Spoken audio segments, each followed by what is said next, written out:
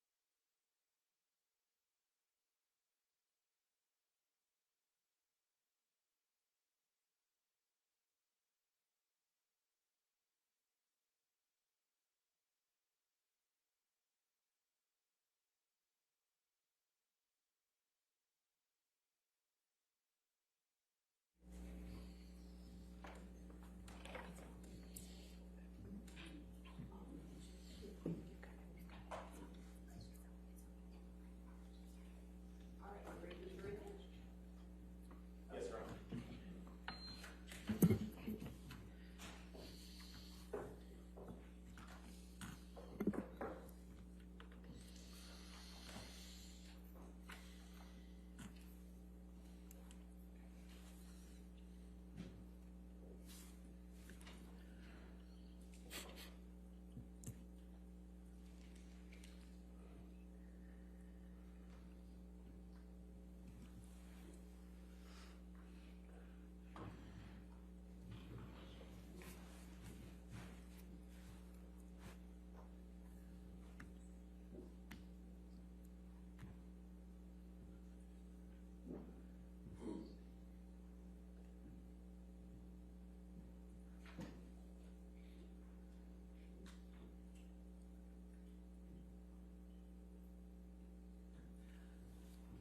All right. Thank you. You can be seated. All right. Just a reminder, Mr. Depp, you're still under oath. Okay, sir? Yes, yes, All Your Honor. right. Cross-examination. All right.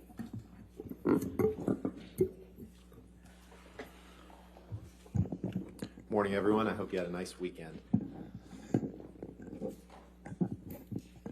Mr. Depp, we've talked about this a little bit, but you've testified that abuse can come in many forms, correct? Physical being one of them, right? Yes, indeed. Emotional, Indeed. verbal, Indeed. psychological abuse. Indeed. Some of those sort of flow into the other. I'd like to talk, understood. I'd like to talk about some of that abuse. Can we pull up Exhibit 582, please?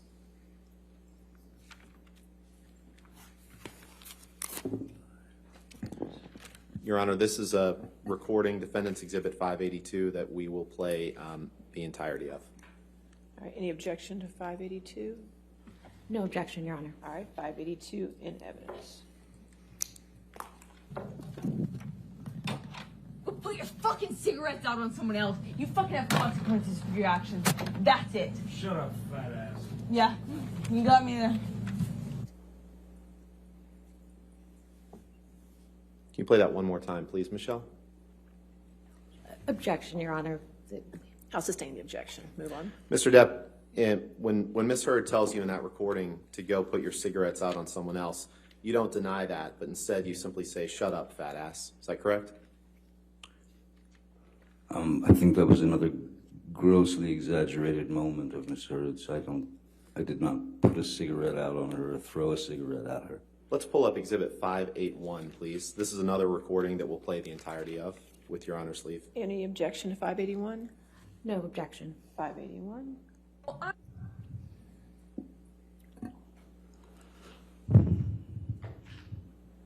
I fucked up and cried in my bedroom after I had dumped you a fucking week prior. A fucking week prior after you beat the shit out of me. And then a week later you show up at my doorstep in my room saying you want to say goodbye. Okay, say goodbye. Oh, I said it? Yes, you did say it. I'll go to the text messages so that we're clear on Yes, the tape. because you said it before to me. Okay. No doubt. But you did not say you're going to come over to say bye? I made a huge mistake. You didn't say that to me? Huge mistake. You didn't say that to me? Well, I won't do it again. What's the mistake then? Did you or did you not say you're coming over to say bye? Can we please pull up Exhibit 598?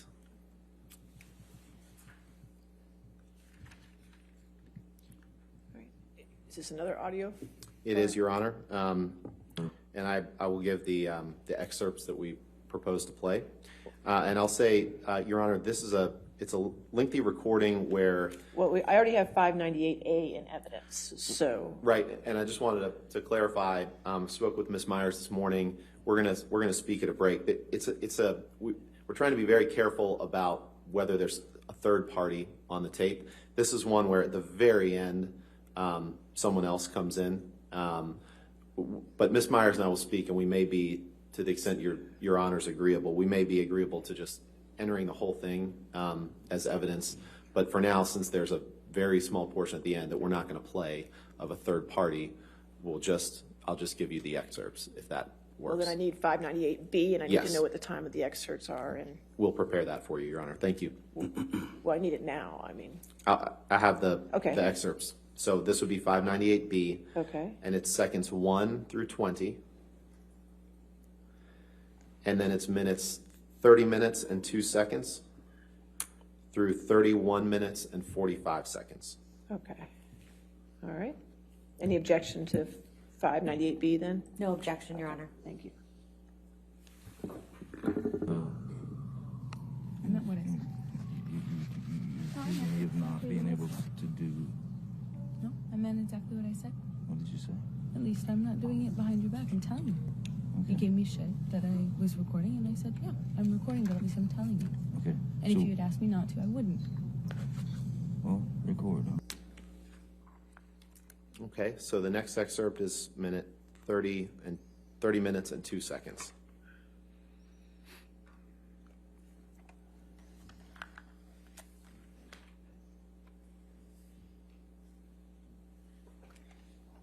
Or die. Walking away is necessary. Is necessary, especially between you and I. It is of utmost importance because the next move if I don't walk away or just go out for a little while, it's just gonna be a bloodbath, and like it, you know, like it was on the island, of course, like it was, you know. It's not worth it, man. It's not worth it. Yeah, if Why be miserable? Can we just if the options are there. have some semblance of understanding for each other? Please, Cameron.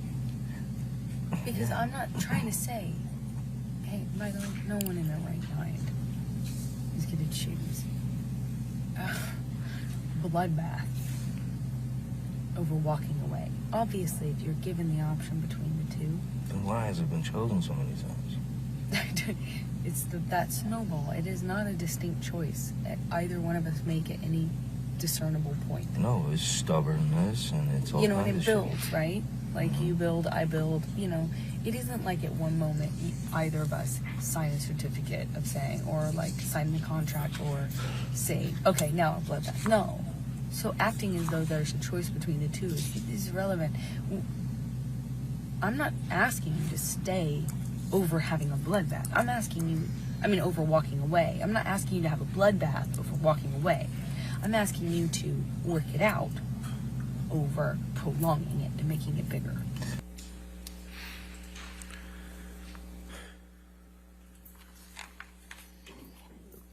Can you please pull up Defense Exhibit 161, which was admitted into evidence on Thursday, Your Honor, I believe. Okay. Yes, it was. Thank you.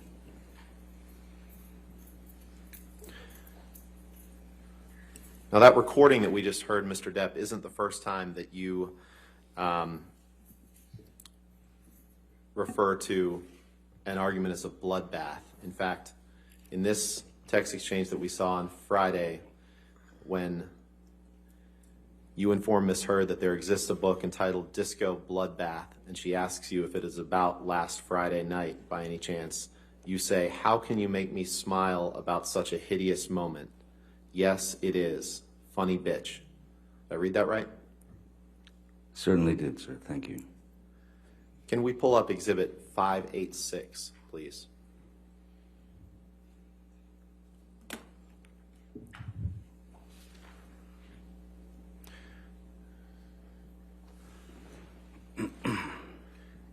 Your Honor, the only, the portion of this exhibit that we would plan to play, it's a recording, is minutes 7:35 to 8:20. Okay, but I already have a 586A. So this would be 586B, if 735 to what? 8:20. Thank you. No objection to 586B? No objection. All right, 586B. Well, yes, you do, because you wouldn't have used that as a way to hit me. I was pouring my heart out to you. What do you do? Let me get it. Let me get it. Stab in here. That's what you saw, huh? You listen to me cry, and you're like, now I can get her. Is that what you think? You just do it without thinking. You do it without thinking, huh? You don't. Get a stab in when you can. You throw a swing when you can. And what win better than to win them on the floor? Because that's when it's really good to hit someone.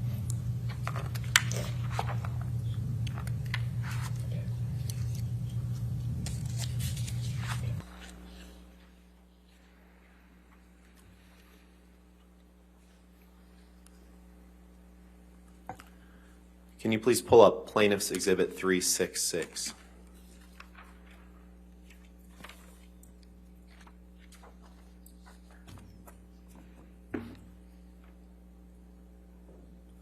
This is another recording, Your Honor, that we would propose to admit all of, although we will only be playing minute 320 through 338. All right, so no objection to 366 in its entirety, is that correct? That's correct, Your All Honor. right, 366 in evidence. He's only playing part of it. Oh, plaintiffs, I'm sorry.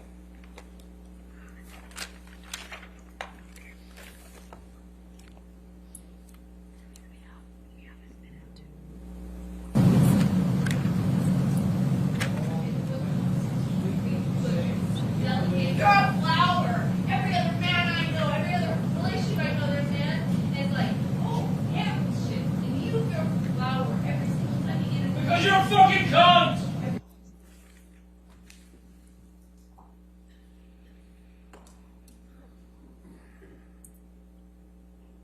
Can you please pull up Plaintiff's Exhibit 396? Your Honor, portions of this were used on Thursday, so with your leave, we'd like to introduce this as 396B with the following excerpts. 2:44 and 0 seconds through 2:44 and 16 seconds. And then 2:49 and 30 seconds through 2:49 and 55 seconds.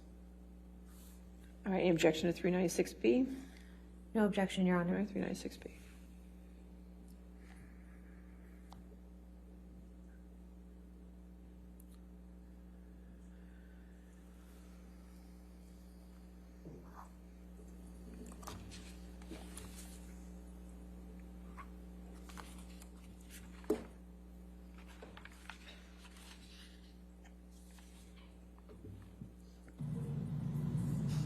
Please, what? This is your last plea. This is your last plea. This is your last call. Last one. This is not helping! You stupid fuck! This is not helping! If you could please go to 2:49 and 30 seconds, please.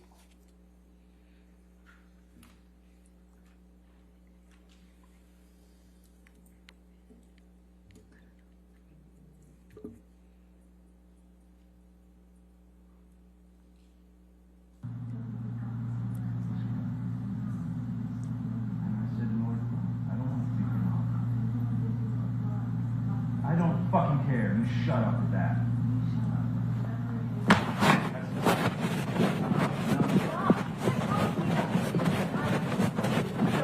Impossible. I'll talk to you later. I'll talk to you later. Talk to you later. You heard Ms. Hurd say, "Get off me," right? No, I did not.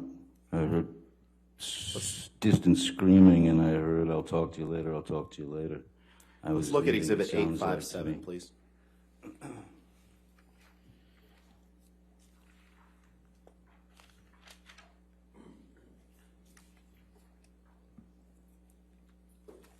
That's Defendant's 857? Yes, Your Honor. Okay. Is this another audio file? Oh, no. It's not, no. Okay, is there any? Oh, okay. Mr. Depp, I'd like to direct your attention to the second to last text Yes, on this. This is a text from you to your agent, Christian Carino, on August 15th, 2016, correct? that's correct. That's what it looks like, yes. Objection, Your Honor. Relevance and prejudice. If you could approach from almost. Make it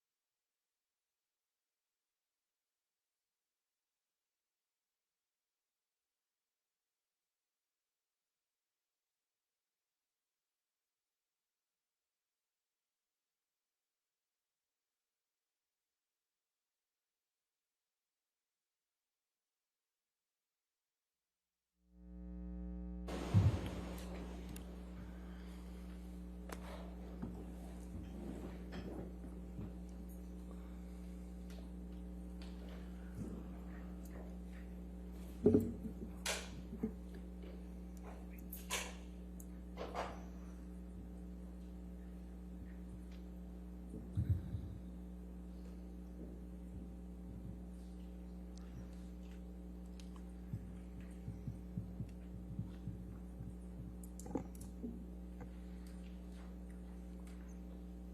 Honor, for the sake of time, I'll go ahead and may I ask the witness about the portions that we discussed, and then we can provide a redacted version.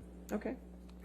Mr. Depp, in this text message from you to Christian Carino, your agent, on August 15th, 2016, you tell him, you go on at some length about Amber, but you say, she will hit the wall hard, 4 exclamation points. And then later down you say, I can only hope that karma kicks in and takes the gift of breath from her. Did I read that right? Objection compound. I'll allow it. This particular one. You read that correctly, sir. And this wasn't the first time that you talked about Amber hitting the wall hard. Let's pull up Exhibit 213, please. Hitting the wall hard based on the We'll just take a look at the accusations next that she exhibit, Mr. brought. Depp. I'm sorry, I was talking. Is that all right? You had answered my question. We'll take a look at the next exhibit. Thank you. yeah. As long as you're happy, sir.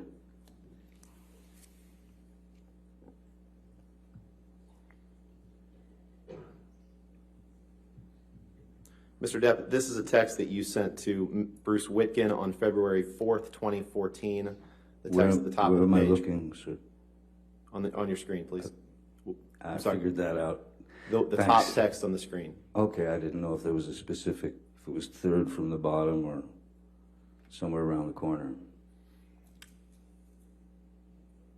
What would you like me to do? This is a text that you sent to Bruce Witkin on February 4th, 2014, correct?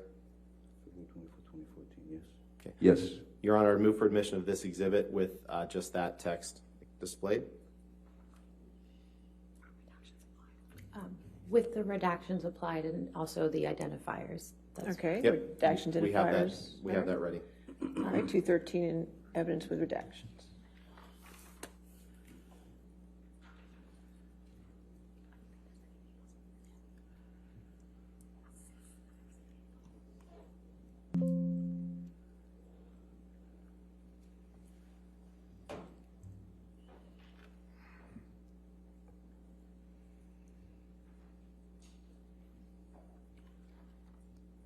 Move for the admission of this, permission to publish, Your Honor. All right, it is in evidence, Thank so you. you can publish it.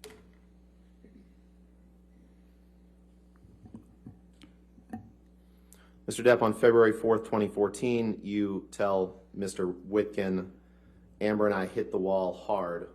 You see that? I do, sir. And that's the same phrase that you used in your text to Mr. Carino from 2016 that we just read, correct?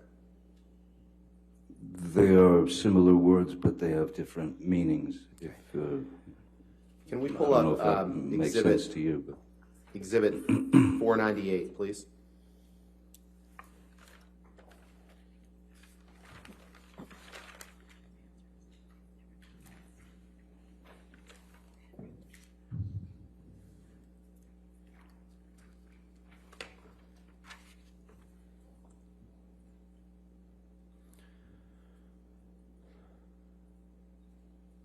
Mr. Depp, is this a text exchange that you had with Ms. Hurd on or about October 28th, 2015? yes, sir. And I'd like to direct your attention to the third text down. Yes. Your Honor, I'd move for the admission of Defendant's Exhibit 498 with identifiers redacted. Any objection?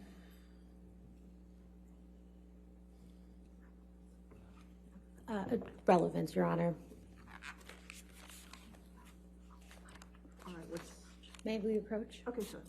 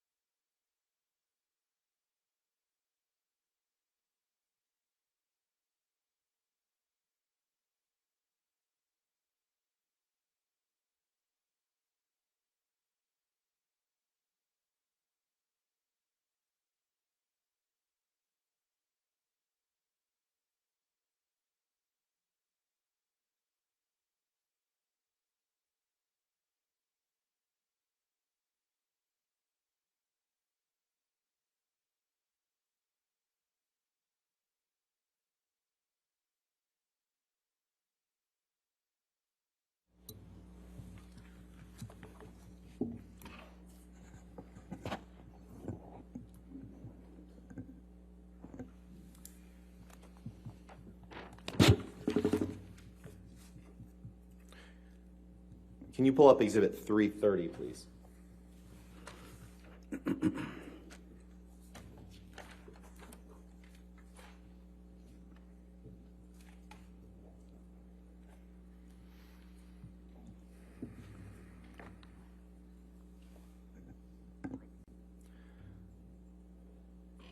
Mr. Depp, I'd like to turn your attention to the middle text on this page, which is a text from you to someone named Ryan A. On January 12th, 2015. Do you see that? January. The second one from the last. Yes. January 12th? Yes. Yes, sir. Is that Ryan Adams, the singer? Yes, it is. Your Honor, move for admission of Defendant's Exhibit 330. Just plan on asking him about that text. Objection, relevance, Your Honor. Your Honor, I'm happy to approach if you want.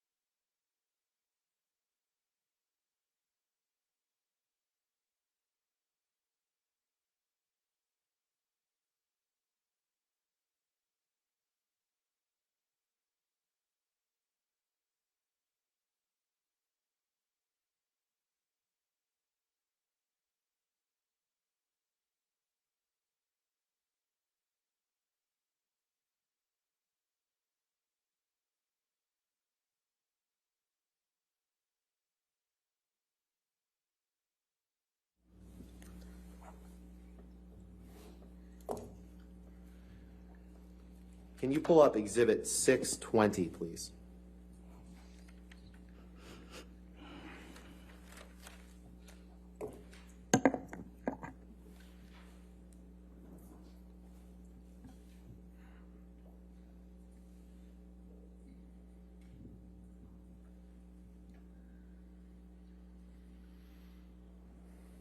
Mr. Depp, I'd like to turn your attention to text number 40. Okay. It's the third one down. Yes, This is a text from you to Malcolm Connolly. Is that right? that's correct. Your Honor, I'd move for admission of this document with the third text down. If I just, Sure. I'm happy to approach to discuss if Your Honor would like.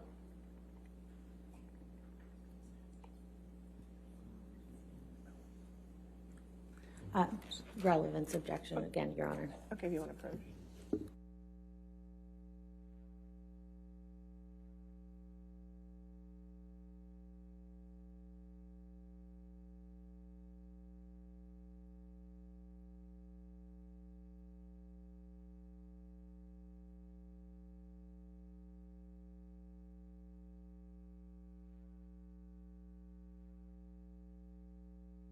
Redacted.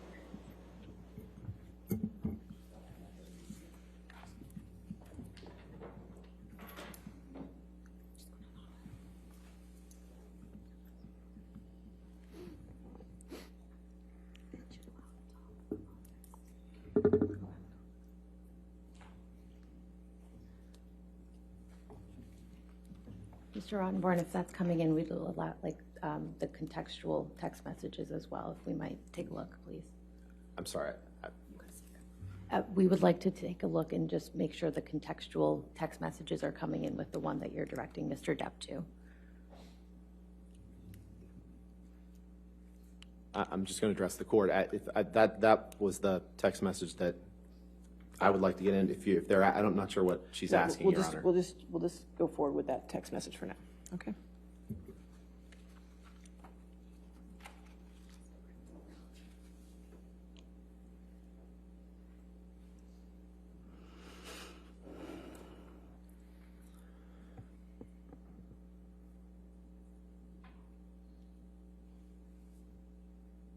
Mr. Depp, you remember last week the jury saw the video of you, as you called it, assaulting the cupboards in that kitchen on Sweetser Avenue?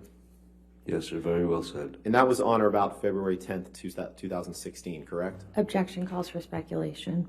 I'll allow it if you can answer. I don't know when that's from. I have asked for the metadata, I've asked for the date and received nothing. Okay.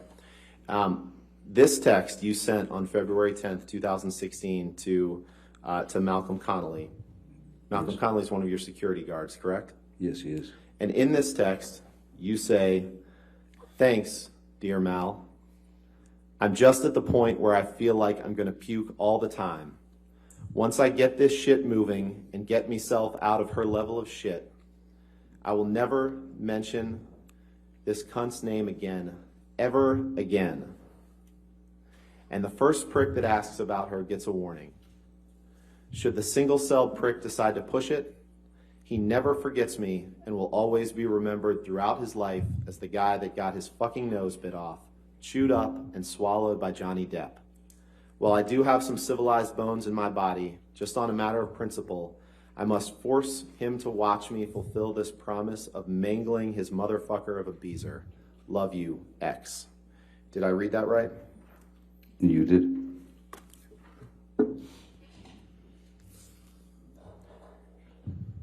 I'd like to turn to your views on Ms. Heard's career. Can you please pull up Exhibit 195?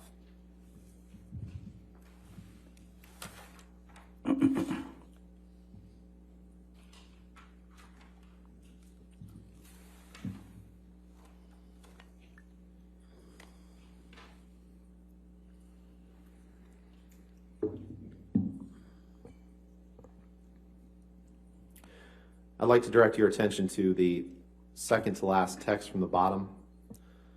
This is a text message exchange between you and Ms. Heard on October 29th, 2013, correct?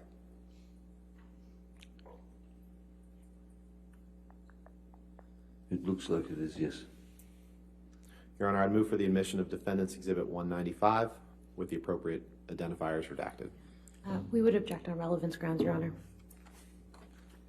Your Honor, this is him expressing his views on her taking a meeting about a movie, her career, his views.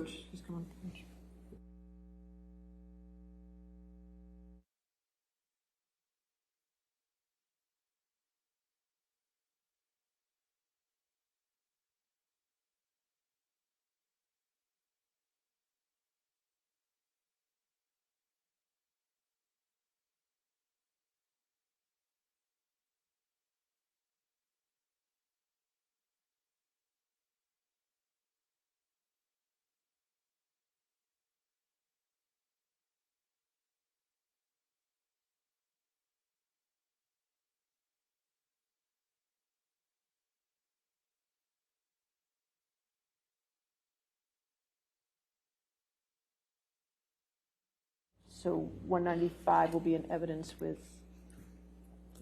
redacted with the identifiers off.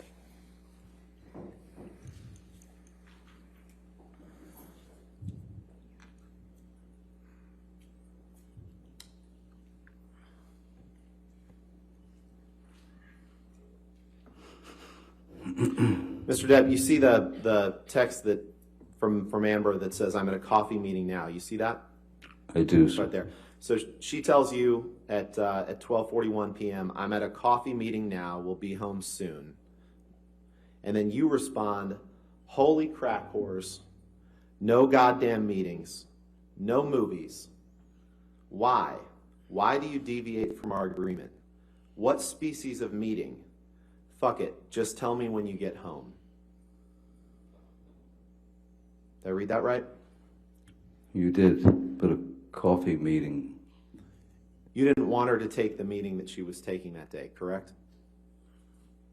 It seems as though we had an agreement. What seems like we had an agreement to do something together. I'm actually asking what species of meeting. So this is not necessarily an angry text. It's just, why do you deviate from our agreement? It's not about her doing films. How do you think she got Aquaman, sir? You tell her no goddamn meetings, no movies, because you didn't want her acting. You wanted to control her career, correct? Objection, compound. That's hold patently on, untrue, Mr. and it's a Mr. great Depp, guess. sir. All right, yes, I'll sustain the objection. Next question. Sorry. We can move on. Exhibit 394, please. Defendant's exhibit. Thank you.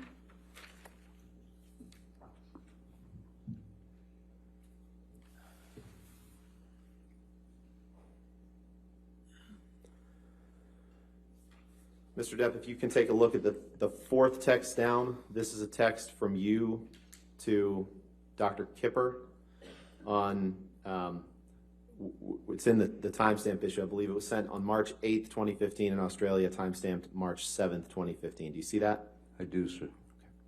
Your Honor, I would move for the admission of 394.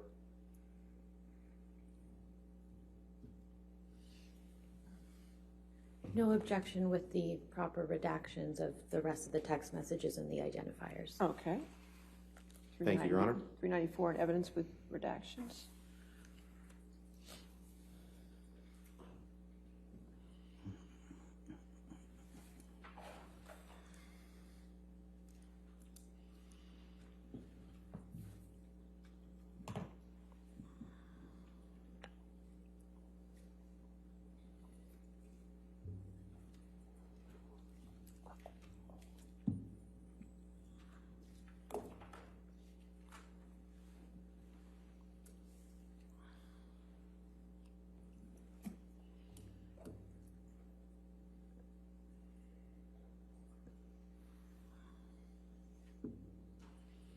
Permission to publish?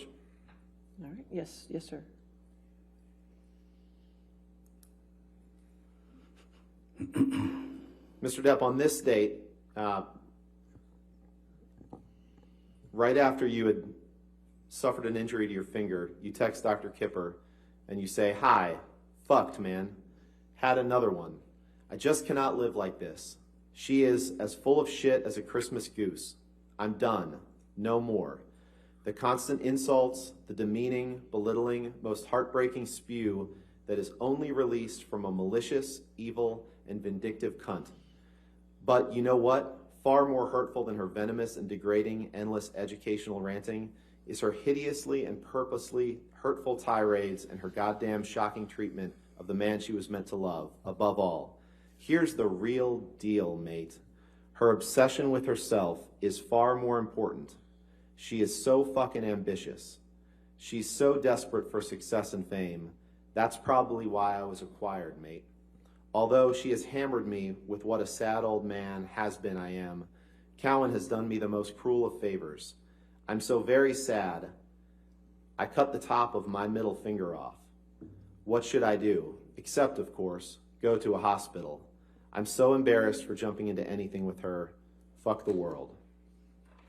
Did I read that right? Yes, Mr. Rottenborn. So even as you are ranting about Ms. Hurd to Dr. Kipper, even as you were talking about her ambition and expressing your objections to that, you still admit to him that you cut the top of your middle finger off, correct? Objection, compound. All right, sustain as compound. You're complaining about her ambition in this text to her, to Dr. Kipper, correct? I'm realizing that her ambition is far stronger than her supposed feelings for me, yes. And there's nothing about this text that's trying to protect her. Protect her? And from what? And you tell Dr. Kipper, I cut the top of my middle finger off in this text, correct? It's just the way it was worded. It doesn't mean that I actually literally cut my finger off after, at the age of 12, finding the only thing that gave me peace, which is playing the guitar. Very unlikely. Why didn't I start lopping off digits when I was 13 then? Just the way it was worded. Now, Miss Heard wasn't the only one who had a problem with your, you can take that down. Miss Heard wasn't the only one who had a problem with your drinking and abuse of alcohol, correct? Objection compound. All right, I'll sustain the objection if you want. Miss Heard wasn't the only one who had a problem with your drinking, correct? Sir, if anyone had a problem with my drinking at any time in my life, it was me. The only person that I have ever abused in my life is myself. In fact, you tried to hide your drinking from your daughter, Lily Rose, didn't you? Objection relevance. What's the relevance? When your nerves are pushed... Sir, if you Can we approach, Your Honor? Okay. Pardon.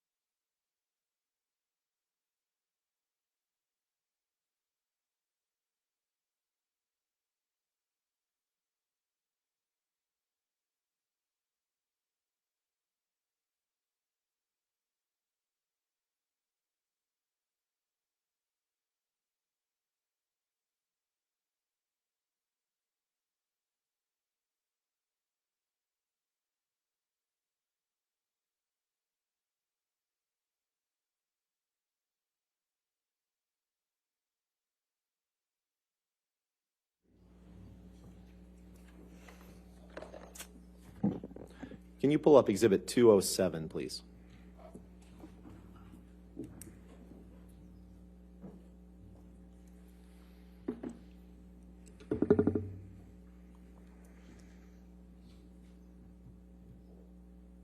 You scroll down, please.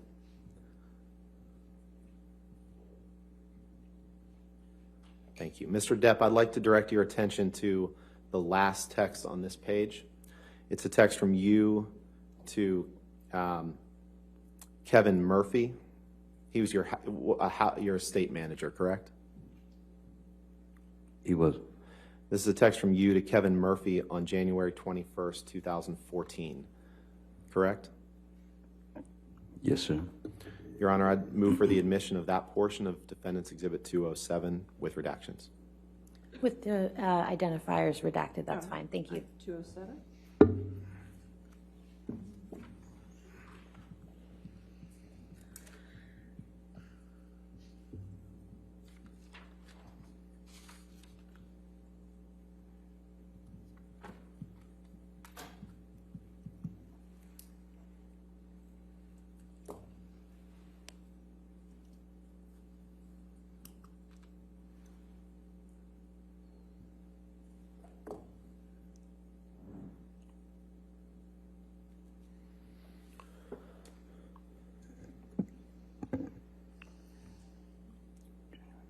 Permission to publish? Yes, sir. And in this text to Kevin Murphy on January 21st, 2014, you say, just trying to get over my shocking discussion with Vanessa that lasted 5+ hours. Vanessa's your former partner, correct? She's the mother of my children, yes. The mother of your children, that's right. And then you say, I feel ill and have invested my guts into some side corner. Now, Lily Rose hates me because she thinks I'm drinking, and she's right. But I can't admit, or I fucking die in her eyes. Thanks for that one, Vanessa. Come to master in main house. Did I read that correctly? You did, sir. Can you pull up Exhibit 1092, please?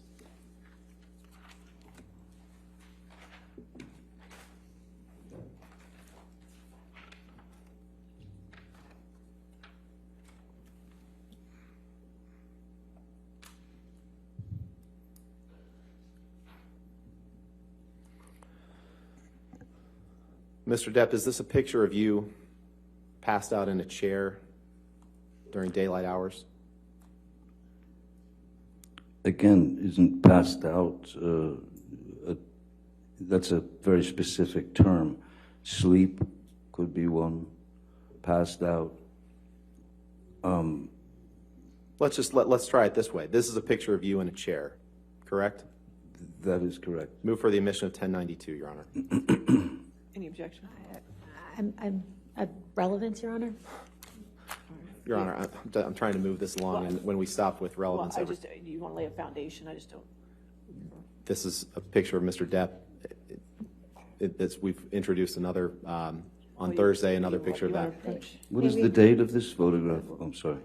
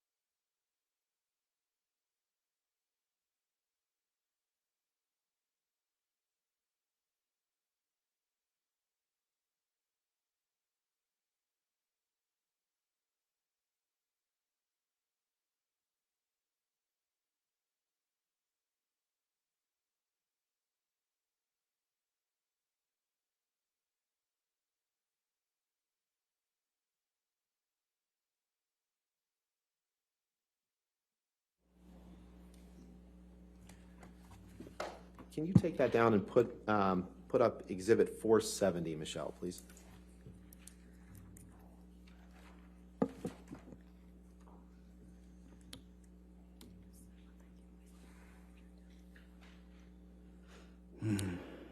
Mr. Depp, is the bottom text on this page a text exchange or a text message from you to your personal assistant, Stephen Duders, on September 3rd, 2015? That's what it looks like, yes, sir. Your Honor, I'd move for the admission of this exhibit with just that text and the appropriate redactions. Exhibit 470.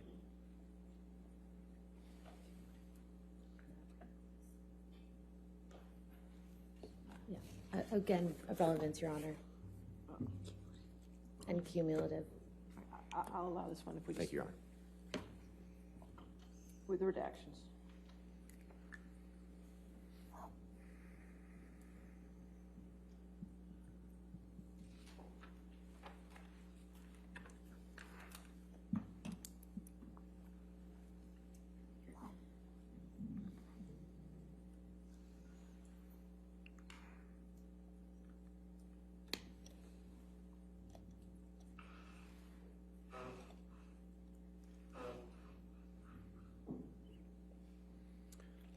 Permission to publish, Your Honor? All right, yes, sir. Thank you.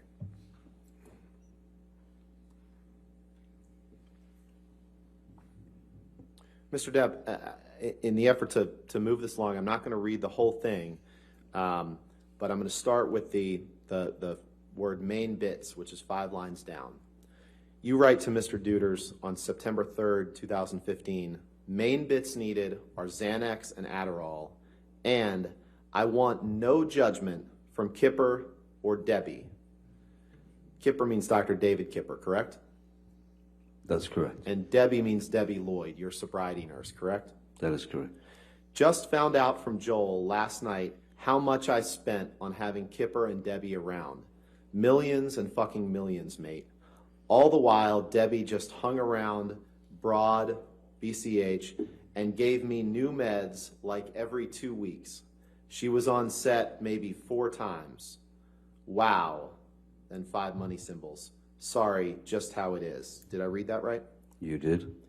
Can we pull up Exhibit 587, please? This is a recording, Your Honor. And I already have 5787A, so this is 587B. 587B, Your Honor.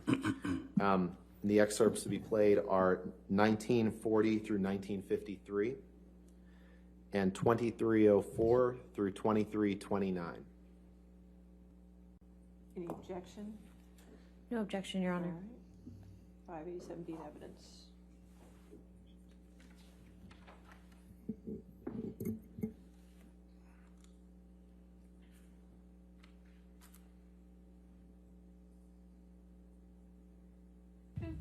I wanted to have my birthday. I want to be able to talk to you. I thought you'd be clean and sober and it would fix a lot of our problems. I'm never getting clean. I know.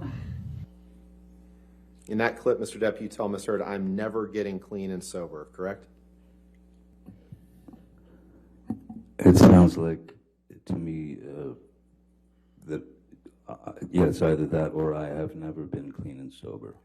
Thank It's you. one of the Let's two. play 2304, please.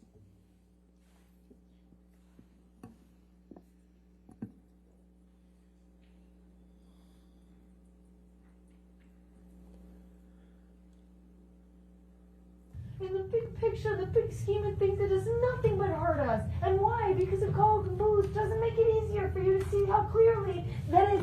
You gotta stop. You gotta stop with the coke and booze. All the coke 'cause you're wrong. all the coke you've done today and all the booze you've drank today. By the way, Has it helped you? I just got. Has it helped I us? just got the coke Has it helped us? today. Yeah, I know because yesterday you were 1,000 times better. Right. Yesterday did we? I'd like to turn now to a few more of your words around the time that you went into detox, about how you viewed Amber's role in that process, Mr. Depp. Can you please pull up Plaintiff's Exhibit 120_40? And Your Honor, 120_41 was admitted the other day, but I'd like to introduce this as a separate exhibit. So 120B, and that would be _40, you said, 40? Yes, Your Honor. Okay. Any objection to that? If I may, it just came up on the screen. Okay. Mr. Depp, while they're looking at that, is the second text from the bottom a text that you sent to Amber's mom, Paige, on August 19th, 2014? Yes, that's correct, sir. And this is when you were either in the middle of or finishing up your detox process from roxycodone, correct? That is correct. All right. And no objection? No objection. Okay. 120B in evidence. You want to publish? Or as is, correct? With the other Okay. That's fine. text messages redacted, please. All right. Thank you. Oh, with the, okay, yeah, sure.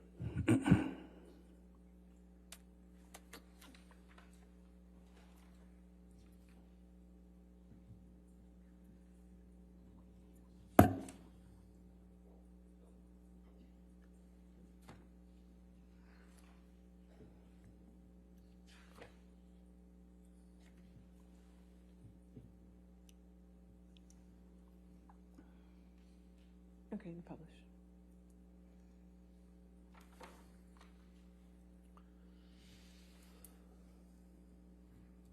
And in this text message that you write Amber's mom on August 19th, 2014, you say, "My dearest Paige, how unbelievably kind and pure your message was. I am beyond thankful to have you in my life. There is no luckier man on this earth to have the strength that Amber gives me and the full support of each of you individually that I've gotten helps immeasurably.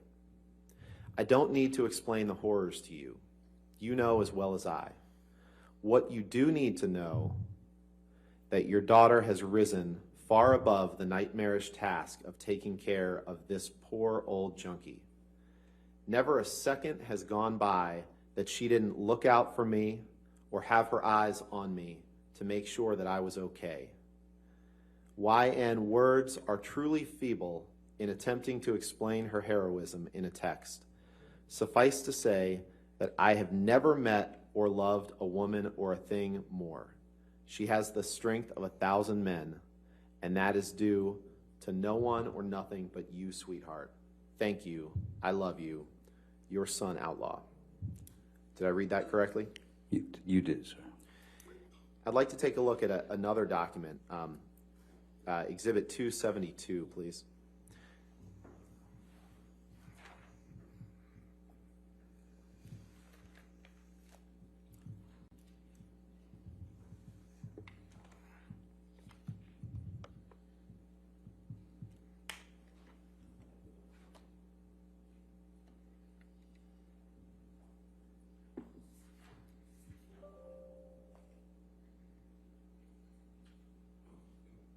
Is this a text message that you shared, a text message exchange between you and Amber the following day on April 20th, 2014?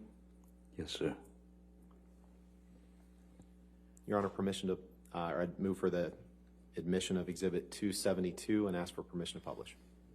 With the identifiers removed, we have no objection. All right, remove the identifiers.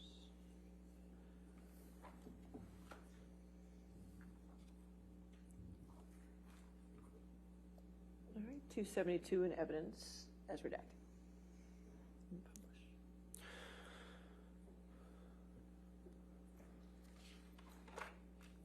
Now, Mr. Depp, you testified on Thursday that you saw nothing wrong with referring to Amber as a lesbian camp counselor when she was trying to get you to stop using drugs. But let's take a look at what you say in this text. She had used that term before. In this text, Mr. Depp, you say, just to let you know that I'm fine, my angel. I miss you, of course, but this was the right thing to do to speed up the process. I love you more than life. Yours, Steve. Did I read that correctly? You did. You can take that down. Now, you've brought this lawsuit about the op-ed specifically, but for years prior to the date that Ms. Heard wrote the op-ed, there were numerous negative news stories about you. You'd agree with that, correct? Objection, compound. All right, I'll sustain it to compound. For years prior to 2018, when Amber wrote the op-ed, there were numerous negative news stories about you that were released into the public, correct? Objection calls for speculation. I'll allow it if you can answer. By 2018, you're saying? Correct. Yes, it all started with Ms. Heard going directly to a court to get a TRO, which is with a bruise on her face and paparazzi. That was the sort of beginning of the ball rolling down the hill and gaining momentum. There were lots of And negative destroying stories me. about you prior to May 27, 2016, when Amber went into court, correct? Objection asked and answered. Now it's 2016. I'll allow it if you can answer. There were plenty of negative stories about you prior to that date, weren't there? So I've been in the racket of Hollywood since 1984. Mr. Depp, I'm asking you a yes or no question. There were plenty of negative news stories about you prior to May 27, 2016, correct? From 1984 up until then, they're both.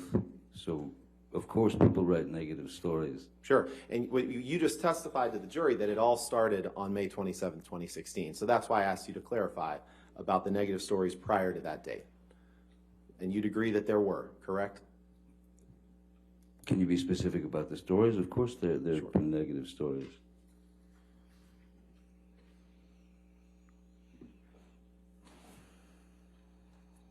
Permission to approach, Your Honor? All right.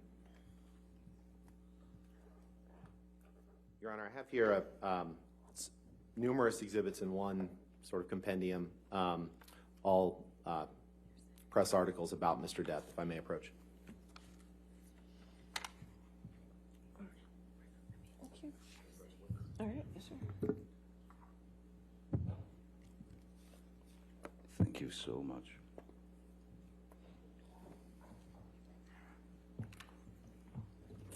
Your Honor, having received this, I would like to preemptively lodge a hearsay, lack of foundation, and He hasn't got them in evidence yet. Are you moving? No, these to I'm evidence? happy to approach, but they're certainly not being admitted for the truth of the matter asserted, but I'm happy to approach and discuss if you'd like. Right.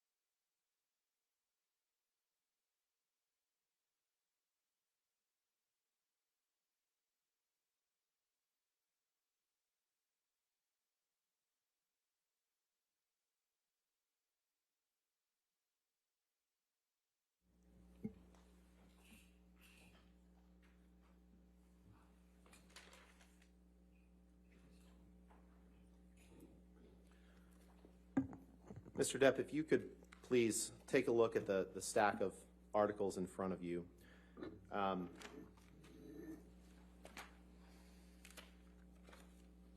Yes, it's a stack of hit Yes, pieces the first one is generated called by the, Ms. Heard's publicity team.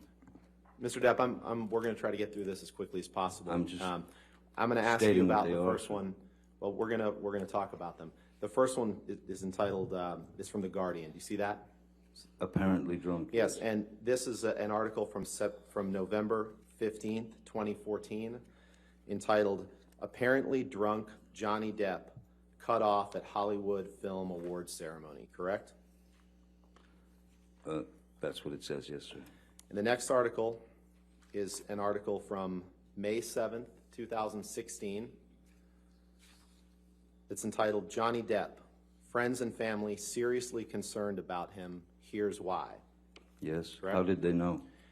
The next article from May 1st, 2017, before Ms. Heard filed for a restraining order, a year and a half before she published, this would be after May 1st, 2017.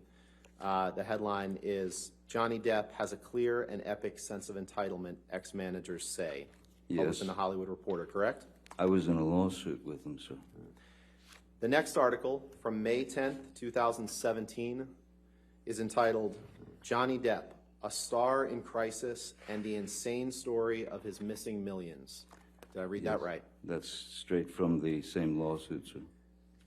The next article, also from May 10th, 2017, a year and a half before the op-ed was published, says, Johnny Depp reportedly drank heavily and was constantly late on the new Pirates movie set. Did I read that right? You did, reportedly. The next These are article, all hit also pieces. from May These 10th, are drags, 2017. sir. Mr. This is a pathetic attempt. Mr. Depp, please just respond to the question that I'm asking you. What's your The question, next question, Mr. the next document, an article published in Vanity Fair on May 10th, 2017, Yes, sir. is entitled, Johnny Depp's Financial Woes Might Sink the Next Pirates of the Caribbean. Did I read that right? You did. I don't know The how next my article, financial woes would do May that. 25th, 2017, a year and a half before the op-ed was published, an article entitled, Where Did It All Go Wrong for Johnny Depp? After a string of flops and a ton of bad press, Johnny Depp's star power looks as wobbly as Jack Sparrow on a plank. Did I read that right? You read that very, very well. The next one, Hollywood Reporter, May 27th, 2017. Headline, Pirates of the Caribbean, The Diminishing Returns of Johnny Depp. Did I read that right? You certainly did. Hollywood Reporter were very nice to me at the time. July 12th, 2017. Why are all of Johnny Depp's movies bombing at the box office? Did I read that right? You certainly did. November 4th, 2017. A year and a month before Amber published the op-ed. Headline, Johnny Depp allegedly showed up drunk to movie premiere, reports say. Did I read that Allegedly, correctly? reports say. This is hearsay. is June it not? 21st, 2018, word? 6 months before the op-ed was published. Vanity Fair article, The Real Reason Johnny Depp Used an Earpiece on a Film Set. I think that was I explained read in that court the correctly? other day. Oh, you did, yeah. June 21st, 2018, 6 months before the op-ed was published. A Rolling Stone article entitled, The Trouble with Johnny Depp. Multi-million-dollar lawsuits, a haze of booze and hash, a marriage gone very wrong, and a lifestyle he can't afford inside the trials of Johnny Depp. Did I read that right? You did. You should read the article. It's And the wonderful.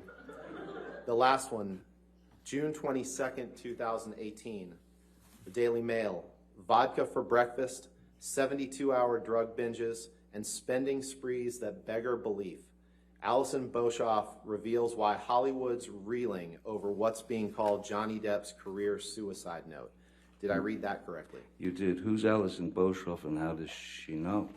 Mr. Depp, you can't name Oh, it a won't single answer that, I see. actress who has benefited in her career by coming forward and stating that she was the victim of domestic violence, can you? I'm sorry, what was Objection that? calls for speculation. I'll sustain the objection. Next question. When Amber made abuse accusations against you in May 2016, fair to say it got a lot of press attention, right? Objection calls for speculation. All right, I'll sustain the objection. Next question. When Amber made abuse accusations against you in May 2016, you became aware that it got a lot of press attention, correct? Very quickly, I became aware. And she became associated with those abuse accusations that she made against you in May 2016, correct? To your knowledge. Objection calls for speculation. I'll sustain the objection. Next question. You became associated with those domestic abuse accusations that she made against you, correct? I think that's clear. And yes. you understood that she became associated with those same accusations that she made, correct? You testified to that. Well, she had a choice, I didn't. And you've talked about the immediate impact that those accusations on May 27th, 2016 allegedly had on your career, correct? Yes. You testified earlier in your examination on direct that when Amber made those accusations in 2016, you said you lost, quote, nothing less than everything, correct? That is correct, sir. But you didn't try to get the restraining order lifted in 2016, did you? I don't. If she wanted a restraining It's a yes order, or no question. You didn't try to get the restraining No, order why lifted, would did you? I? And you didn't have a divorce trial where you could respond to Amber's accusations of abuse in 2016, did you? Objection calls for a legal conclusion. I'm asking him if he had a trial. That's All a right, fact. I'll allow- You didn't have a divorce trial where you could respond to Amber's accusations of abuse, did you? No, there were no charges pressed against You me. chose she didn't not tell to- the police that I had done anything. She didn't mention my name. And you didn't have a California divorce judge decide these facts, did you? Objection asked and answered. I'll You sustain the chose objection. you Next chose not to try to clear your name at that time through any sort of legal proceeding, correct? Objection asked and answered. I'll sustain the objection. Next question. And you chose to sign a divorce agreement in which you stated that Amber had not made any false statements about you for financial gain. We looked at that, correct? Objection asked and answered. Asked and answered. I'll sustain the objection. Next In question. fact, you waited until Amber wrote the op-ed in the Washington Post in December of 2018 to file a lawsuit against her, correct? That is correct.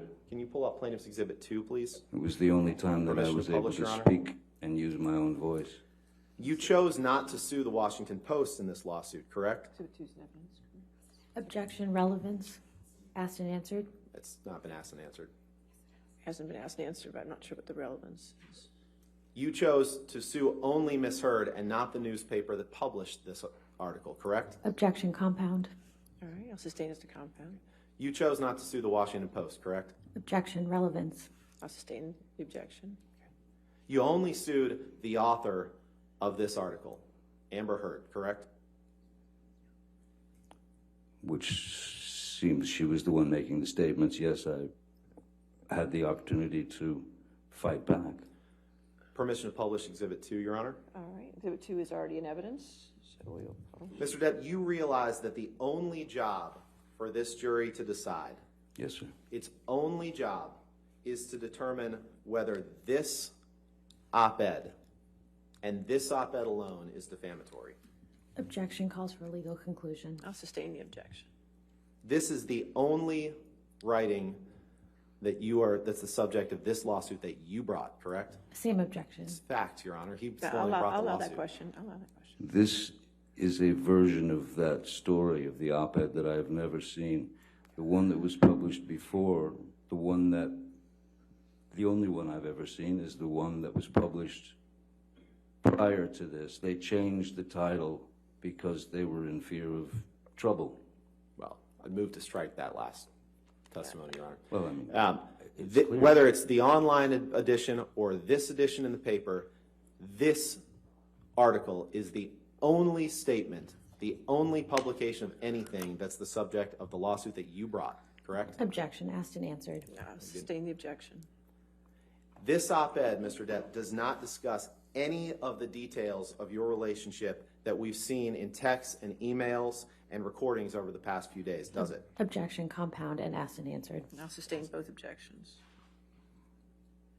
In fact, this article doesn't contain any details of your relationship with Miss Heard. Objection, asked and answered. I'll sustain the The objection. only thing that this article states, Mr. Depp, is that in 2016, Amber made accusations of domestic abuse. Correct. It was clear that she'd made allegations in 2016. And she so did that when then, she yes. obtained a restraining order against you in 2016, correct? Yeah, I suppose, yes. Yeah, And of course. even if you disagree with the accusations that she made against you in May 2016, it is a true fact that she did make those accusations in 2016 and got a restraining order against you, correct? Objection, compound, asked and answered. Sustain the objections. Next question.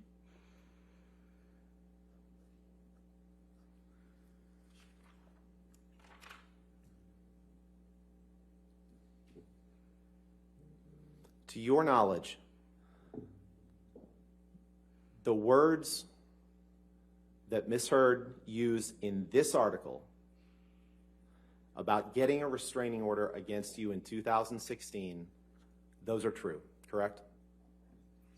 I'm sorry? Objection, words that it Ms. states Heard the used- document. All right, I'll sustain the objection. If you want. Can you go to the third paragraph? Pull up the third paragraph, please.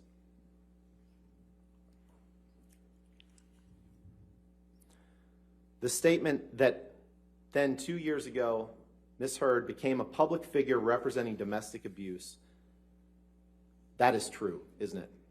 I'm not sure what we're looking at. Objection, Oh, I see it. calls for a legal conclusion. So I'll sustain the objection. It's I'll Is not. sustain the objection. And in 2016, for the first time publicly, Ms. Heard accused you of domestic abuse, correct? In 2016? Yes. That's correct. No further questions. All right. Ladies and gentlemen, why don't we go ahead and take our morning recess for 15 minutes? Do not do any outside research and do not talk to anybody about the case, okay? We'll come back in 15 minutes.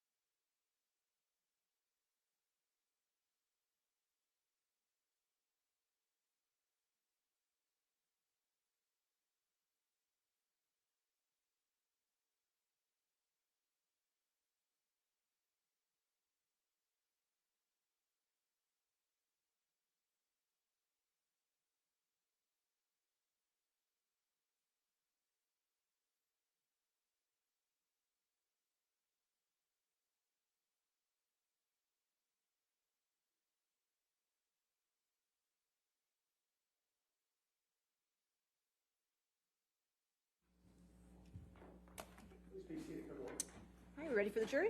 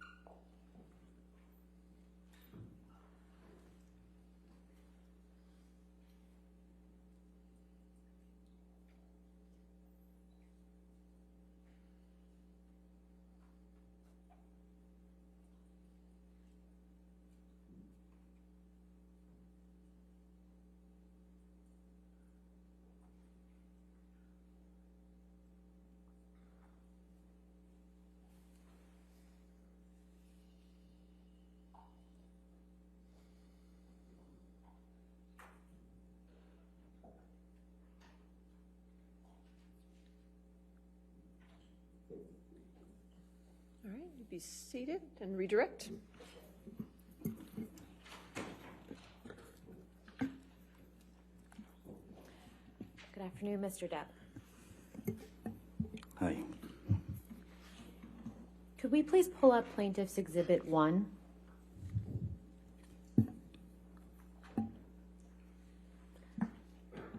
Mr. Depp, is this the version of the op-ed that you recognize? Yes, ma'am. That's the one. I would move Exhibit 1, Plaintiff's Exhibit 1 into evidence and ask that it be published to the jury. Any objection? No objection. All right, 1 in evidence and publish. Mr. Depp, when did you see Ms. Heard's December 18th, 2018 op-ed for the first time? It was,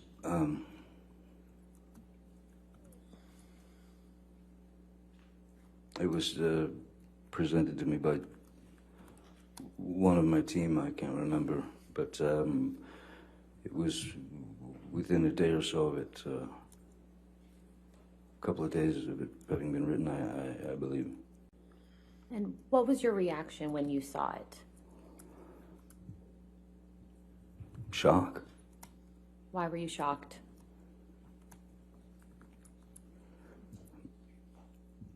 Because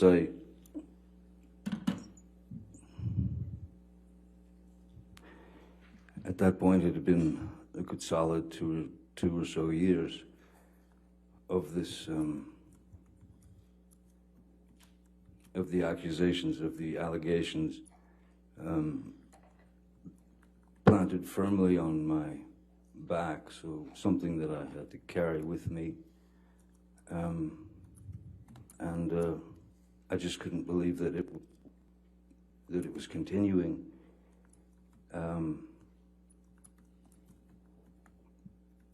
That it was continuing in such a way that it was clear that the more bad press, the more hit pieces that came out on me, the more of these stories of Ms. Heard and her righteous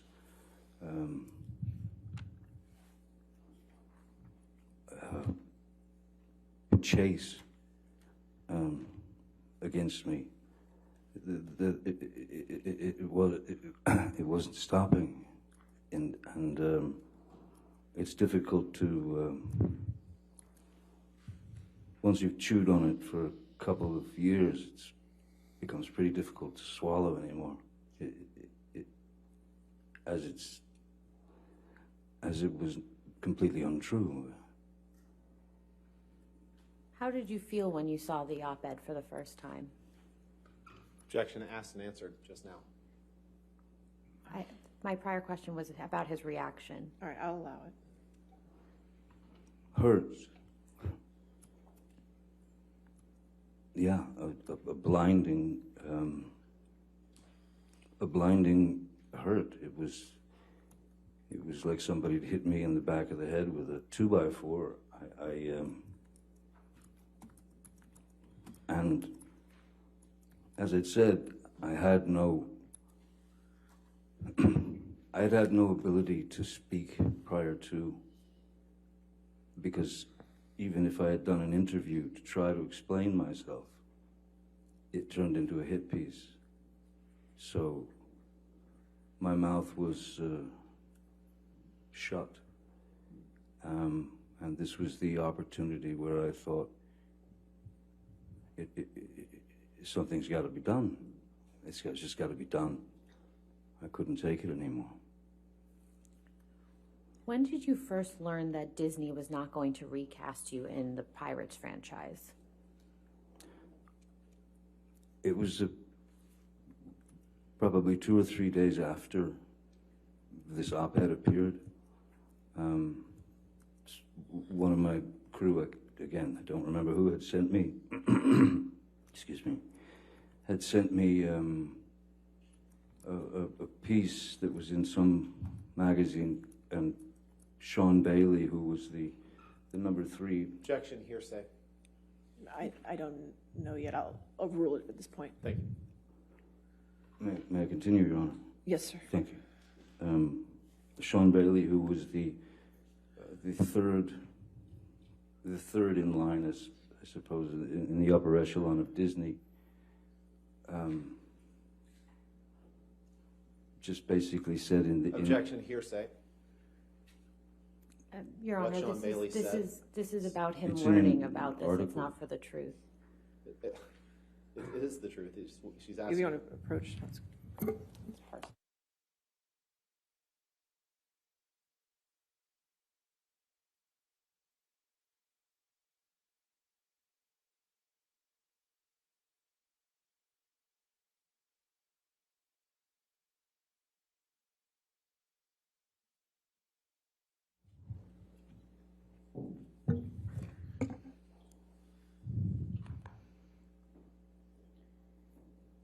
Mr. Depp, could you please explain to the jury who Sean Bailey is? I think you were starting to. Yes, I'll try again. Sean Bailey is the number 3, or was at the time. I don't know what his status is anymore, but at the time he was the number 3 sort of upper echelon of Disney top dogs, and Sean Bailey was quoted as saying that... Objection, hearsay.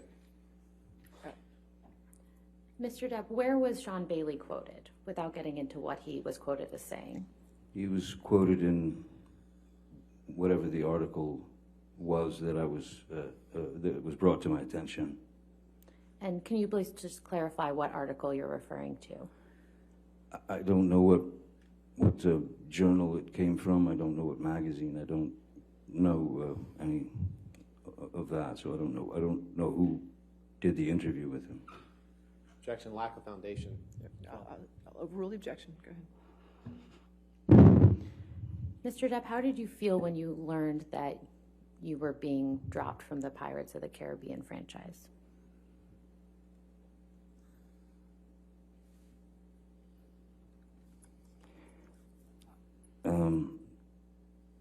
Well, it was the Pirates of the Caribbean franchise.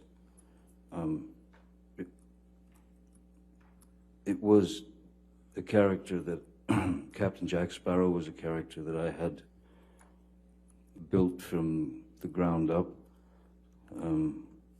and was something that I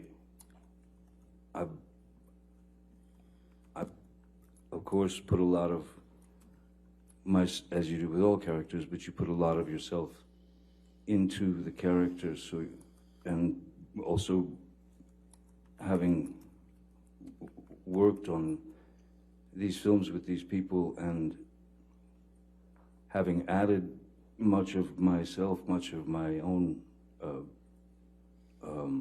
rewriting of the dialogue and scenes and the jokes and whatever they are, I didn't quite understand how that, after that long relationship and quite a successful relationship, certainly for Disney, that they would, that suddenly I was guilty until proven innocent. Up until the point that you learned that you were not going to be in the Pirates of the Caribbean franchise any longer, what was your intention with respect to future Pirates movies? The last thing that I knew from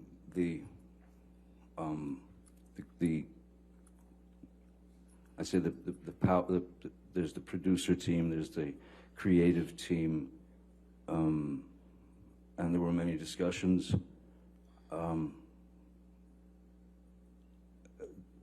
I, in fact, had been approached to take part in writing Objection, Pirates hearsay. 6. Mr. Depp, what was your intention with respect to future Pirates movies, aside from what you'd been asked to do? My feeling was that these characters should be able to have their proper goodbye, as it were. A franchise can only last for so long.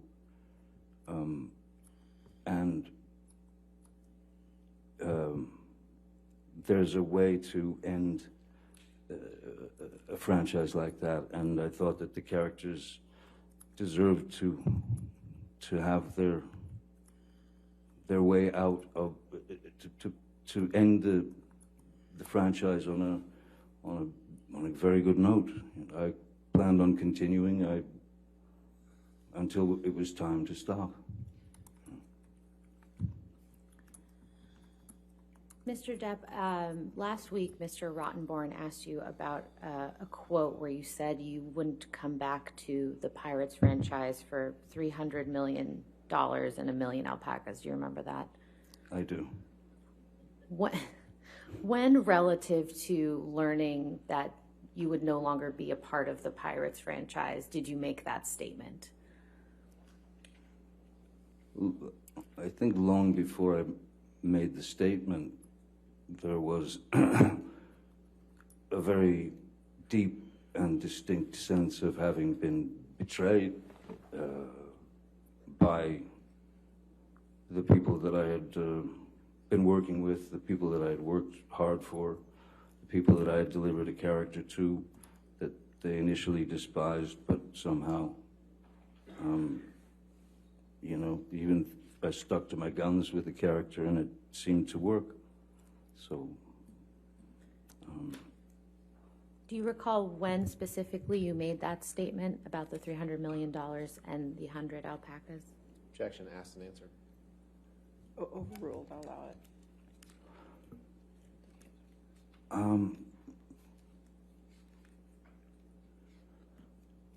I believe I made that statement during a press conference in the at the San Sebastian Film Festival when I was asked about my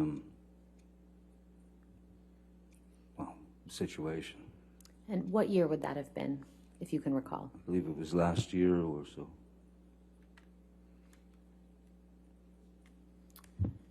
Can we please pull up Plaintiff's Exhibit 804?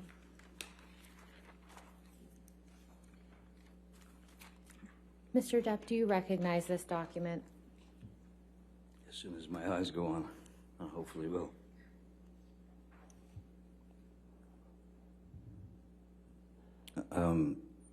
Scaramanga Brothers, yes.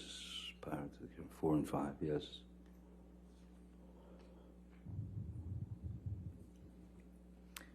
What is this document?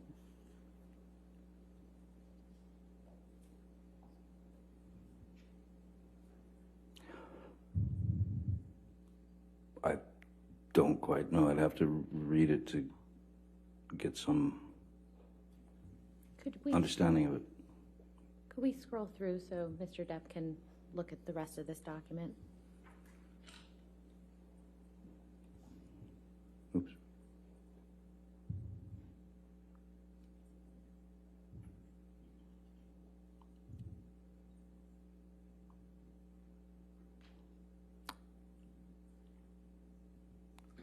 Oop, there it goes.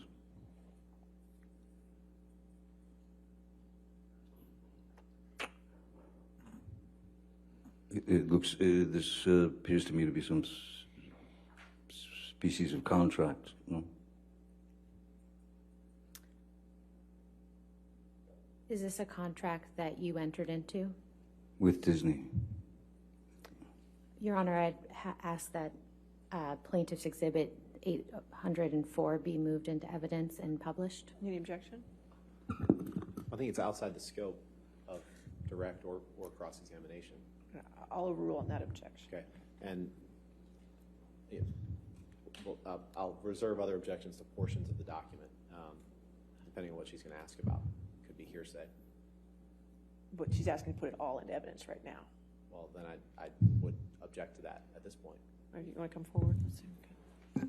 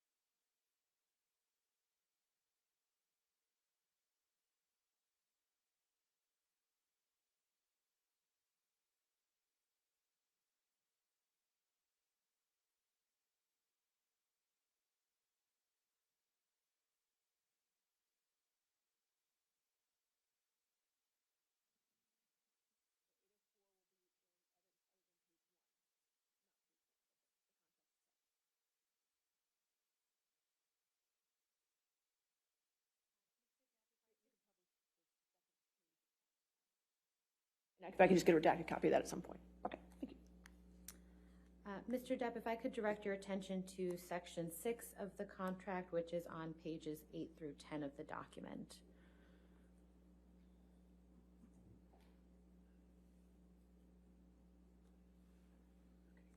And Mr. Depp, what does this reflect? Sorry. It appears to be the agreement of Pirates 4 and 5, compensation and merchandise. Mr. Depp, at this time, how many other franchise films had you been a part of? At that time, Alice in Wonderland.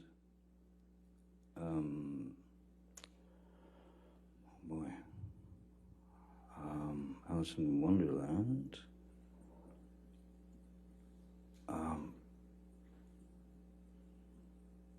I'm so pathetic when it comes to knowing what movies I've done. I'm sorry. I just, I don't watch them. I feel better not watching them. I couldn't, what was the question again? How many? I have order in the court, or I will have you removed. Understood? Thank you. How many other franchise films had you been a part of at the time of this contract? There was a third. There was Pirates. There was, with Warner Brothers, Fantastic Beasts and Where to Find Them, and then Crimes of Grindelwald.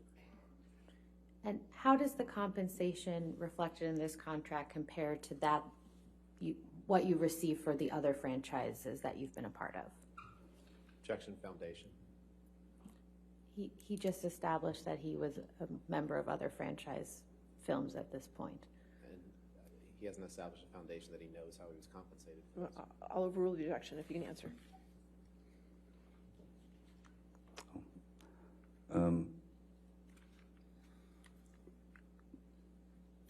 I believe the compensation, obviously, all the pay and back end and all those things are negotiated by agents, lawyers, and this was comparatively this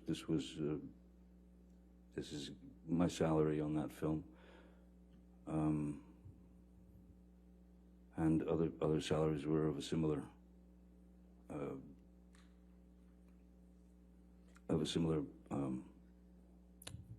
status, I suppose.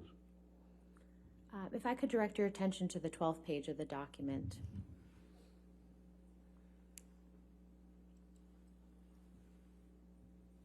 Yes. Who? Is this your signature, Mr. Depp? Yes, it is. Okay.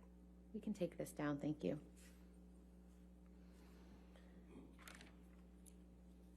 Mr. Depp, I recall that you testified that you don't know during a given period what movies you were working on. So my question is, who would know that? Well, first and foremost, is my agent, or agents. I do recall a couple of the other films that I'd made after. One was initially called Richard Says Goodbye, and that was, they changed the name to The Professor, and during all of the nastiness over the past 6 years, that film went straight to pay-per-view. There was another film called Minamata that was produced. It was my company, Infinitum Nile. We had developed a film called Minamata about Eugene Smith, and the Minamata,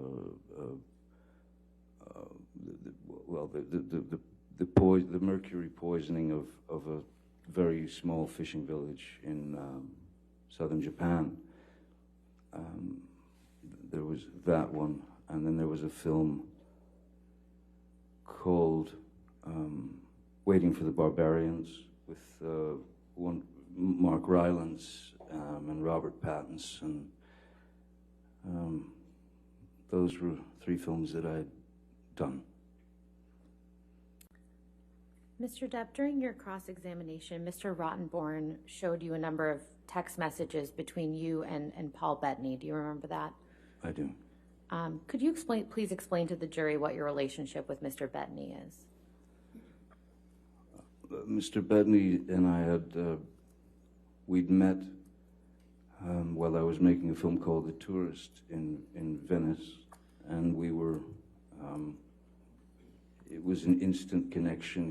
He's born and bred in the UK, and has that English sort of dry, kind of obtuse, abstract sense of humor, and that was one of the things that we connected on. Is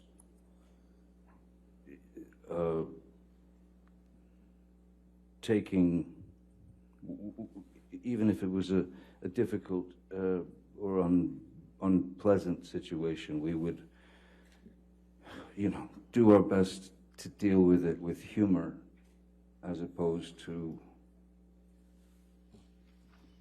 just a constant complaint or whining or anything of that nature. We dealt with it with humor, albeit sometimes as these are private texts that have been, there was a lot of in context. It's important to know that none of it was ever intended to be real, and the language that's used, which I am ashamed that that has to be spread on the world like peanut butter.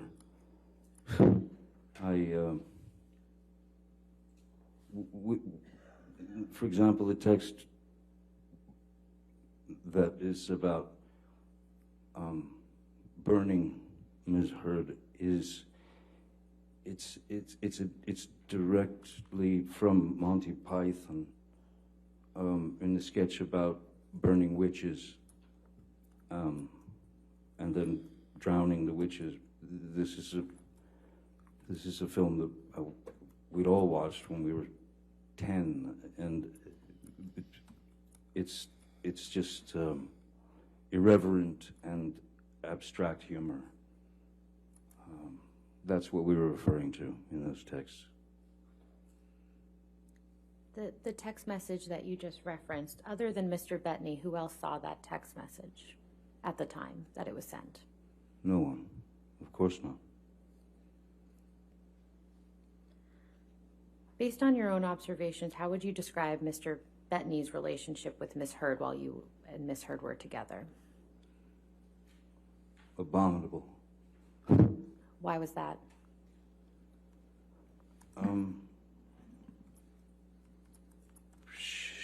Ms. Heard despised Mr. Bettany mainly because we had become such close friends, and for her he was a threat, and would take me away from her with regard to if Paul Bettany was getting the attention from me. That was a showstopper. It would cause all kinds of unpleasantries, to the point of where when we were on the island with Mr. Bettany, his wife, and his 4 children, Ms. Heard and Mr. Bettany got into some debate over lunch, and I just remember that whenever Mr. Bettany tried to make a point, she would talk over him, and then it started to get quite rude. She got mean, and she got loud, and then I believe it was his 18-year-old boy who was getting ready to go to a really very bright, brilliant kid.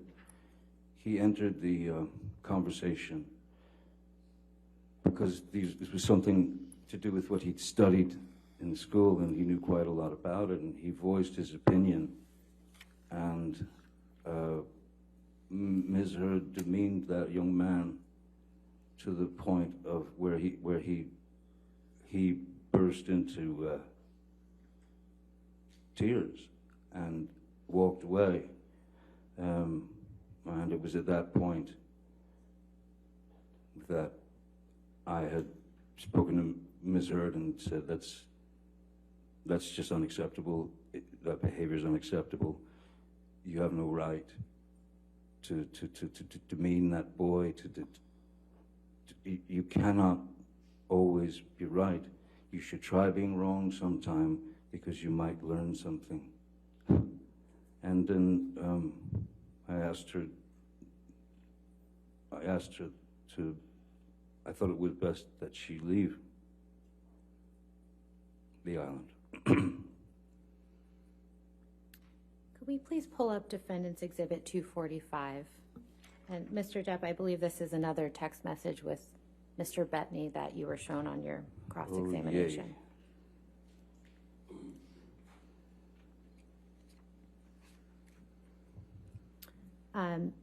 And directing your attention to the text message at the top of the page from May 30th, 2014. Do you recognize this text message you sent to Paul Bettany? Yes, I do. And could you please describe to the jury what you are conveying to Mr. Bettany in this message? This again this is I suppose an example of the way that I write and express myself. That is to say, you stretch your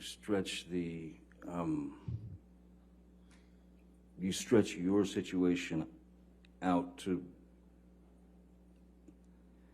to give him the understanding that you're drowning, essentially.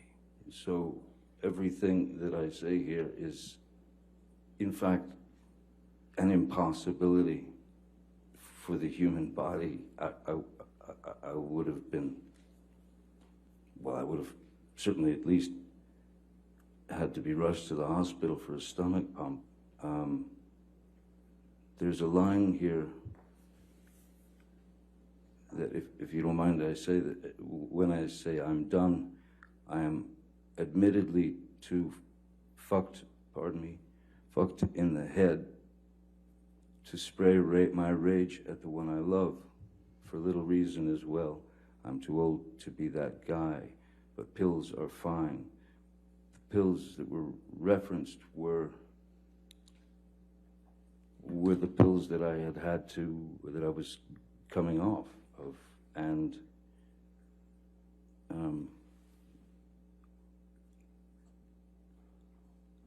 they were the only thing that could give me some semblance of the same numbing effect that I searched for as a child with my mother. And saying that I was too messed up in the head was, it's kind of like if you've been told since you were a child that everything you do is wrong, and that I shouldn't have even been alive, or whatever, joyous little treats that my then very sick, very ill mother brought to me.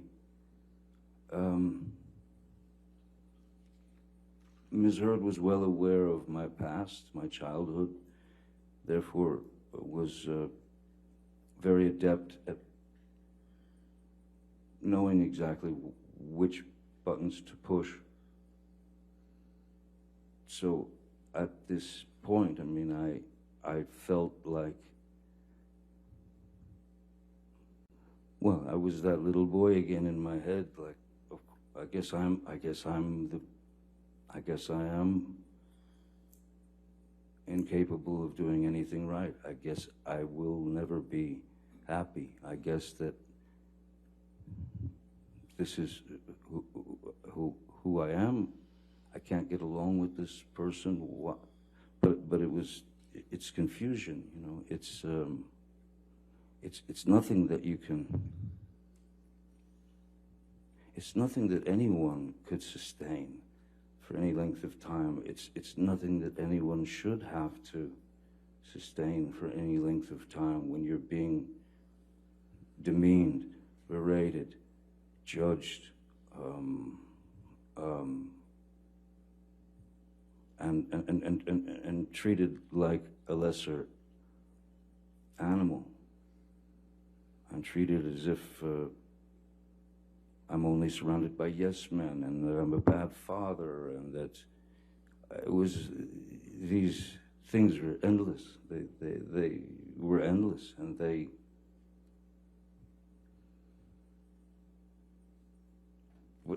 there was no call for them.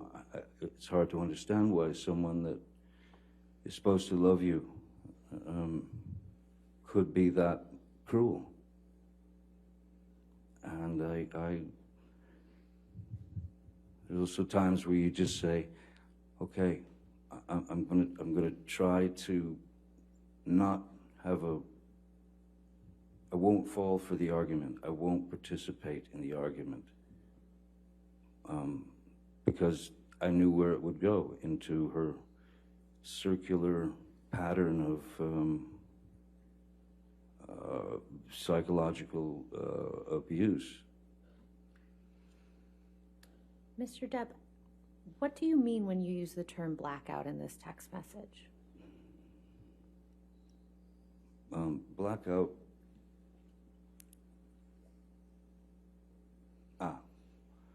Yes, because I'm talking about 1,000 Red Bulls and vodkas, 1,000 of them, 2 bottles of champagne, no food for days, half a bottle of whiskey.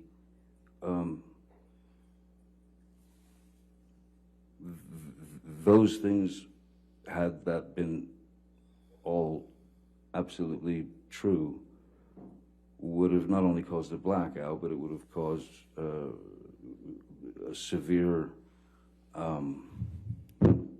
alcohol poisoning, overdose. I would have had to have gone immediately. If that were true, I would have had to have been taken to a hospital, or I'd just die. So, no, blackout is when someone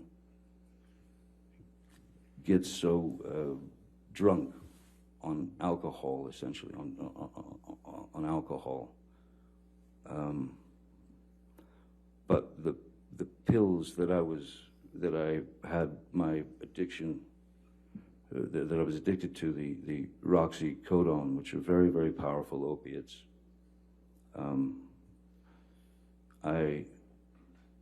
Two of those would knock me out.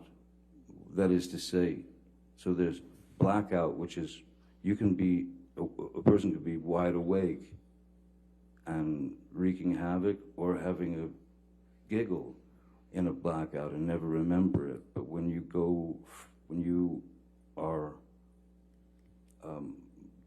you've taken the prescription medication, it knocks you out. You are certainly not, well, you're not in any condition to, first of all, swing at anyone. You are out. You go on what's called the nod, and then it takes you away into sleep. It's just very deep sleep. And I found that much more accepting than having to hear constant badgering and insults. Mr. Depp, I'd like to show you Defendant's Exhibit 153, which I believe Mr. Rottenborn also showed you last week. Yes. Do you remember seeing this during Mr. Rottenborn's examination of you last week? Yeah, yes, I do. Okay. Now, I'd like to show you the full text exchange, which is in Plaintiff's Exhibit 120. And since there's been a number of text messages drawn from this document, this would be Plaintiff's Exhibit 120C. Which page would that be, or underscore? This would be 4 and 5, Your Honor. 4 and 5, thank you.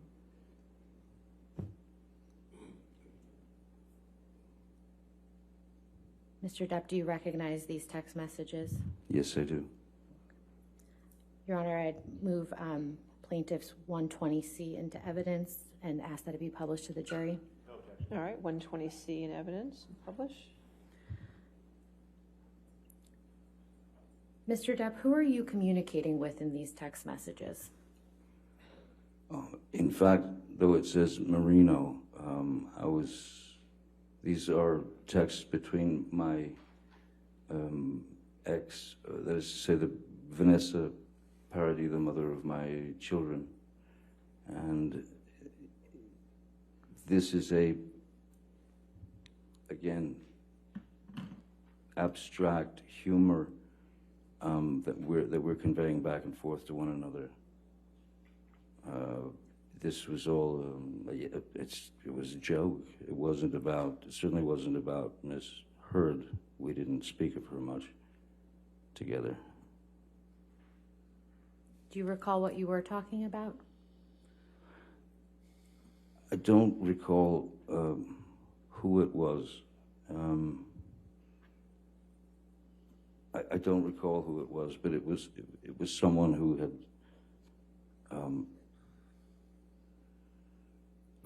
for some reason, I think it was,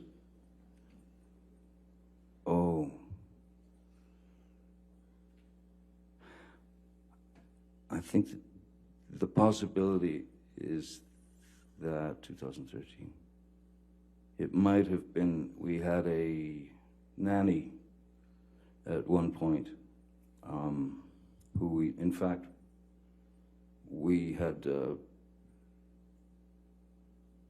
we found her, she was caught stealing, even from my, at the time, my,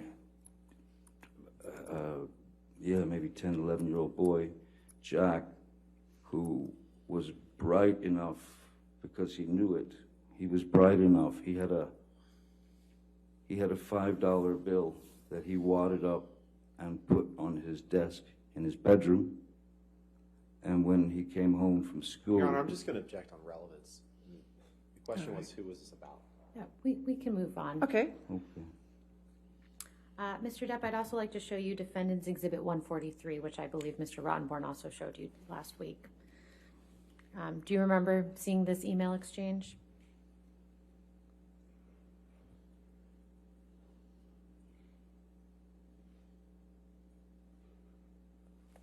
You could scroll down as well, please. Thank you.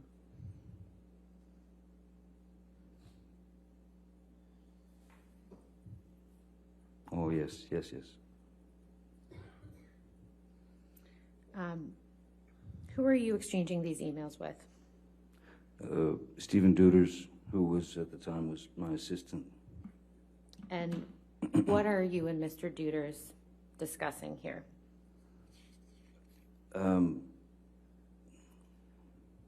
Gobbledygook, essentially. It was, as I remember, it was a day of work, and there were times when I would send a text to Mr. Duders, because he's the worrisome type. I would send him a text in jest, of course, and to get a rise out of him, to get some reaction out of him.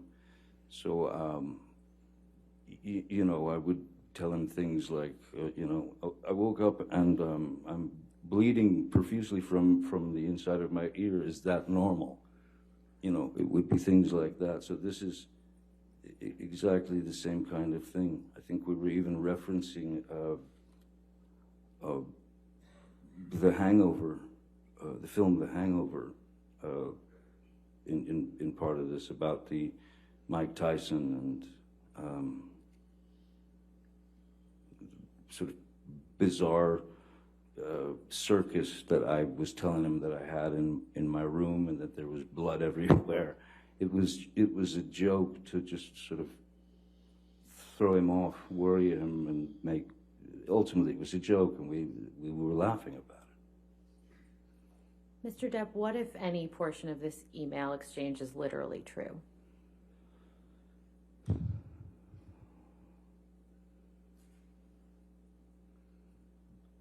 We're all set to leave here at approximately 1:30 p.m. Hope you rested well.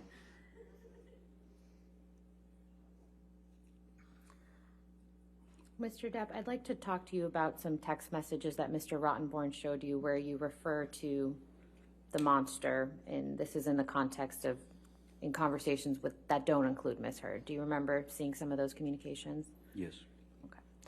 First, I'd like to show you Defendant's Exhibit 427, please, which is a text message from you to Jerry Judge.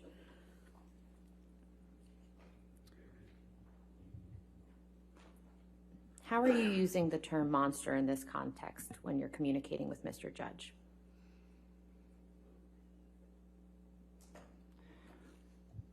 The monster could essentially, the monster could, it could be two separate things. The monster in her eyes was my, Objection as to what the monster was in Ms. Heard's eyes, Your Honor. All right. I'll just state as to her eyes if you want to Okay. ask. Rephrase. the monster was defined by Ms. Heard as this out of control Same objection, thing. Your Honor. What Ms. Heard's view of the monster was is not for this witness to say. Mr. Depp, how do you know how Ms. Heard defined the word monster? She said the words to me. And what words did she say with respect to the term monster? It was her go-to phrase, and it was the go-to phrase for me being, again, you know, as has been embellished and elaborated, the drug use or the drink or the whatever, but the monster was, for me, and again, you start to think about these things and you put it in your own head, in what the real context is. The monster was sobriety. The monster was trying to be sober because I was plagued by these requests to stop drinking. But the monster could also be if a conversation, if something starts as a conversation, which would quickly ramp up to quite an antagonizing argument, if I responded to her, if I took part in the verbal back and forth where people do in life end up saying obscenities, screaming obscenities at one another, or calling them names, or when it gets to that point, I mean, the monster was just for me, was just the guy who actually was dumb enough to continue to take part in arguments that would ultimately get nowhere. So that is one of the reasons why I would try to get away from Ms. Heard and not participate in her debates and the knowledge that she wanted to express to me, and circular and painful insults that were just constant. It was rapid fire. So I stopped participating in those. I tried to walk away.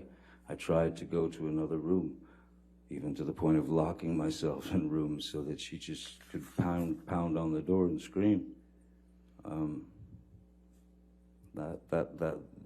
That was clearly a mistake. I should have never fallen for that or taken the bait to allow myself to get into a conversation which led to an argument, which led to physical violence. It was not going to be good, so I would just walk away, which drove her through the roof. So, Mr. Depp, why would you use the term monster when communicating with people other than Ms. Heard? Well, because I heard it all the time. I mean, it was, as I said, that was her go-to. The monster. The monster's here. The monster's back. Monster. So I would refer to the monster again in terms of with Elton, or with friends Patti Smith. The monster was like with Elton. I think it was just the monster was I let the monster creep back in or something. That is sobriety. That's what I'm telling him is I have failed. And I've had a drink, or I've been drinking, but my drinking, again, was not to excess. I would never went into blackouts or anything of that nature. I was disappointed in myself for not staying there. Although, when you are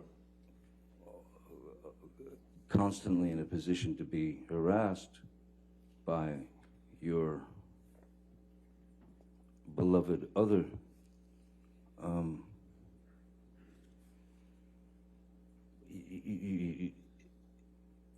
what else could I do? I wanted to be numb. I didn't want to hear that. I didn't want to feel that, especially from one who had professed such love for me, but gave me mostly hatred. Your Honor, I'm about to switch subjects, so if this would be a good time for the lunch break. All right, we started a little later, so I don't mind going a little further. Okay. If you want to do that, go ahead. Mr. Depp, I'd like to show you Defendant's Exhibit 161. I believe Mr. Rottenborn showed you this last week and again today. Yes, yes, Do you recognize these text messages as between you and Miss Heard? yes, I do. Yes, I do. Why are you informing Miss Heard that there's a book called Disco Bloodbath? When I texted her, 2:30 in the afternoon, I was in a bookstore, a used bookstore, or a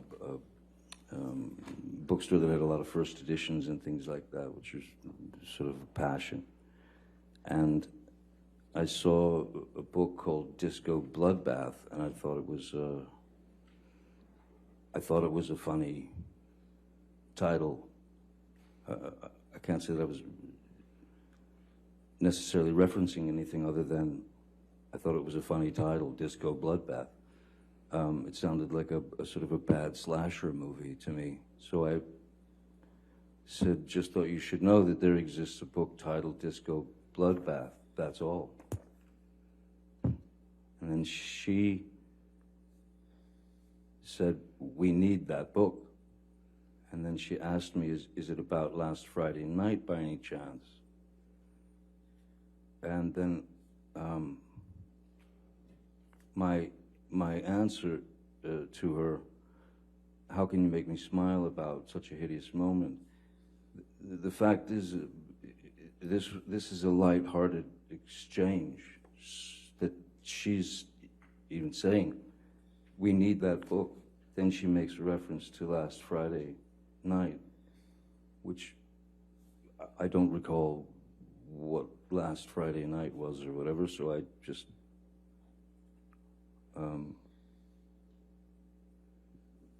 how can you make me smile about such a hideous moment?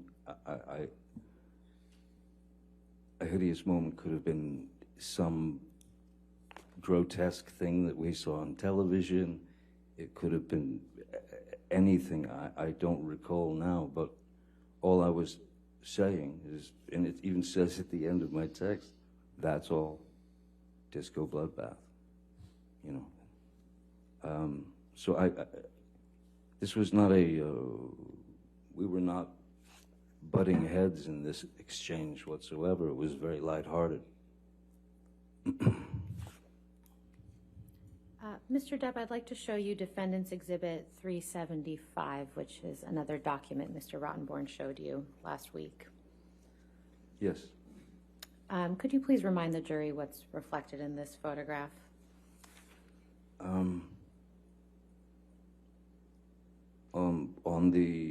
This is from Australia. On March 8th, I believe it was, where after my finger had been, the tip of my finger had been taken off, I began to,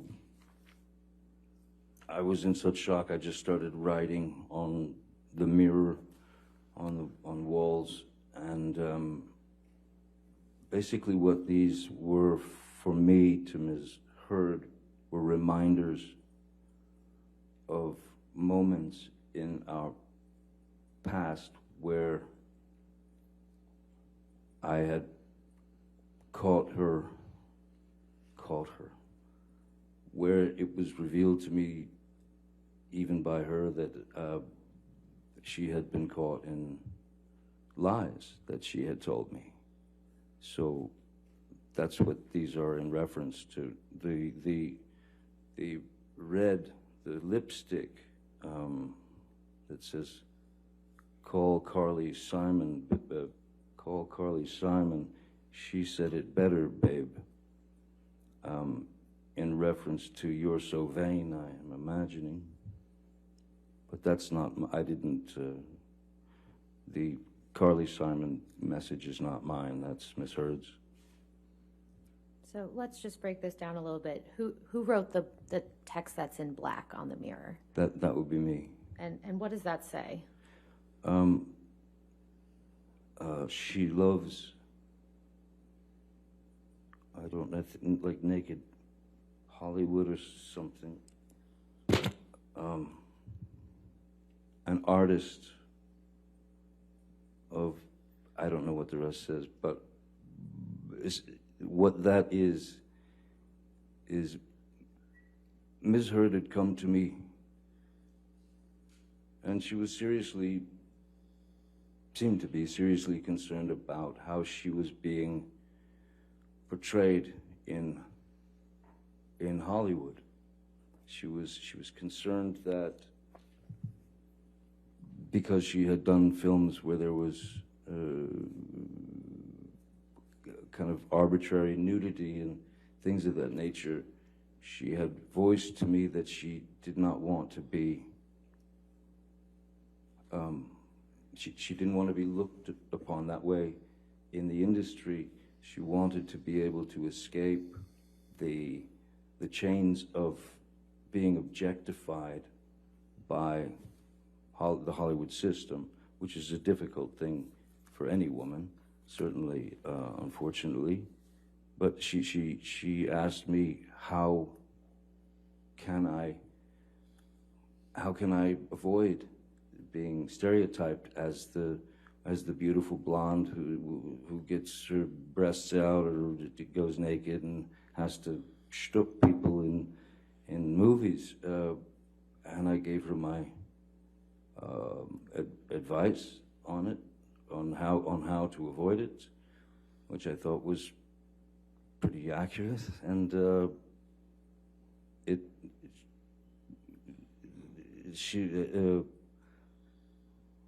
her ambition was stronger than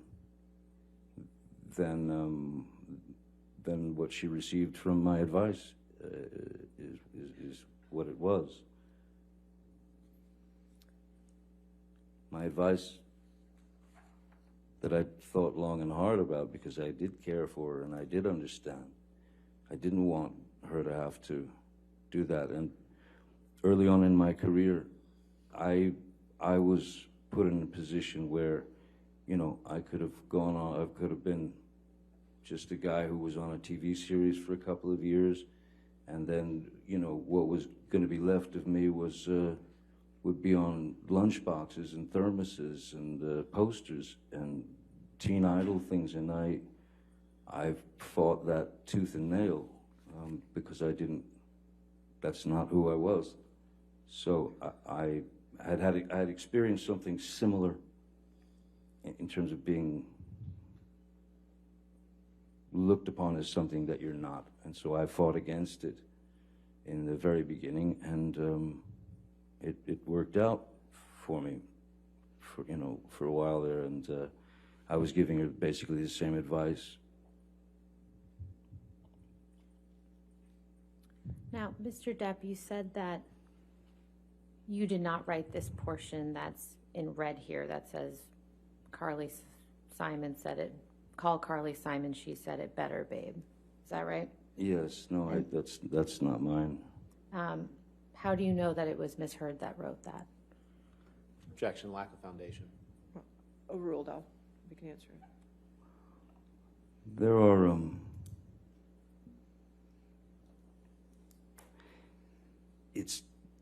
first it looks like it's trying to match my handwriting, but my handwriting is a lot more of a scribble.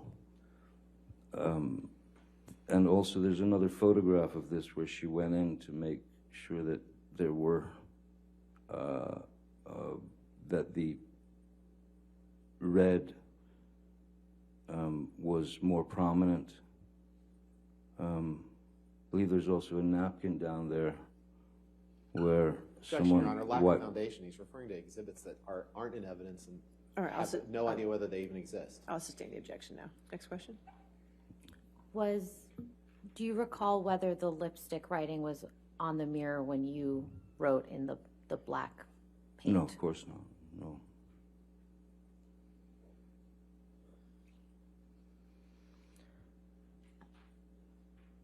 Mr. Depp, I'd like to show you one of the text messages that Mr. Rottenborn showed you concerning the injury to your finger. So if we could please pull up Defendant's Exhibit 398.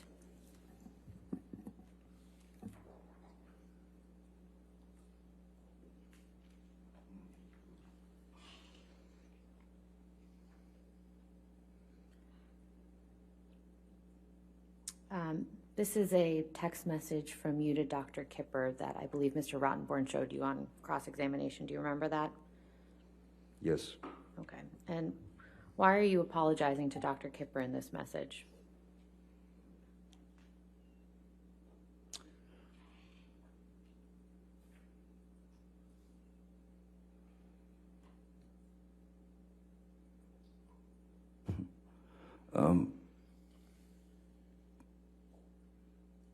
I believe that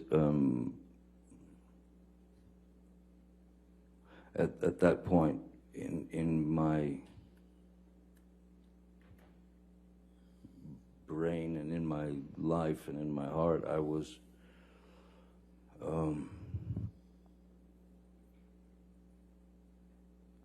completely and utterly frustrated with how I was living my life, and I had some disagreement with Dr. Kipper, and I was apologizing to him for having gone against his wishes, or gone against his advice, let's say. What did you mean when you said, I have chopped off my left middle finger as a reminder that I should never cut my right finger off again? It's my way of dealing with a painful situation. It's my way of dealing with a painful situation where I resort to humor. So I had lost the tip of my right finger, and so I'm saying to him, I've now cut off my left finger to remind me never to cut my right finger off again. That's not, I mean, when you say I got my finger cut off, or I cut my finger off, or this or that, it doesn't necessarily mean that you did it yourself. And again, I'm a guitarist and have been since I was 12, and that was the only piece that I found in my life at the age of 12 where I knew what I knew who I could escape into music and learn music. And the last thing, I still play the guitar it's still my first love, aside from my children. It's still my first love. There's no reason in the world why I literally would cut my own finger off to ruin this beautiful opportunity that I was given at 12 to learn how to play the guitar.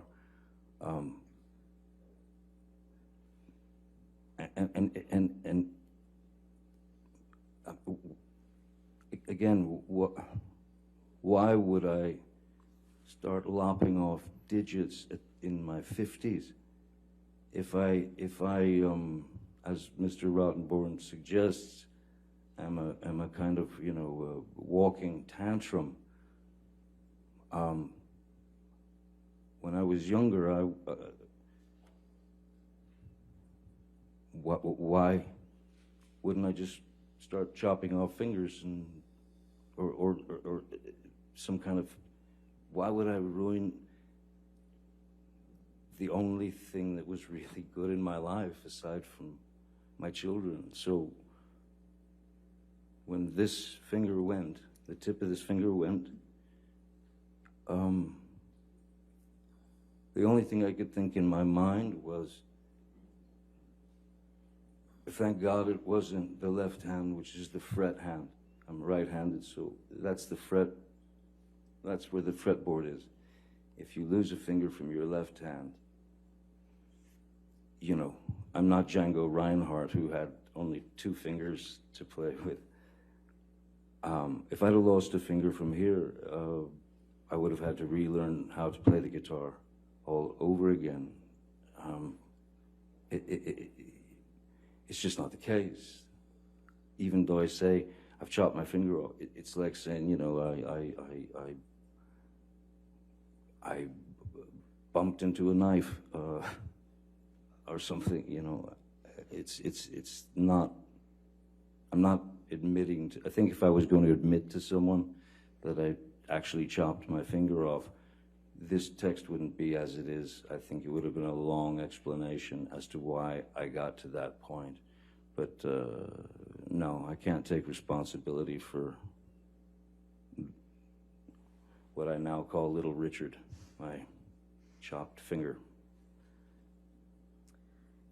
Mr. Depp, at the time that you sent this text message to Dr. Kipper, had you told him what had actually happened to your right finger? Oh yes, yeah. And when did you tell him that? He was aware of that day, the day that it happened. Malcolm was aware of it. Jerry was aware of it. Stephen was. Everyone was aware of it. And of course, yes, when I went to the doctor, the emergency room, I lied to them because I didn't think it wise to cause a ruckus, implicate Miss Heard, and then have 8 million stories out in the press about how she'd thrown a bottle of vodka at me and it smashed all the bones in the tip of my finger and cut off about, well, it was all sliced down through. You've seen the pictures. It was pretty horrible.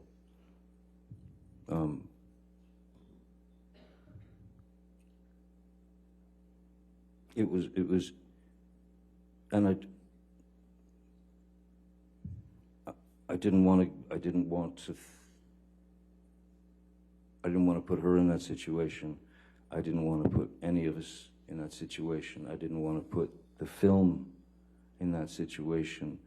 That was why I said it was crushed in an accordion door, and it was only the second doctor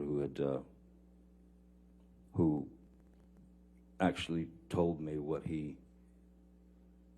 was. Your Honor, hearsay. I haven't finished my sentence. How do you know? I'll overrule for the moment. Go ahead. Go ahead. Should I? Thank you. It was the emergency room doctor was first. The next day I went to see a specialist, a hand surgeon, and this was still in Australia. And he had recognized that my excuse for the finger being gone. Objection, Your Honor. Hearsay. What the doctor conveyed to him about his thoughts on the finger injury. That's classic hearsay. Your Honor, it's in the context of medical treatment. No, I'll sustain that objection. Your Honor, I think this is That's a good. good stopping All point. right. Yes. All right, ladies and gentlemen, we'll go ahead and take our hour lunch recess. Again, do not do any outside discussions, and don't talk to each other about it, okay? And we'll see you after lunch, okay? If everybody in the courtroom could still be quiet, please. Court is in session. Thank you.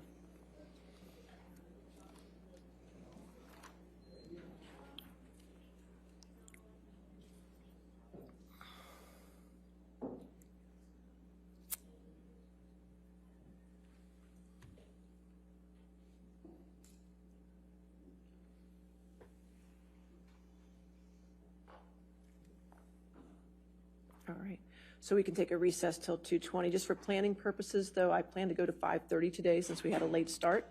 So just to let you know, and I know you plan on having a remote witness, which is fine. Just let us know so we can set that up. But also make sure your remote witness knows that this is a courtroom. I don't expect them to be any outside noises or anything else going on in direct attention. And also if they would know that if there's an objection for them to hold off answering until that's resolved. That goes for all remote witnesses when we get to them, okay? All right, see you at 2:20 then. Thank you. Thank you.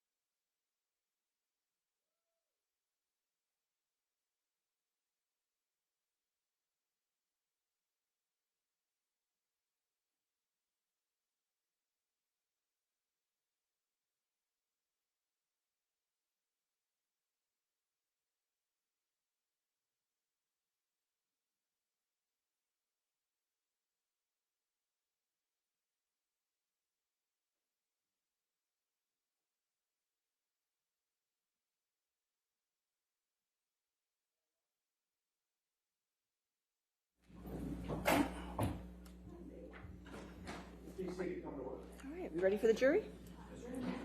Sure, sure, yes, ma'am.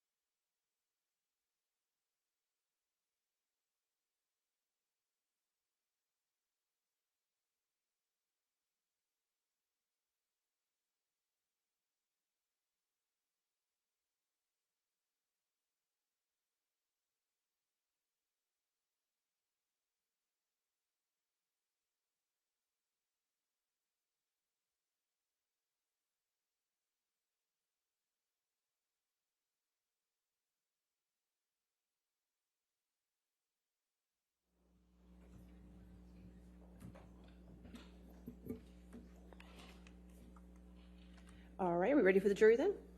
Okay.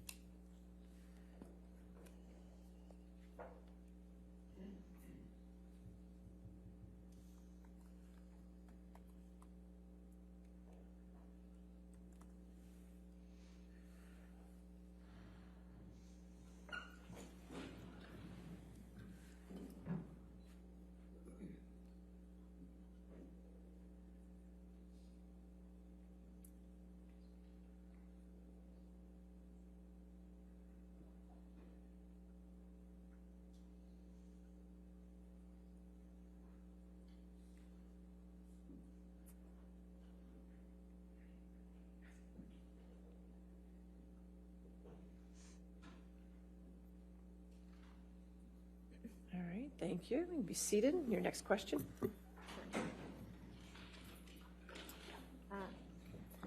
Mr. Depp, before the break, we were talking about how your finger got injured in Australia. Do you remember that? Yes. Okay. I'd like to pull up Defendant's Exhibit 394, please. Mr. Depp, do you recall Mr. Rottenborn showing you this exhibit during your cross-examination? Yes, I do. And can you please explain when, relative to your finger injury, you sent this text message?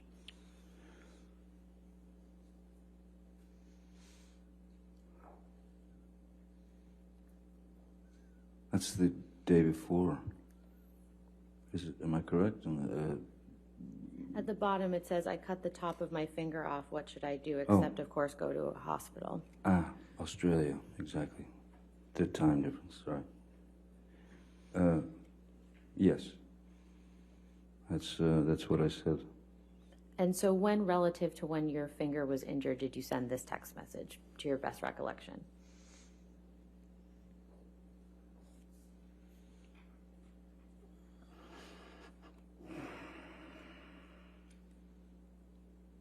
This looks like it's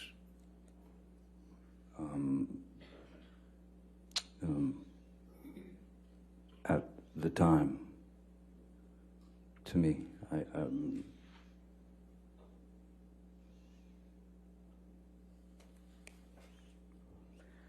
And in the middle here, it says, her obsession with herself is far more important. She's so fucking ambitious. She's so desperate for success and fame. That's probably why I was a choir mate. What did you mean by that?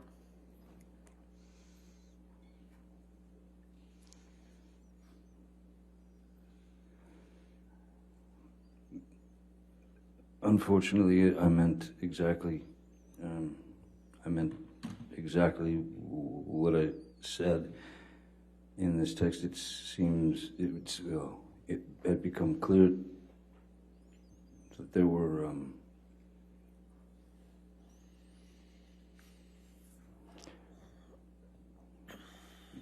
she seemed to take more care and importance in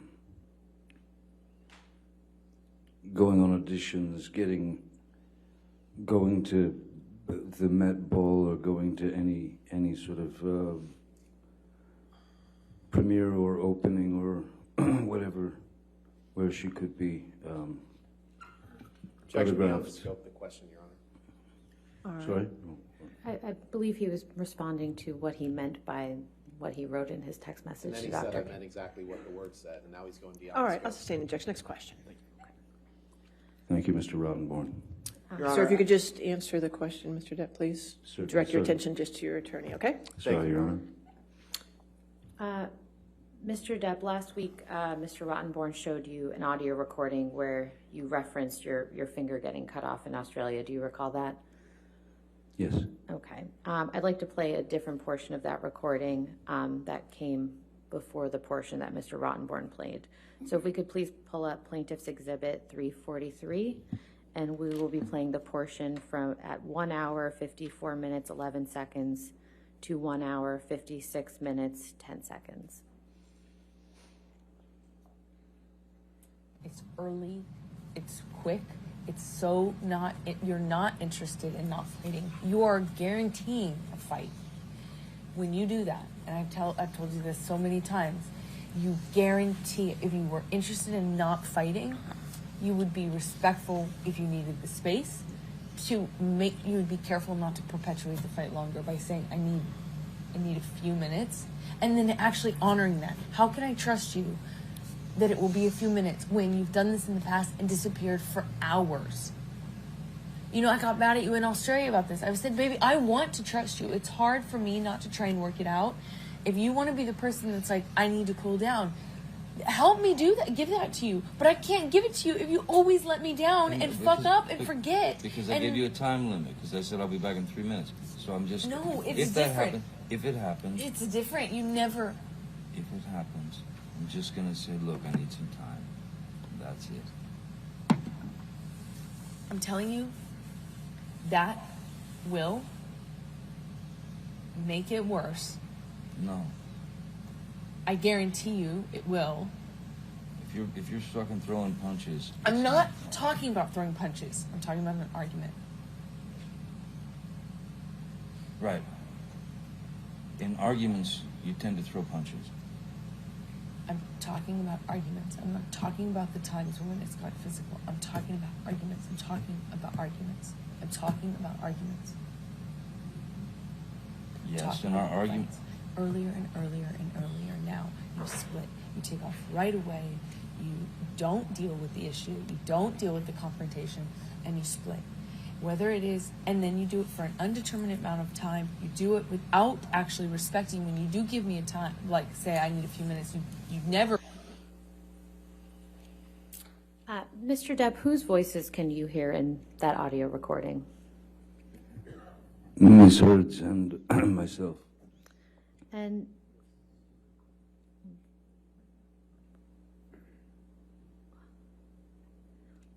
there was a mention about Ms. Heard getting mad about something in Australia. What did Ms. Heard get mad at you about in Australia?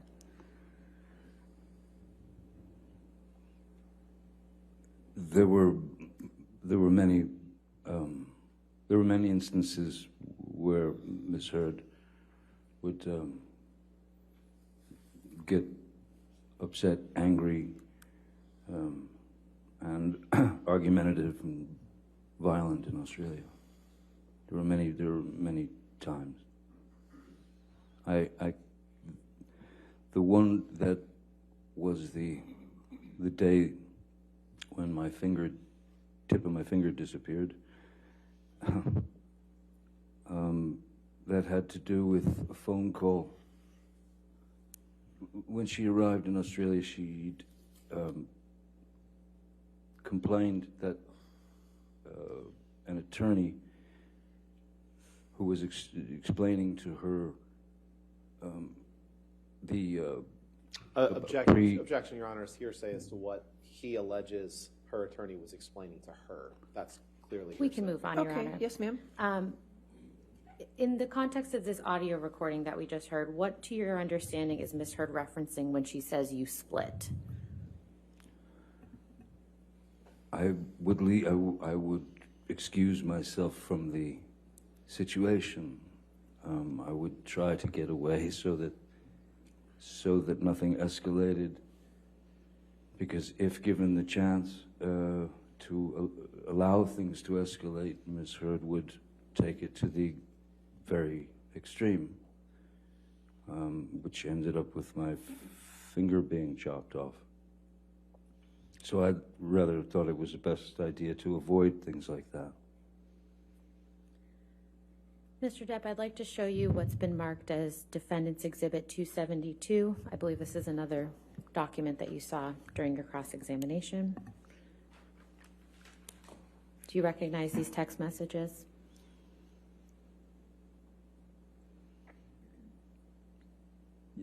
Yes. And these were after your detox on the island, is that right? That's correct. Now, where it says here, this was the right thing to do to speed up the process, what are you referring to there?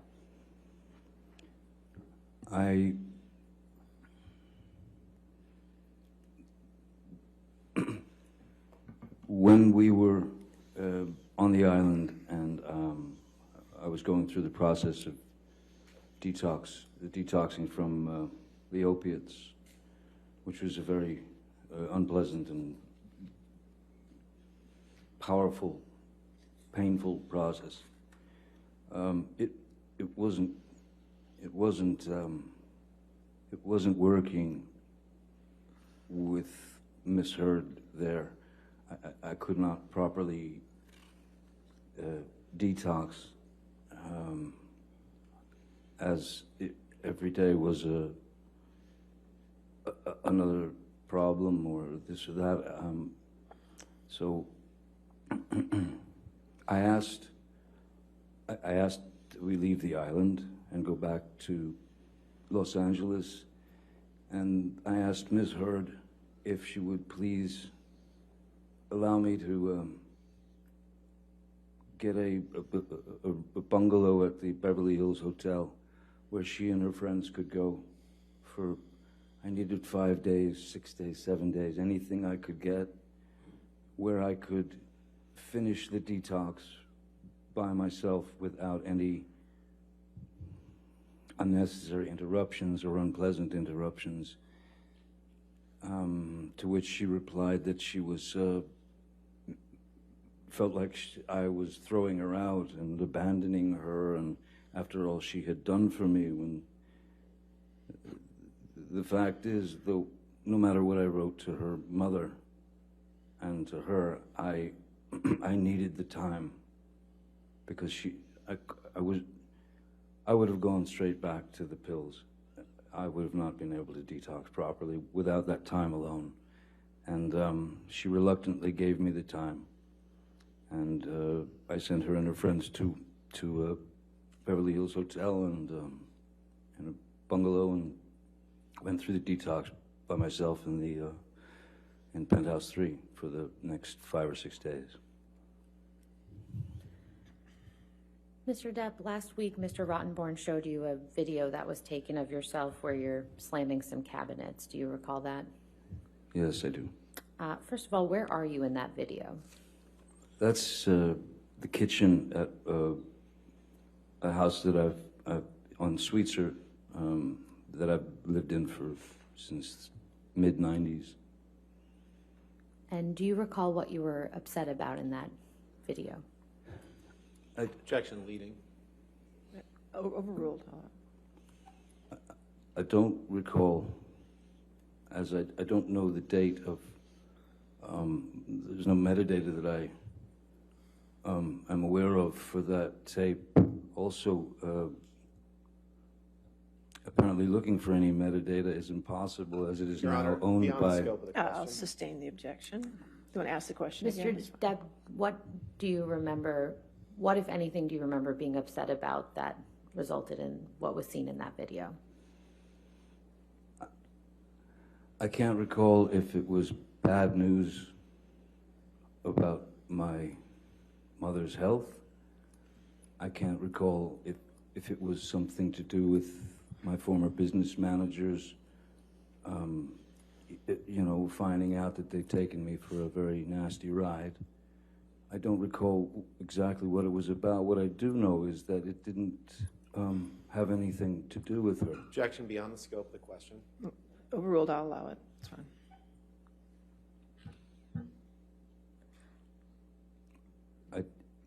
There was nothing between us before she entered that room.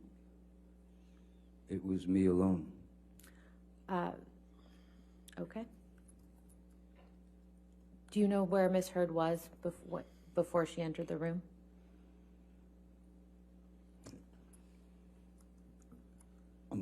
I assume that she was up in the, you know, she'd gotten out of bed and gotten dressed and come downstairs.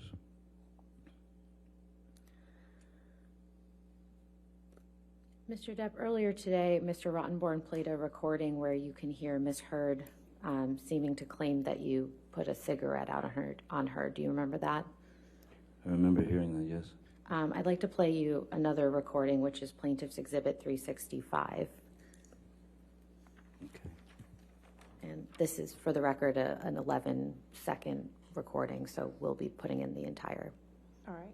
Any objection to 365? No, Your Honor. All right, 365 in evidence.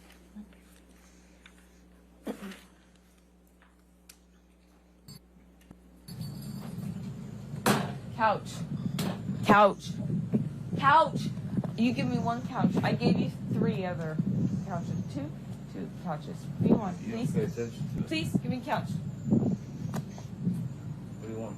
Couch. Couch, right. What do you want? I want couch. We don't have to shake hands. I want couch. Couch. Agree, please, though. You said you agreed Couch, before and then we agreed. started talking. I want to stop fighting. Have I been fighting? Yes. Your Honor, she said this was Everything 11 you said has seconds. been nasty and provoking and mean-spirited Not you. and meant. No, I'm not saying it's that. 45. You asked. I'm sorry. I'm sorry, I think I misspoke. It may have been 45. I may have misremembered. She It's, said it's it was a. 11 seconds long, and that went way longer. I apologize. I misremembered. All right, it's in evidence. It may help if could we ask them to move the media player so we can see it too? Because we just have a blank screen, so. Okay, it's Well, 45 that's just seconds. probably because we didn't publish it. There you go. Okay. Okay. Can we play that? Thank you. Couch. Couch. Couch. You give me one couch. I gave you 3 other couches. 2 couches. What do you want? You don't Please. pay attention to it. Please give me a couch. What do you want? Couch. Couch, right. What do you want? I want couch. We don't have to shake hands. I want couch. Couch. Agree, please, though. You said you agreed Couch, before and then we agreed. started talking. I want to stop fighting. Have I been fighting? Yes. Everything you've said has been nasty and provoking and mean-spirited Not you. and meant. No, I'm not saying that. You asked me yours. By the way, you just threw a fucking cigarette on me. Mr. Depp, do you recognize what's in that recording? Do I recognize what's in the recording? Yes.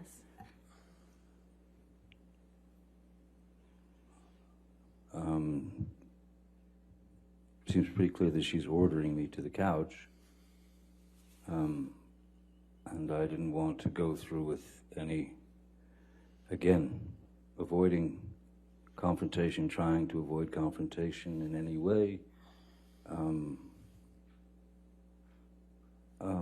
I can certainly say that without hesitation, there is no way under the sun that I would flick a cigarette at her or burn her with a cigarette. If I flicked ashes and ash got on her, but she's certainly not screaming out in pain as if a cigarette is being put out on her. That's ludicrous. Do you recall the situation that's reflected in that audio recording? I believe that's Toronto, which was right after the Venice Film Festival. We were at the Toronto Film Festival.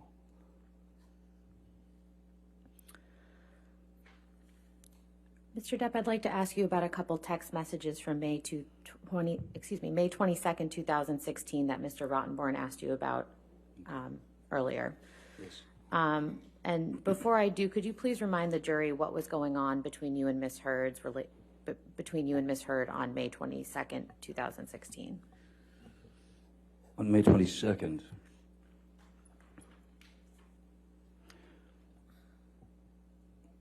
on May 21st, I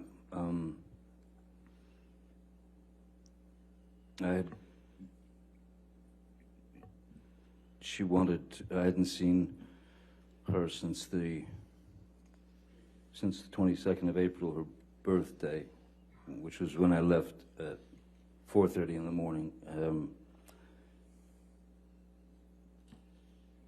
I believe, Objection, Your Honor. This is cumulative. He's already gone through all of this in his direct examination. And she asked him what was happening on May 22nd. And he's getting into what happened on May 21st. We've already been through this.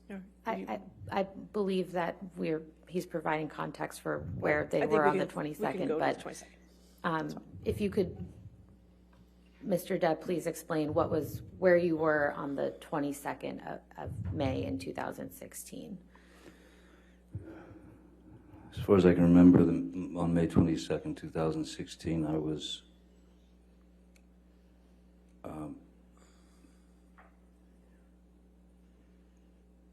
preparing to leave for New York for rehearsals and then a tour with the Hollywood Vampires. I was either preparing to leave or I was had left. Could we please pull up Defendant's Exhibit 736, please? And do you recall sending this text message to Ms. Heard on May 22nd, 2016 at 6:19 p.m.?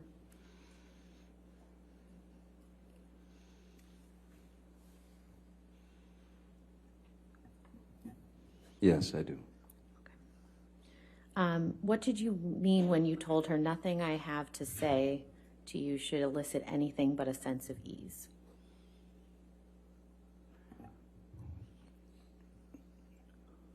It was essentially, for me, I was bringing up what I'd spoken to her about before, which was a peaceful resolution to the problems, a peaceful resolution in terms of a peaceful and private and quiet and calm divorce. And so that's why I say it shouldn't elicit anything but a sense of ease, because it was not about, I didn't want to argue. I didn't want anything but to end the marriage in the kindest way possible for all, her family, my family, her, myself, etc. And what did you mean when you said all my love and profound apologies?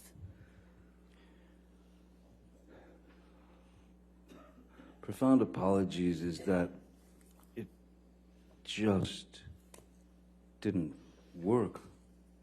We just could not work. There was no way. And I had to try to put a peaceful end, a peaceful stop to the endless opportunities for these constant arguments. If I didn't put a stop to it, then, I mean, if I didn't try to put a peaceful stop to it, a peaceful end to it, then if you don't stop it yourself, it'll stop you. It'll stop you, and you don't know what that could be, but it was horrific, and I wanted her out of it, and I wanted out of it. No one deserves to live like that. No one deserves to live like that. Not her, not me, not anyone. So I just wanted a smooth exit for both of us. That's all I was looking for. Mr. Depp, last week, Mr. Rottenborn played a clip from an audio recording where Miss Heard told you that you vomit in your sleep a lot. Do you remember that recording? Yes, I do. And what's your response to that?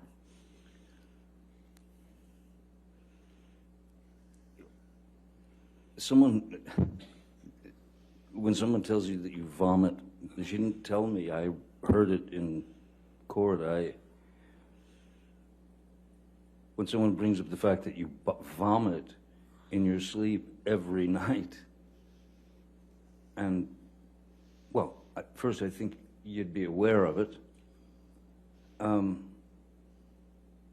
And also, I think the first thing that I would do is seek medical attention. It didn't exist. I'd never vomited in my sleep every night. There were times when I would get, yes, physically ill from the endless shots that you take when you're just you're unable to take it anymore, and it does affect you physically after a while. So I would have to leave and go and vomit when fights got into these surreal and absurd and horrible places. But it still confounds me as to why she would record that. I don't know why anyone would record that. Mr. Depp, the clip that Mr. Rottenborn played was from Defendant's Exhibit 839, and just for the record, this is a portion of a larger recording which is reflected in Plaintiff's Exhibit 342. So with the court's permission, I'd like to play a clip from Plaintiff's Exhibit 342. And the portion I'd like to play is at 19 minutes, 40 seconds to 25 minutes, 25 seconds. Right. Do we have 342 already in evidence? Or I don't believe so, Your Honor. no? So you want to put 342, which is just the entire audio in? Yes, I don't Evidence. believe that there's anyone else in this audio recording, Your Honor. I don't believe I hear this before. Okay, 342, any objection? As long as there's no one else in the audio recording, no objection. We can confirm afterwards. So if Your Honor would, if it's more comfortable, we can put it in as 342A. Okay. Well, and what was let's put 342A, and what's the part that you're going to play? It's 19 minutes, 40 seconds to Okay. 25 minutes, 25 seconds. All right. And there's just the two of them in this excerpt, is that correct? That's correct. All right. That's 342A in evidence, then. Thank you. I don't care. Do you understand why 10 minutes downstairs I don't didn't care. seem real? I don't care.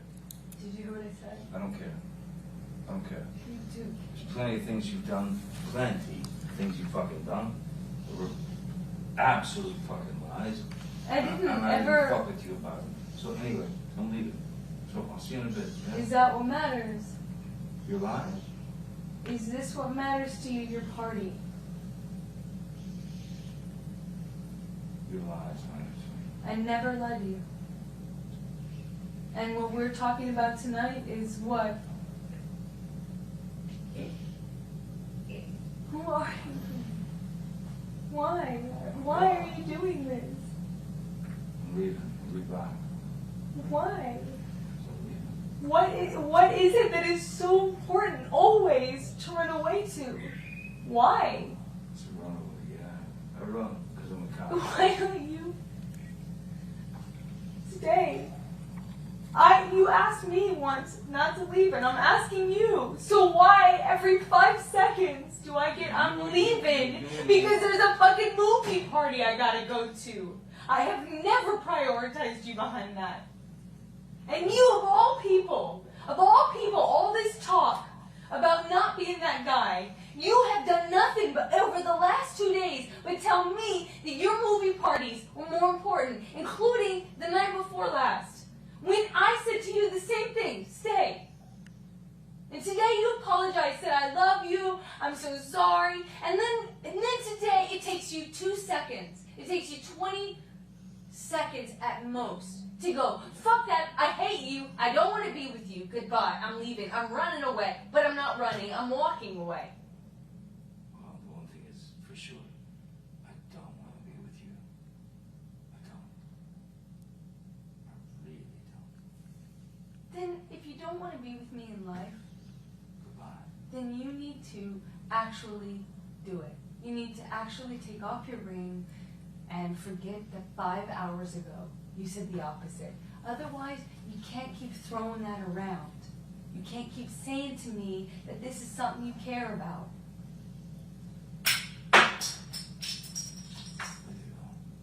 Is that what it's worth to you? Yeah. Yeah.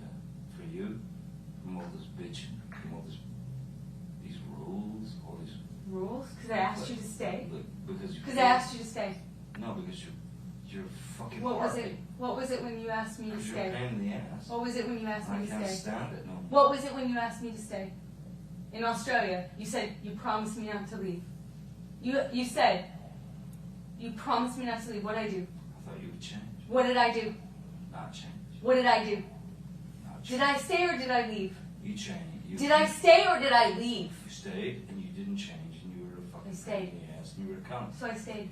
And I've been a cunt ever since, which is why you told me Pretty about every other day how you couldn't imagine your life without me, including today. So, When which you guy, cra- does that seem normal to when you? you Does that cra- seem normal to you? The guy, you told me tonight Let that me- you couldn't imagine your life without me, and now you're throwing your ring on the ground. Does that seem normal? Let's have you tell me. That seems sober? You seem normal? The definition of normal. You. Does that seem normal? You. Does that seem normal to you? Borderline personality disorder. I'm borderline personality disorder now. Without question. When I've been consistent all night saying, don't go, don't fuck this all up, I'm not fighting with you anymore. I've been saying this to you the whole night. I'm really sorry we disagreed. You're not perfect. I said this 2 hours ago. I'm not perfect. You're not perfect. I love that you put But me we don't first. have to do this every time we disagree. No. No, we don't. But we do. Please, We do. please, come here. And you have Please come every here. insult. Please come here. I'm not insulting you. I have not been insulting you. Back. I love you. Johnny, what do you need me to do? I love you. Stop. Smack me on the ear again. I love you. I'm gonna smack my ear again. So it fucking resounds in my fucking cranium. I You love like that? I love you. Huh? I love you. Sorry. I love you. I love you. I love you too. No. No. I don't love you that much. Me too. No, I don't. I do not love you that much. To give of myself? No. Do not. I will not give of myself. And you want me to fucking be some kind of cursed goddamn parrot or a fucking weird frenzied dog? No, I won't be it. I No? don't want you to be a frenzied dog. I'm trying to talk to Or them. your goddamn Calm. fucking lover, Calm down. Calm Tasia, down. Fantasia. Calm I'm not gonna be that shit, man. Baby, stop. No, I don't want to be with you. Baby, If these are the fucking stop. rules, fuck Not that. the rules. You're making this whole thing. You're doing this whole Oh, thing good. yourself. No one's fighting you. I'm making this up. Really? That, above all else, is an insult.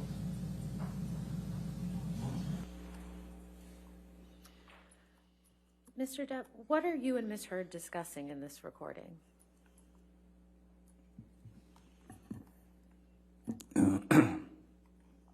It is another argument that is apparently not an argument to her. The screeching of her voice, the demand that things go her way and only her way. I was done, and I think I stated clearly, I don't want to be with you. I don't want to be with you. I'm not going to be a parrot on or some, little dog that runs through hoops for you. I ain't going to do that. And I wanted out. She said, take your ring off. She still wouldn't let me leave. I did, and she still wouldn't let me leave. So it's just another example of kind of being nailed in one spot and not allowed to do anything but react to her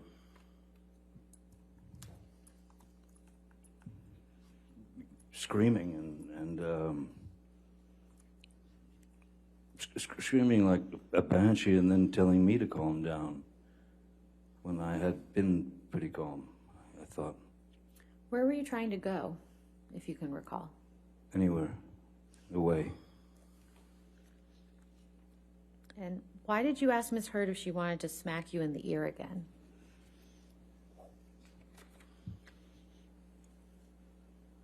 She had given me a good chop in the ear, you know. One of those where leaves you ringing, you know. And it was not long before that, and so I thought, maybe this will make you happy. Will it make you happy to, would you like to hit me in the ear again? Would that make you feel better? Will that make you stop this? Would have done anything to have stopped. Outside of taking anything to some physical level. I disagreed with that wholeheartedly. That's not me. It's not who I've ever been. It's not who I'll ever be. Mr. Depp, I'm going to play another audio recording. This is a different portion from what Mr. Rottenborn played for you today. It's DX 598. I believe the portion Mr. Rottenborn played was designated 598B, so this will be 598C. Okay. And first, I'd like to play the portion from 31 minutes, 14 seconds to 33 minutes, 4 seconds. Any objection to 598C? No, Your Honor. And then we will go on and play the second portion, which is 56 minutes, 27 seconds to 59 minutes, 54 seconds. Okay. All right, 598C in evidence. You know, and it builds, right? Like you build, I build, you know. It isn't like at one moment either of us sign a certificate of saying, or like sign the contract or say, okay, now a bloodbath. No. So acting as though there's a choice between the two is irrelevant. I'm not asking you to stay over having a bloodbath. I'm asking you, over walking away. I'm not asking you to have a bloodbath over walking away. I'm asking you to work it out over prolonging it and making it bigger. Right, but if... at least that's how I see it. Indeed, You know? but if things get heated, Yeah. and it looks like it's going somewhere nasty, and the name calling begins, and all that stuff, I've got to get away. Because I don't want to be ever in a situation again like that. Never. Me too. Me too. Never. So Me too. that's don't freak out if we do have a fight and I walk away. I'm not going to do that. I'm asking you to stay when you feel you are also in the interest of working it out. I think it's a good idea for us to take a moment or two, or a moment, take some time.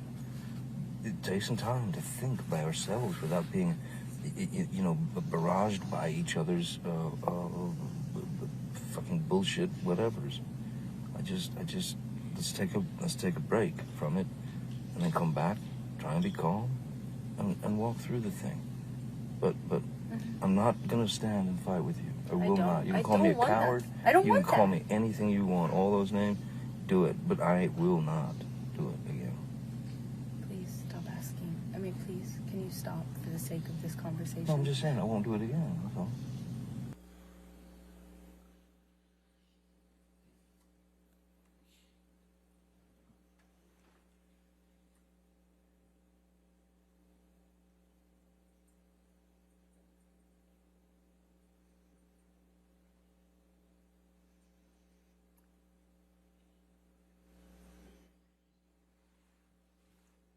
Okay, great. Then let's take our space, and let's not do this anymore. Because I'm really getting frustrated.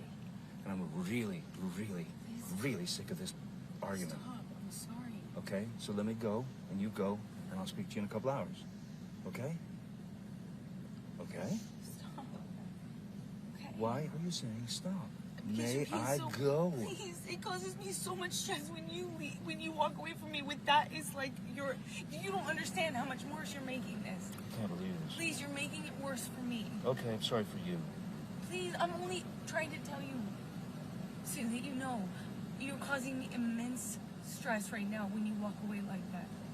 There's no reason to be mad. Well, then say goodbye. I haven't walked away. You're not saying goodbye. You won't let me fucking leave. Let me Oh my leave. God. Stop rushing me! Stop pushing me in the corner and then poking me with a stick and then saying, why are you saying the words you want me to say? Stop poking me! Stop rushing me! Stop throwing me against the wall and going, what? You don't like that wall? You don't like the fucking wall? Stop pushing me! Remember? I'm not pushing you. I'm not rushing you. I said, I need space. I don't want this conversation anymore right now. I need space. And I will take my space. Whether you like it or not, I will take it. And you will take your space. But if you keep halting I'm not doing anything this to you. and continuing I'm with not the rhetoric, continuing it. I'm begging you to stop. I don't. Okay, stop. I'm stopped. Stop. Now I have to go. Okay? So we will speak to each other in a couple of hours. Okay? I hope you have some kind of revelation that makes you feel better. You know? I hope I do too. But we'll just see when I get home. We'll just talk, or we won't talk, or we'll finish this, or we won't finish it.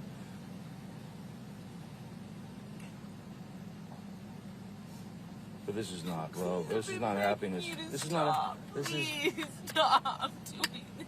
Please, you're causing so much fucking stress. I'm gonna die at this age. I'm gonna fucking die. You're causing me so much stress. Please stop. Please, I feel like I have heart attacks almost every day. Please stop. Please what are you stop doing? doing it. Please stop. He's so fucking mean. Why You're are a you fucking with me? bully. Stop. Please stop. I've been begging you not to fight. I just said, can we please have a normal argument? Just even a normal conversation, fucking normal argument. And for the last hour, I've been begging you to please just leave it at that. Let's just go on with our night. I would have been able to come in with you. We would have been able to let it go in a few minutes. It would have been fine. It would just, if we allowed ourselves to have fucking normal arguments. Please, you're killing me with this. You're killing me. You're fucking killing me. Fuck. Sean, could you, please, I want you to just go. I want you to take your medicine or whatever. I'm sorry that I've upset you Yeah, this I think. much. Thank you, Sean. I'm ready to go. Thank you so much. I'm really. Mr. Depp, in the beginning, well, first of all, do you know where you are when you're having this discussion with Ms. Heard?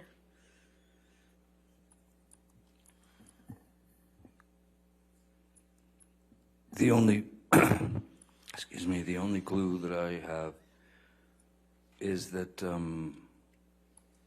Sean is being called. I'd called Sean and said to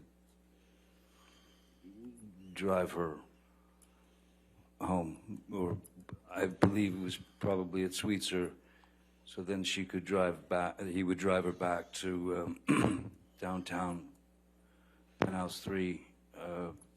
With she didn't seem in any shape to drive to me. And earlier in the clip, there was a reference to a bloodbath. What does that mean in the context of that conversation? I don't know.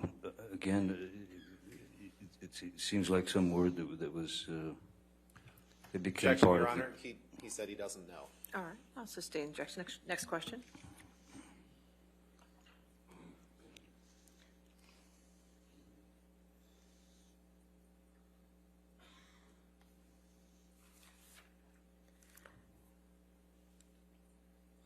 Mr. Depp, at the end of the day on Thursday, Mr. Rottenborn played an audio recording for you where you were heard saying you were going to hurt yourself. Do you remember that?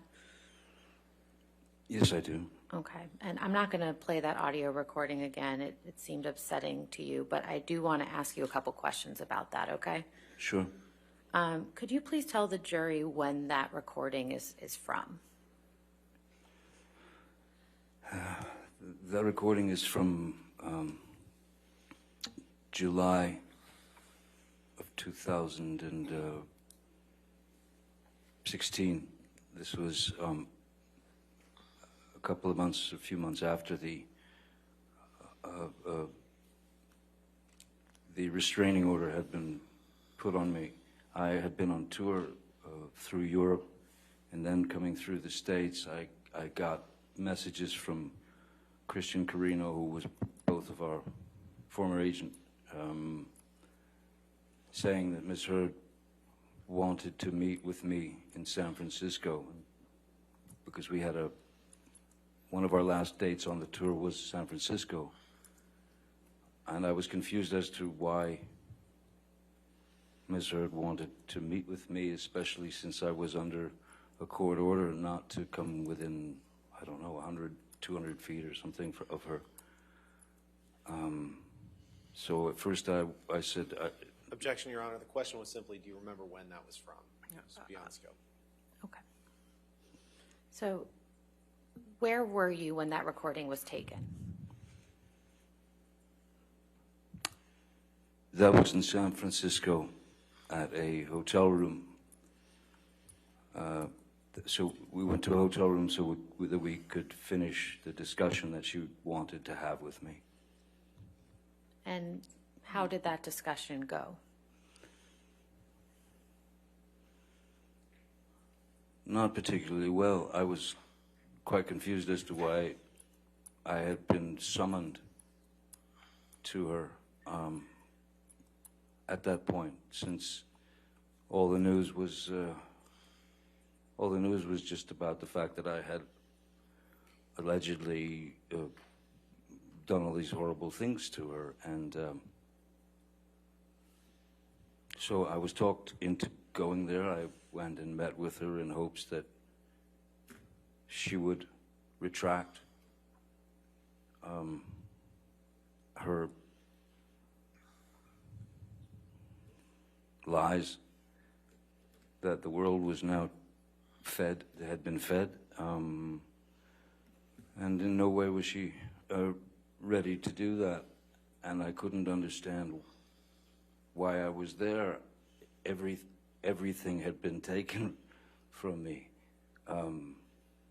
My children couldn't escape the fact that all this had gone down. So Objection, I was. Your Honor. The question was, how did the discussion go? And he's talking about his children.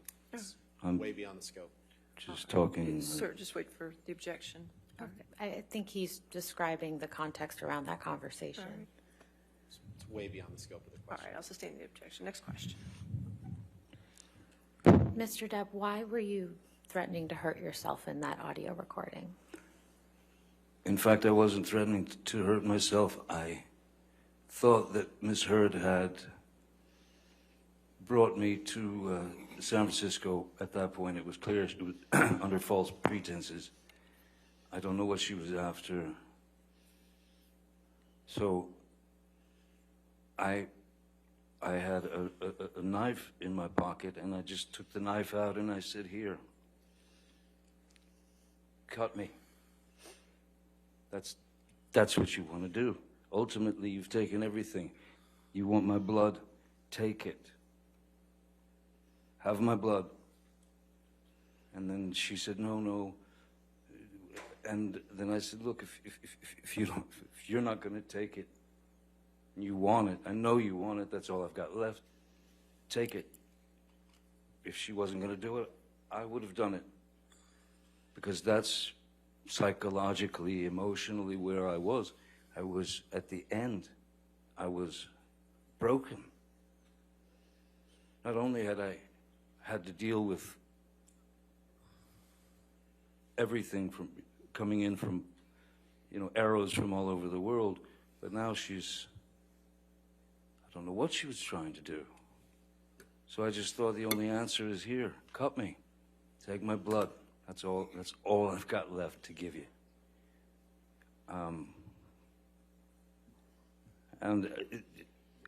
Obviously, there was no threat to Ms. Heard with that knife.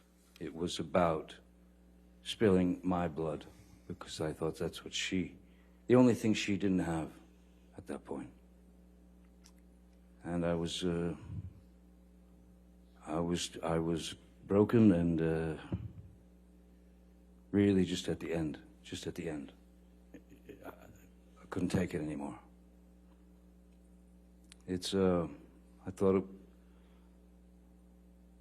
everybody, I know that that's his job, but that was quite a cruel... Objection, Your Honor. We're well beyond the All scope. right, I'll sustain the objection. Next question.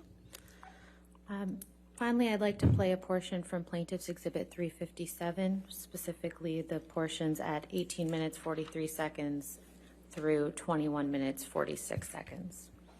357, is that correct? 357, yes. All right, so is this going to be another one where it's going to be an A, or is this going to be all that's going to be offered? Why don't we go with A to We're be going safe? with A. Okay, could you give me the numbers again, just so I have them for the record? What are you going to play? It is 357, beginning at 18 minutes 43 seconds through 21 minutes 46 seconds. All right, any objection to 357A? No, Your Honor. All right, 357A in evidence. It's been going on too long, Amber. And we just gotta stop this. Just gotta stop it. I don't know how to get my reputation back. We write a letter together. That makes Saying that we're going to take this out of the public eye, saying that we're going to try and work this out on our own, saying that the media has created such a fucking hateful storm that it's sickening, that we love each other, and that we want to make sure each other is okay. Have we had fights in the past? Have we had this or whatever? Fuck it, they already know all that shit. Don't matter. Here's the deal. no, it matters. It makes. You have no idea. Every ounce of my credibility has been taken from. And done so in a dishonest way. You know. Amber, the abuse thing is we've got to deal with that. Yeah. We've got to deal with that, don't have Amber. any way of my credit is my credibility. You know what? And why did you put that out there? I did not. You forced me. Your team forced me to by going on the offense. I didn't force you to. From the very beginning. I promise. Look up the timeline to these things. Everything is. Forget it. Forget it. You don't believe what I say. You don't believe what I say. But I did not choose this. Every step of the way has been an offense. I did not put this anywhere. I didn't. Let me talk to the fucking team. I did not call the cops. I gave them no statement. IO called the I did cops. not call the cops. You told IO to call the cops. I did not call the cops, and I did not give them any statement when they came. I've been trying to protect you. You told IO to call the cops. While it was happening? Yeah. Oh, I'm sorry, because the last time that it got crazy between us, I really did think I was going to lose my life, and I thought you would do it on accident. And I told you that. I said, oh my God, I thought the first time. Amber, I lost a fucking finger, man. Come on. I had a mineral can of mineral spirits thrown at my nose. You can please tell people that it was a fair fight and see what the jury and judge think. Tell the world, Johnny. Tell them, Johnny Depp. Johnny Depp, man, I'm a victim too of domestic violence, and Yes. I know it's a fair fight. And see how many people believe or side with you. It doesn't matter if it's a fair fight. My ass. Exactly, because you're. Mr. Depp, when did you have the conversation reflected in this recording with Ms. Heard?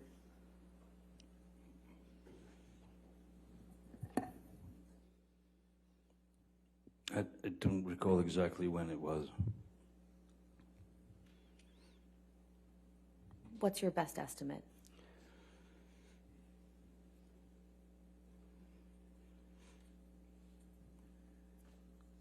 My best estimate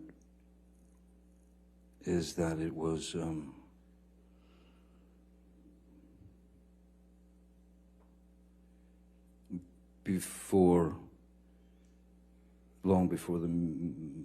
quite a while before the meeting in San Francisco in July.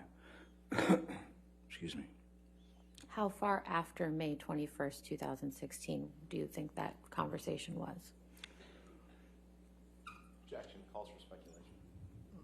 Sorry, he said he doesn't remember when it was. I'm asking for his best estimate.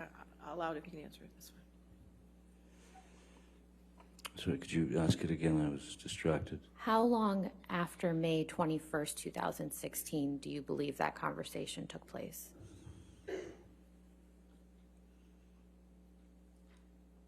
I would say that it was not too far, maybe a couple of months. It was far enough to where the world media was already bombarding me. So it was an attempt to try to make all the Objection, Your Honor, beyond scope. All right, I'll sustain the objection. Next question. What are you referring to when you said you and Miss Heard will write a letter together? I was trying to make a peaceful settlement. And what are you referring to when you say you lost a finger?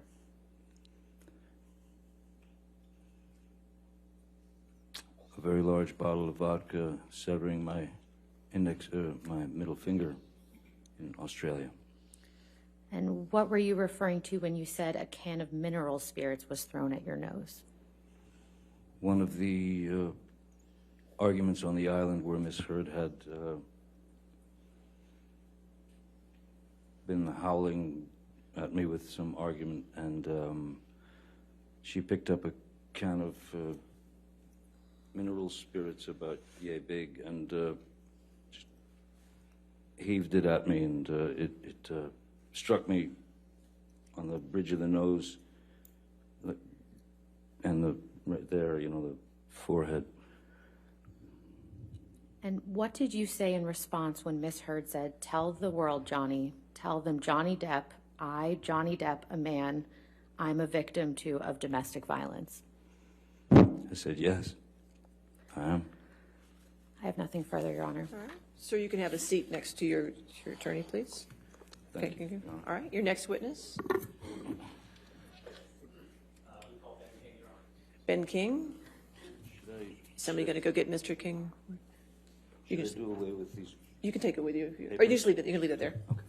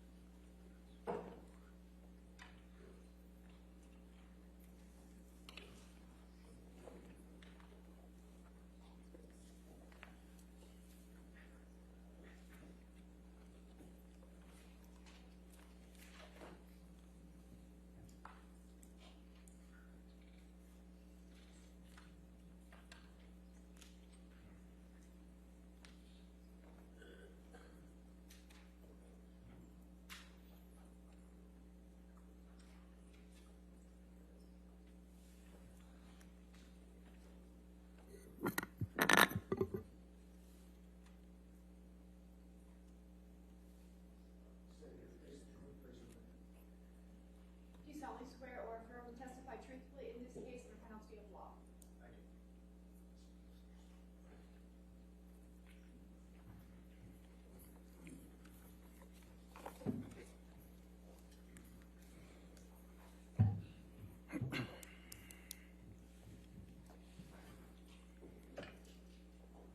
There he is, sir.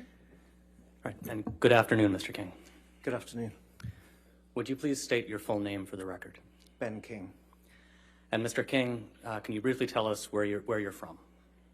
London, central London. And can you tell us a little bit about your background? What's your occupation? I'm a house manager personal assistant presently with an individual who also lives in central London. Okay. Can you lean into the microphone a little bit more? Yeah, I sure. know it's a- Sorry, here we go. Now, did you say you're a house manager? That's right, personal assistant, house manager. And can you just tell those of us in the courtroom who aren't familiar, what does that mean? I work presently for a gentleman who's in the entertainment industry, and I manage his property, a large apartment in central London, take care of the daily needs and running of that, oversight of the staff, and travelling with him when needed and things like that. And how long have you been in this occupation? Since about 1991, I started in private service, if you like, in house management, in butlering, in all that stuff. Typically based around London? Correct. I started work in London. It was my first big job at Buckingham Palace, funnily enough, for 4 years, and then I continued in different positions, full-time and self-employed, freelance capacity for many years as well. Okay. Just generally, can you tell us, and without getting into any specifics, but what type of people would you say you typically provide these services for? Generally high net worth people, individuals or families, residences. Okay. Are you familiar with the plaintiff in this case, Johnny Depp? Yes, I am. Yeah. And how are you familiar with Mr. Depp? I met and worked for Mr. Depp in 2014 and subsequently a couple of times after that. Okay. And can you briefly just explain to the jury how it came to be that you were working for Mr. Depp? Sure. Yes, at that point I was working in a freelance, self-employed capacity.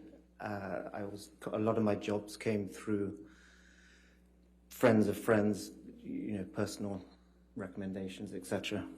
And I was asked by a friend of a friend on this occasion, would I be available, to go and manage a property where Mr. Depp was going to be staying for about a month in central London. Was I available? Would I be willing to do it? And I was available at that point, and so I said, yes, yeah, absolutely. And just to make sure we're on the same page, what time frame are we talking about here? That was August 2014. Okay. And did you, in fact, end up working for Mr. Depp in that time frame? I did, yes. Now, just to clarify, were you employed by Mr. Depp? No. So who was your employer? I was paid through a large hotel which was close by to the house, who also, they provided the housekeeper who was working with us for that month as well. So I was paid through them. Okay. Can you just generally explain to us what kind of work you were doing for Mr. Depp and Ms. Heard in this time frame? Sure, yeah, it was the setup of the house, basically. Setting up the house initially, which meant ahead of the principals arriving, which meant making sure all the linens were in place for the bedrooms. It was a sizable property, and just organizing everything ahead of their arrival. Once they arrived, it was the management of that property, the oversight of it, and the day-to-day running, some service, like butler service, and managing the housekeeper day-to-day through that whole month. And when you refer to the principals, who are you referring to? Mr. Depp and Ms. Heard. Okay. Where exactly were you working in London at this point? Just kind of describe for us the house, I guess. This was in Mayfair. It was a large townhouse in an old building, but it was very contemporary inside, modern, furnished, very modern sort of way. Quite spacious, maybe 4 or 5 bedrooms, I think. A small indoor pool, a small gym. Quite an open plan layout throughout the house. Okay. And how long were they there? For the month, essentially, yes. Okay. Can you tell us just generally what hours you would typically work in a day while you were working for them in London in this time frame? Yeah, approximately. It depended on what was going on, but I mean, generally 7 or 8 in the morning till 7 or 8 in the evening, typically. There was a chef employed as well. Russell, brilliant chef. He tended to stay after I left in the evening. He would cook dinner, serve dinner, and thankfully cleaned up after dinner, so I could leave sort of early to mid-evening, usually most days. Unless we had guests, unless there were guests or other things going on. During your time managing the house for Mr. Depp and Ms. Heard in 2014, did you have occasion to observe the interactions between Mr. Depp and Ms. Heard? Yes, absolutely. Yeah. How often? Most daily, I would say. Pretty much most days through that period. And did you yourself interact with Mr. Depp and Ms. Heard? Yes, also daily, I would say.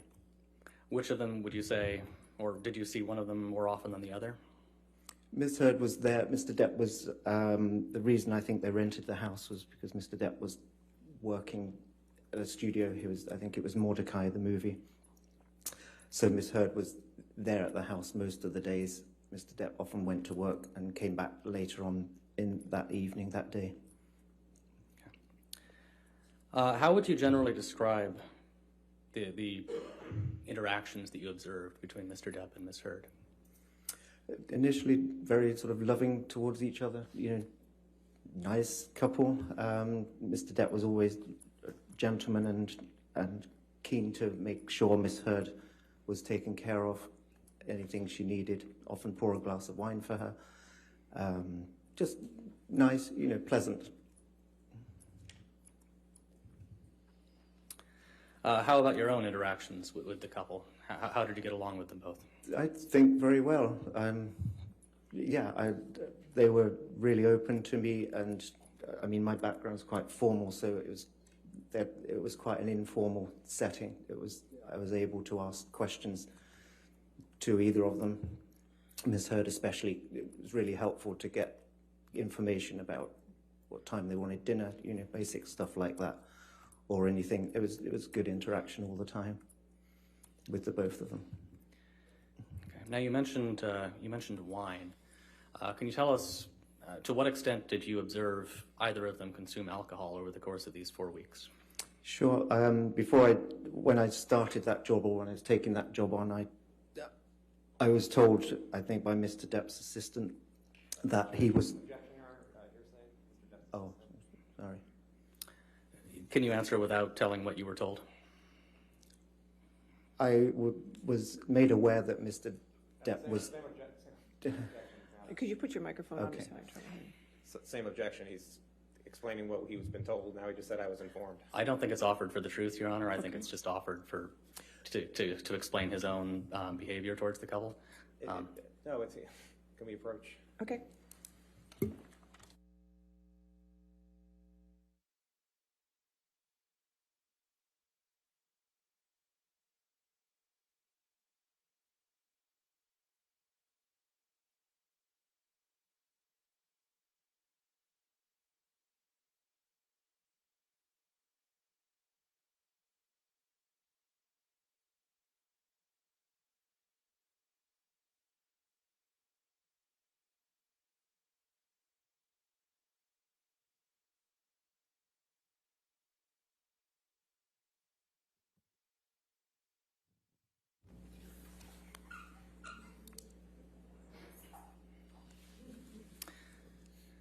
All right, so Mr. King, moving past the conversation, let's not touch on that. But just in general, can you describe the alcohol consumption that you personally observed and what you personally witnessed? Sure. I didn't see Mr. Depp consume any alcohol during that time in London. There was a large consignment of wine that had been delivered to the house at the start of the visit. Many cases that I had to find a place to store.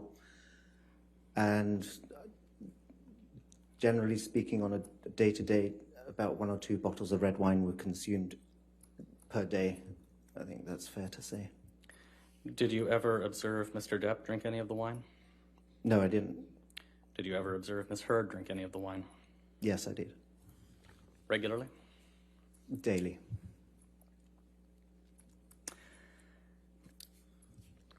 Now, I think you already testified that you observed interactions with Mr. Depp and Ms. Heard, and you generally found them to be friendly. Is that fair? Very much so, yes. Were there any exceptions to that? Towards me? I'll rephrase. Okay. Did you ever observe any arguments between the two? Yes, I did. I'll allow it, that's fine, go ahead. You can answer. Oh, yes, I did, yeah. Okay, and can you describe for us the arguments that you observed? I can describe two of them, certainly. There were a few arguments on that during that month. Well, let's just start with those two. Okay. The first one I remember was an evening. Actually, they were both the ones I recall were, and I was close to, were evenings. This first particular evening, the couple were due to go out for dinner, I guess. I know the car was waiting in the little courtyard there, ready for them to go, and security were waiting to take them. I was waiting to see them out into the car. I was at the foot of on the ground floor level, to wait to see them out, essentially. And the first thing I heard was Miss Heard shouting upstairs in the master suite where they were getting ready to leave. I heard her shout something, I don't recall what. I was in the vicinity, I wasn't really there to listen. And I heard footsteps, loud footsteps, sort of going across. There's like a corridor, if you like, at the top of those stairs that went around the master suite. Loud footsteps, and then more footsteps following, more shouting. And that sort of went on for some time. I mean, I knew that what time they needed to leave. I don't recall what time that was, but I knew they were supposed to have left already, and it went on for a bit. Do you recall how that first fight or argument resolved? No, not necessarily. I mean, I know that they left eventually, albeit late. I don't know how it really resolved, because I sort of made myself busy, but not going too far away from the door to make sure I saw them out. All right, and then what about the second argument that you mentioned? Second one, I was pretty much in the same vicinity, the same room on the ground floor. Again, the couple were in the TV room, I think, which was off the main sitting room, early evening, and I was going about my early evening duties, replenishing drinks close by, lighting the fire, lighting candles, whatever it might have been. I was close enough to hear Miss Heard say, "Why did you take your hand away from me, Johnny? Don't you love me anymore?" Like, not in a playful way, I might add. And I think he replied, "Of course I do, don't be silly." Of course I do. And it kind of launched from that point. And at one point, Mr. Depp got up and went to the bathroom or went upstairs, and I was sort of scuttling around out of the way, because I wasn't there listening. I was just there doing my stuff in and around them. Yeah, it was a strange, sort of banal way to start an argument, but... How would you describe Miss Heard's tone when she said, "Why did you take your hand away, Johnny?" Accusatory, spoilt teenage child, maybe. Is that fair? Pretty, not playfully, let's put it that way, more angrily.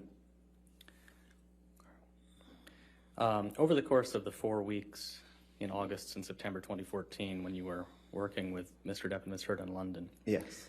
Did you ever observe any physical violence of any kind between the two of them? No, I didn't.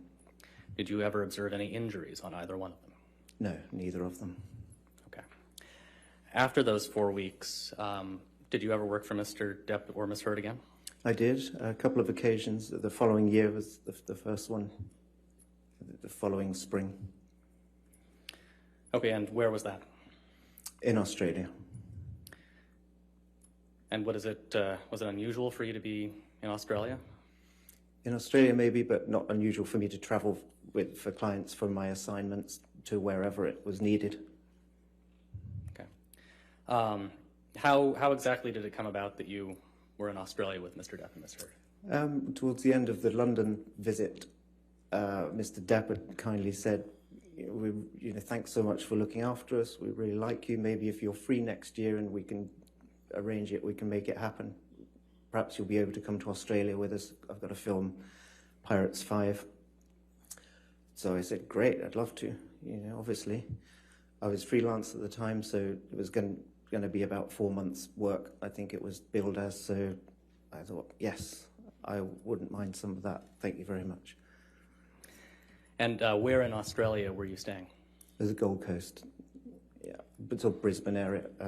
Brisbane was the main airport, so it's about an hour's drive south of Brisbane. Okay.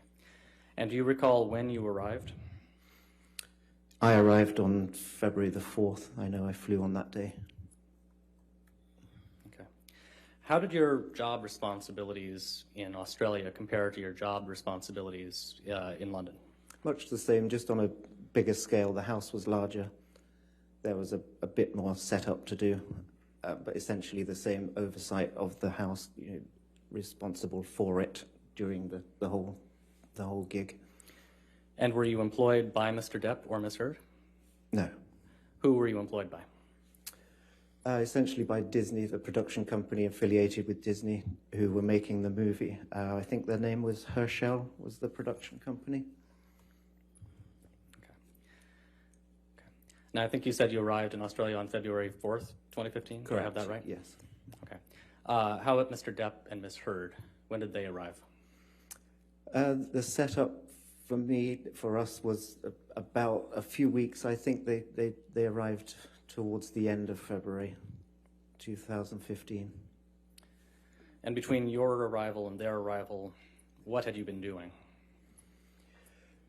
Just setting up the house. I lived on site. There was a guest house on site, a 2-bedroom, single-story guest house that I stayed in for those first couple of weeks, setting up the house and just getting everything ready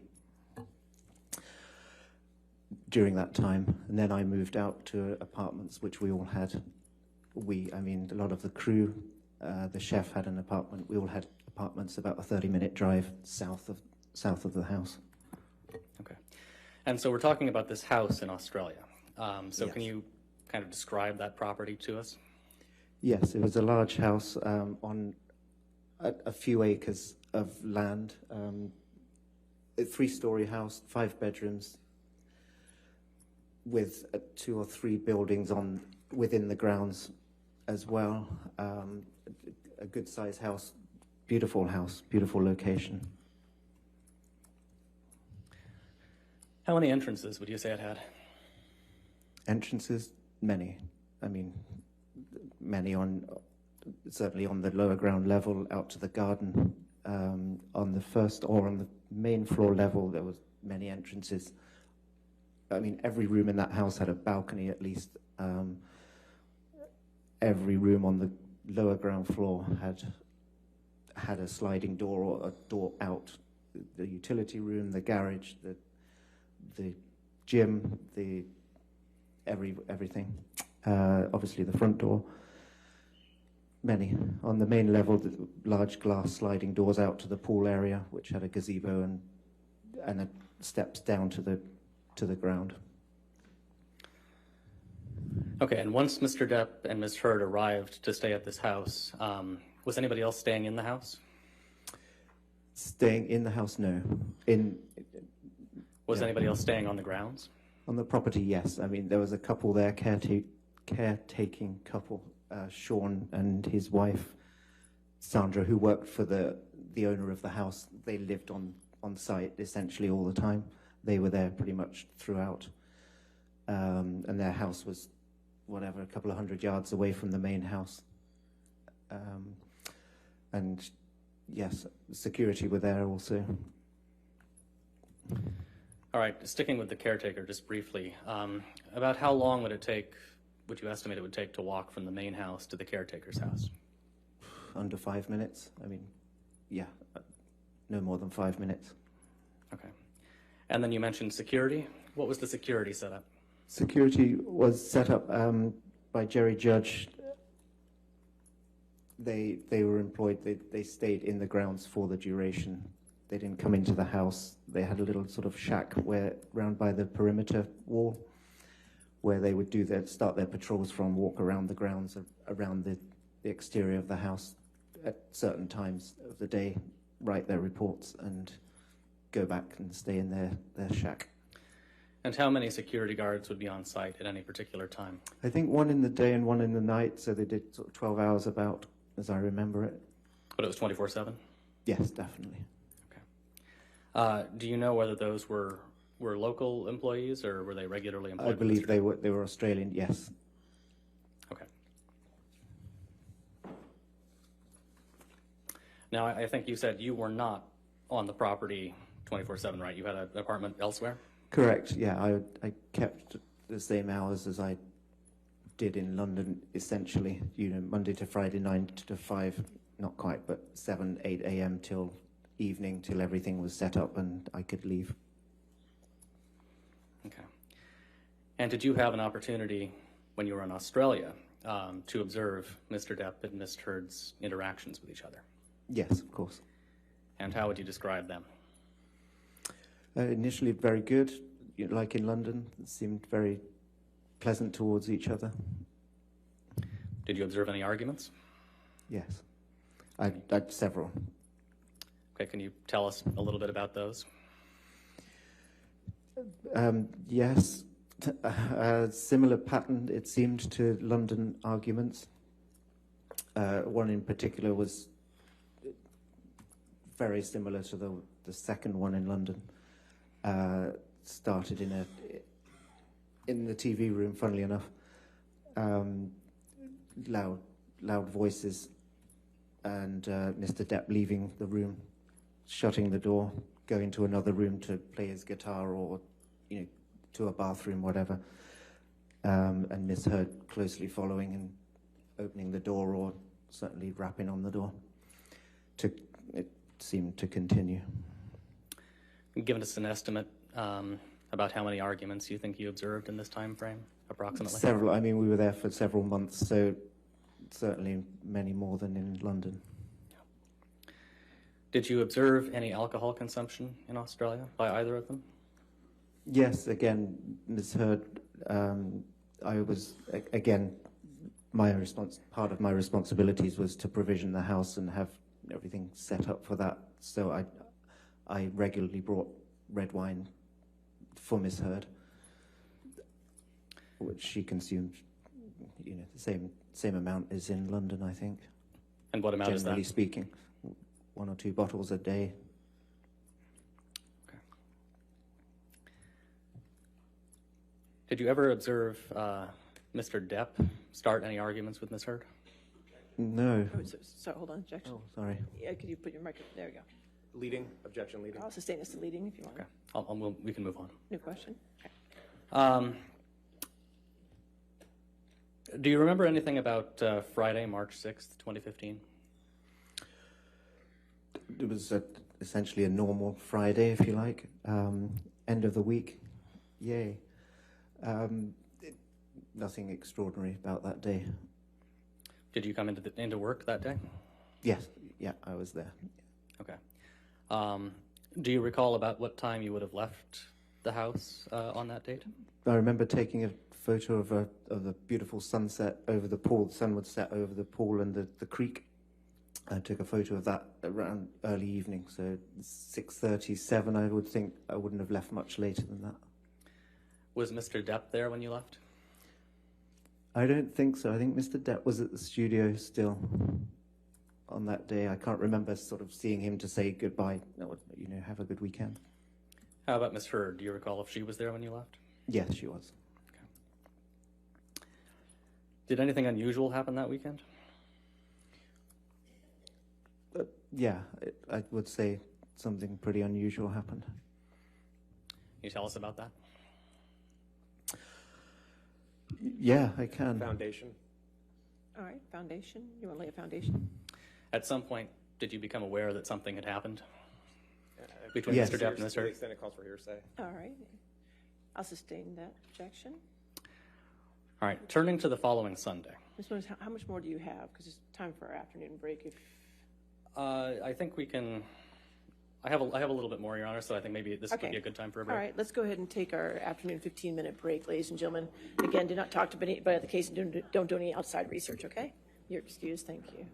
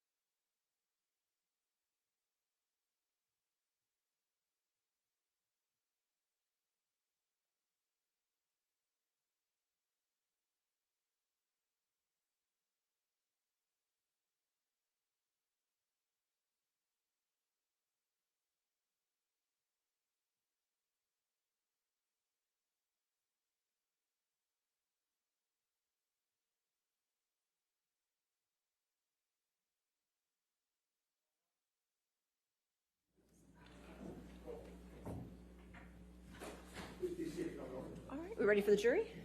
All right, thank you.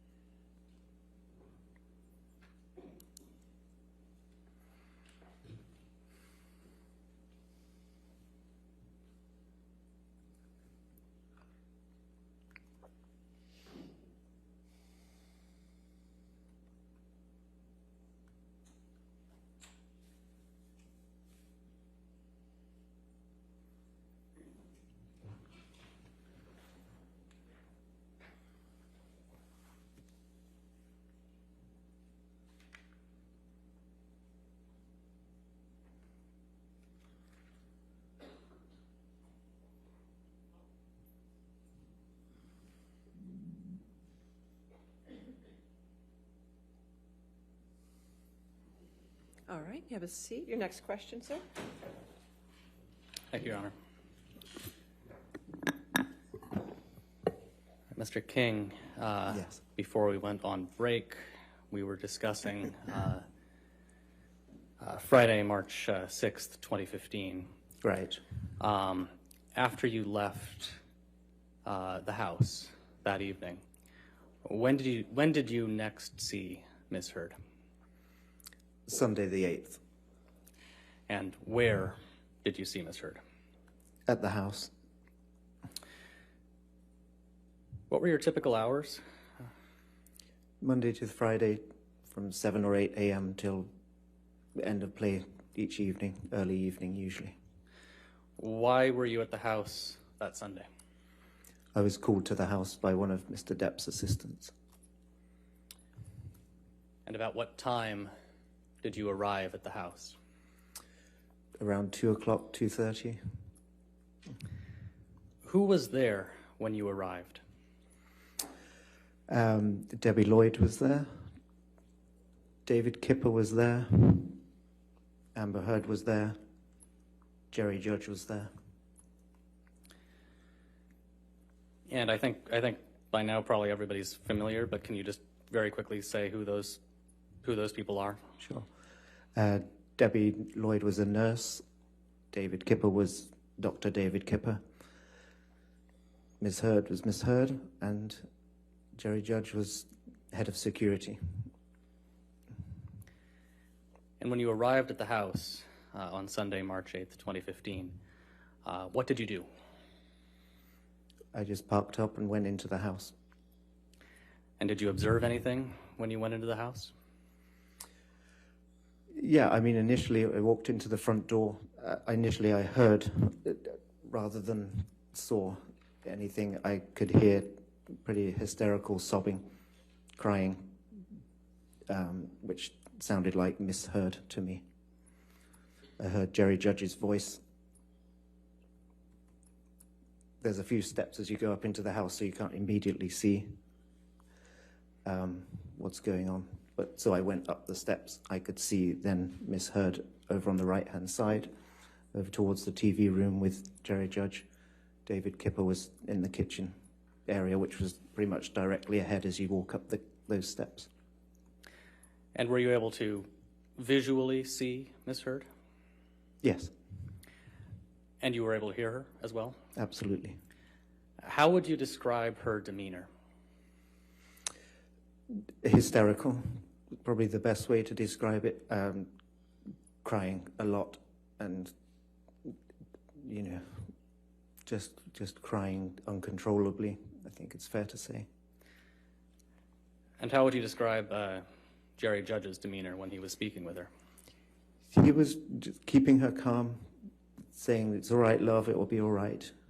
Jerry was good, like he had a big heart. Jerry, he's a good guy. He was calm. Jerry was always calm. Well, mostly. And what did you do next? I saw they were engaged across away there, so I went into the main kitchen area, which, as I said, was just directly ahead of those main steps, and spoke to David Kipper. And following that conversation, what did you do? Well, he told me that Mr. Depp had... Objection, hearsay. All right. Your Honor, it's, well, maybe we approach. Okay.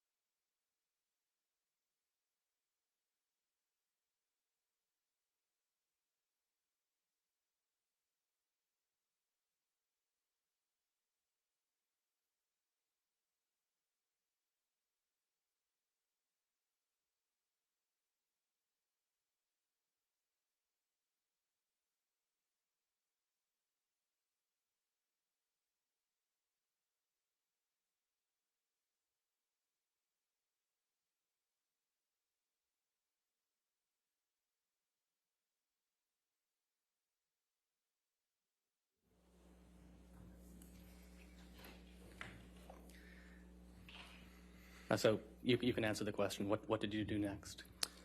So I spoke to David Kipper, who was in the kitchen area, seemingly rummaging through a bin. He said that Mr. Depp had sustained an injury to his finger, one of his fingers, and he was looking for the fingertip that it said it had been severed. And so I said, well, shall I help you? As one would. And he said, yeah, that would be a good idea. I left him in the kitchen. He said there was a lot more damage downstairs. So I went to, we split up. He left him in the kitchen. I went downstairs to search. At some point, was Mr. Depp's fingertip found? Yes, Who found it? I did. And where did you find it? Downstairs in the bar area, the games room bar area. So, can you walk us through how you found it? Yes, so I walked down the stairs. There was a bit of damage down the steps. That a big chunk had been taken out of the marble staircase.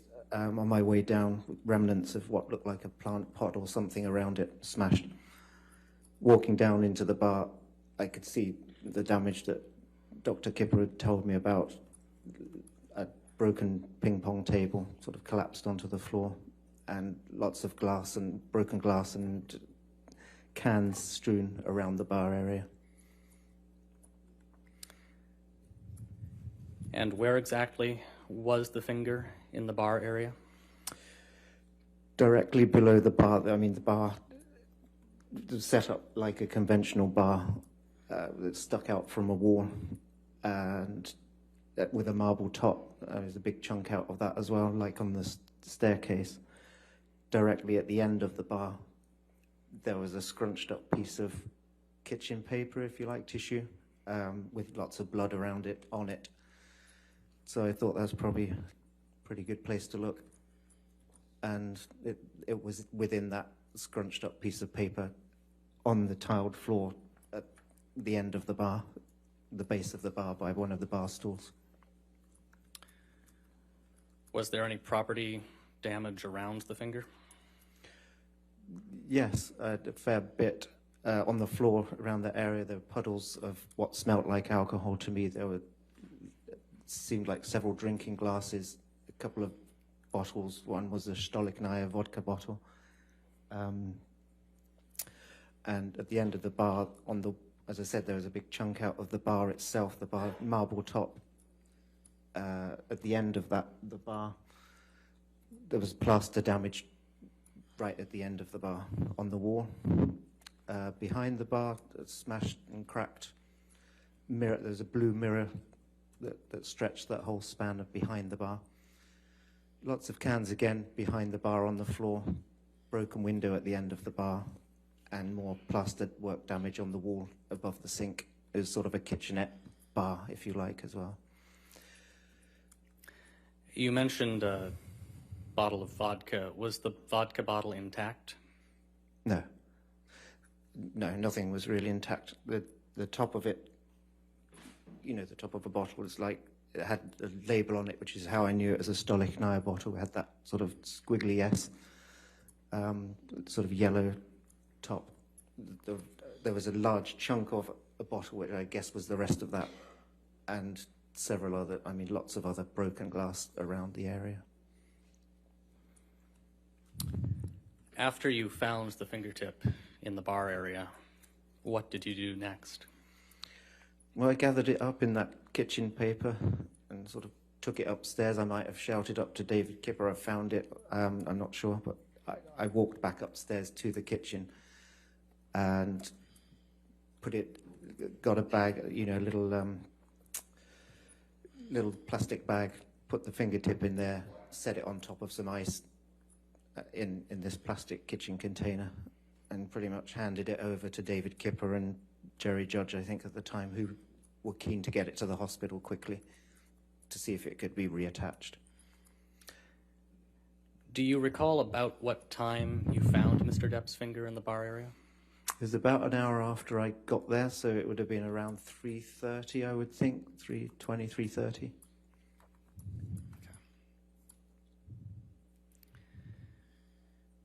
Now, you've told us a little bit about the state the house was in when you arrived. Yes. Can you generally describe for us, and maybe go level by level through the house, what damage you observed? Sure. Do you want me to start at the lower ground floor in that bar area? I've described a lot of that. Sure, that's fine. It was pretty extensive down there, all that broken glass, the blood. There were a lot of blood drips across that floor. It is a kind of cream-coloured tiled floor in that whole games area. As I said, the ping pong table was collapsed. Blood drips across the floor and around the bar. And the damage on the walls, as I said, the plaster work at the end of the bar, behind the bar, and the chunk out of the marble top. So on the ground, that was the predominant damage in that area, on that level. On the next floor, on the main floor where David Kipper was, in the kitchen itself, again, a few broken glasses and cans on the floor, soda cans behind the kitchen island, the chef's kitchen island, liquid sort of puddles. There was a sitting room with a couch on a cream-coloured couch, which had a fair amount of blood drips on the cushions, and that was obvious. The TV, which was directly in front of that wall-mounted TV, was cracked with, it seemed like remnants of a coffee cup embedded in some of it, and the rest was below, looked like coffee splattered behind and underneath the TV, and on the floor as well. Through there, we'd set up an art studio. So a lot of the art materials from that, paintbrushes, paint, various art materials were on the floor. A lot of paint on the floor. Blood drips throughout that area as well, especially over there's a vast sort of wooden parquet floor. There was a lot of oil paint and blood drips up to the staircase. In one of the bedrooms, there were two bedrooms off of the main kitchen area. One of those bedrooms had blood drips on the duvet, and a lamp had seemingly been broken. The shade was removed. There were a couple of lampshades in the art studio area on the floor. That was about the extent of the damage. Going upstairs to the next level, there was a few blood smears on the wall and on the drips of the stairs going up. Again, a cream-coloured carpet, which is not ideal. And so that's the top floor was the master bedroom, master suite floor, and two bedrooms also up there. Outside the master bedroom, there was damage to the plaster work on a pillar outside on the wall. Blood drips into the master bedroom, across the master bedroom floor. Going into the master bathroom, there was a his and hers sink and a large mirror above each of the sinks that had writing on each of them. Again, one of the bedrooms, or both of the bedrooms, I think, had blood on the duvet covers, and another lamp was broken. Mr. Depp's guitar was in one of those bedrooms, a blood-stained guitar. His iPad was standing up on one of the beds in one of those bedrooms. That's about the extent of it. That's the damage on each level, yeah. Whose job was it to clean all that up? That was mine. That was mine. My responsibility. The house was essentially my responsibility. So were you familiar with the damage generally throughout the house? I got a pretty good idea as I walked around and saw it all, yes. Did you observe any damaged phones? No. Did you observe any damage to a wall where a phone might have been ripped off the wall? No. Bleeding. Oh, Yeah. right. Yeah. Maybe the next one. Okay.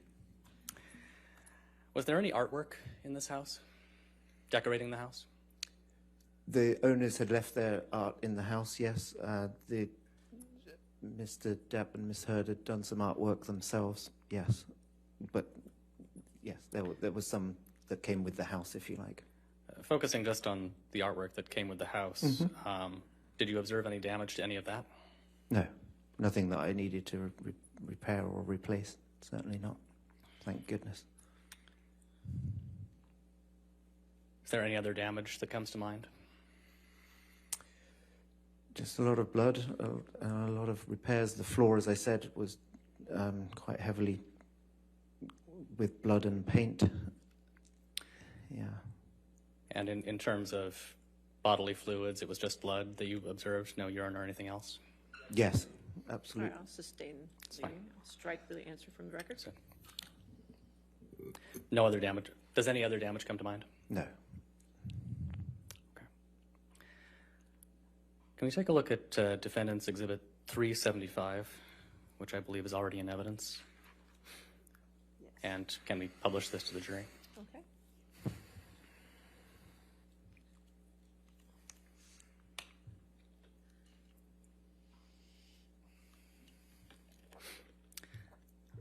Mr. King, are you familiar with the image that's on the screen in front of you?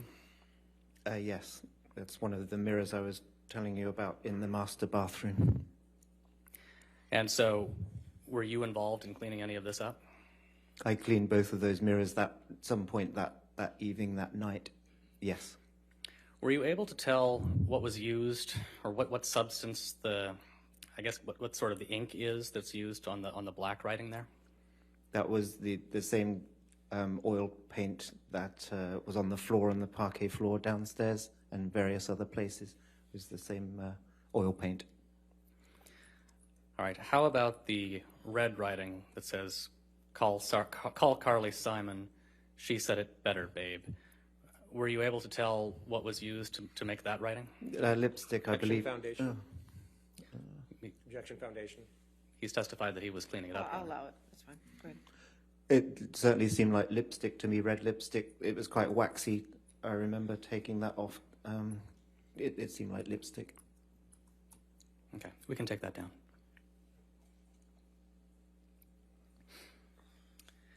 Mr. King, about how long were you at the house on that Sunday? Quite a long time. It actually went into the early hours of Monday morning, so at least I got there around 2 in the afternoon of Sunday. I don't think I left there until 2 or 3 o'clock the next morning of the 9th. Over the course of the time that you were there that day, did you have any interactions with Ms. Heard? Yes, I certainly did. Yes.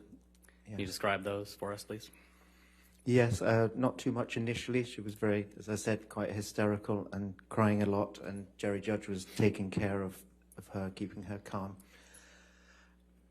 Later in the evening, it was suggested that Miss Heard go to a local hotel, to leave the house, go to a local hotel, which then became a suggestion that she go back to LA. And that's, I think, when I started interacting in terms of, at some point, I volunteered to travel with her to LA. How did Ms. Heard respond to the suggestion that she leave for Los Angeles? She was resistant to both of those suggestions, very resistant. She really didn't want to go and said, I can't leave, I can't leave. You know, it'll be the end if I leave. Those sorts of things. And so it was just, these went over a few hours. Those negotiations, if you like. And eventually, Ms. Heard agreed that I would fly with her. And did you, in fact, fly with her?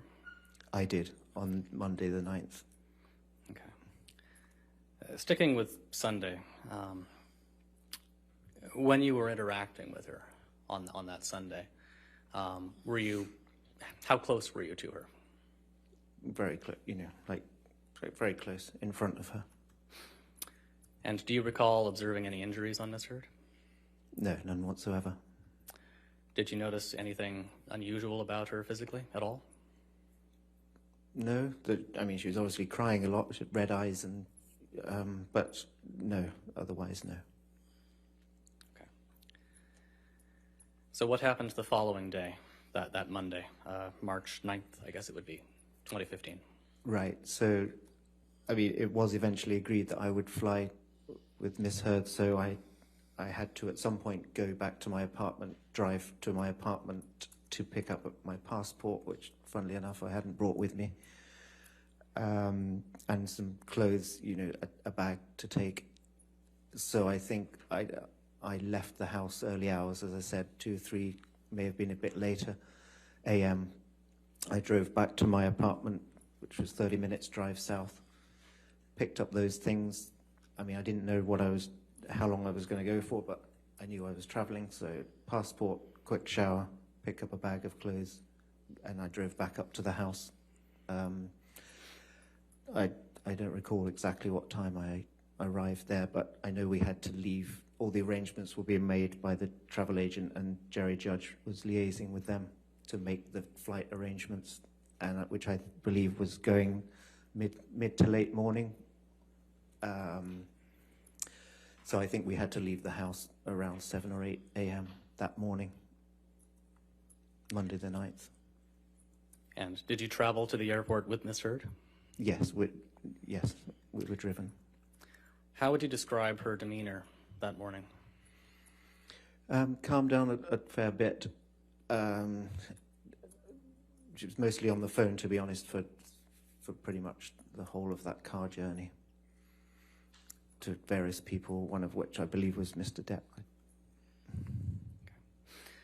Do you recall her saying anything on the ride to the airport about what had happened the night prior? Nothing really mentioned in that as way of an explanation, no. What happened when you got to the airport, if anything? We were running a bit late, but I remember that. Luckily, we were traveling first class, so the driver knew to pull up to a kind of VIP, for want of a better word, VIP check-in point. And so the car got pretty close to where the desk was. Miss Heard was still on the phone, and so we sat there for a bit with the driver, and Miss Heard was talking. I don't know who to at that point. And I was thinking, we need to make this flight actually pretty soon, because we were already running a bit late. So I decided to go in, maybe I can go in, check in our bags ahead, and then come back and get Miss Heard. She should be finished by then, which is what I did. And did you eventually get on the plane? Eventually we did. It was a close call, to be honest. Once you were on the plane, did you have any conversations with Miss Heard? Yes, I mean, not initially, but she took some time in the bathroom. She was on the phone again to the point where the cabin crew had to sort of tap on the door and say, we need to leave now. Everybody needs to sit down. And she did come to sit down, after 10 or 15 minutes in there. And so eventually, and luckily, as I said, we were flying first class, which was lovely. She was in the window seat, I think it was 1A, 1B window seat. I had the aisle seat. And finally, we could both sit down, and in way of conversation, wasn't a great deal, to be honest. I did sort of say, finally, so what happened? Obviously referring to the house. And, I mean, she didn't give much explanation, if any. She did say, Ben, have you ever been so angry with someone you just lost it with them? And I sort of said, no, actually, I'm pretty calm, even-tempered guy. But she did repeat it. She looked pretty incredulous that I hadn't, and she repeated it. You mean you've never lost it with somebody, got so angry with someone you just lost it with them? And I said, unless you count the sort of time when I was 14 years old and I hit the light switch in my bedroom because I wasn't allowed out that night or something. With a person, no, never. And that was pretty much the end of the conversation. She dropped it then. How would you describe her tone when she asked those questions of you? To me, incredulous, would be fair to say. Surprised that I hadn't lost it with somebody.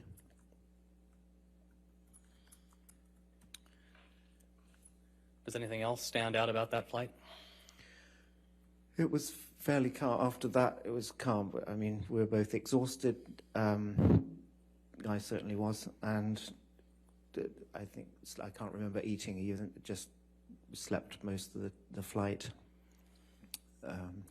until obviously we landed, or were close to landing. At any point, did you observe anything about Miss Heard physically on that flight? Yes, I did.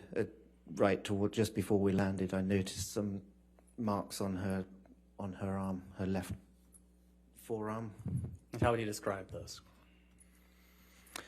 Long, kind of uniform, evenly spaced, sort of long, thin marks.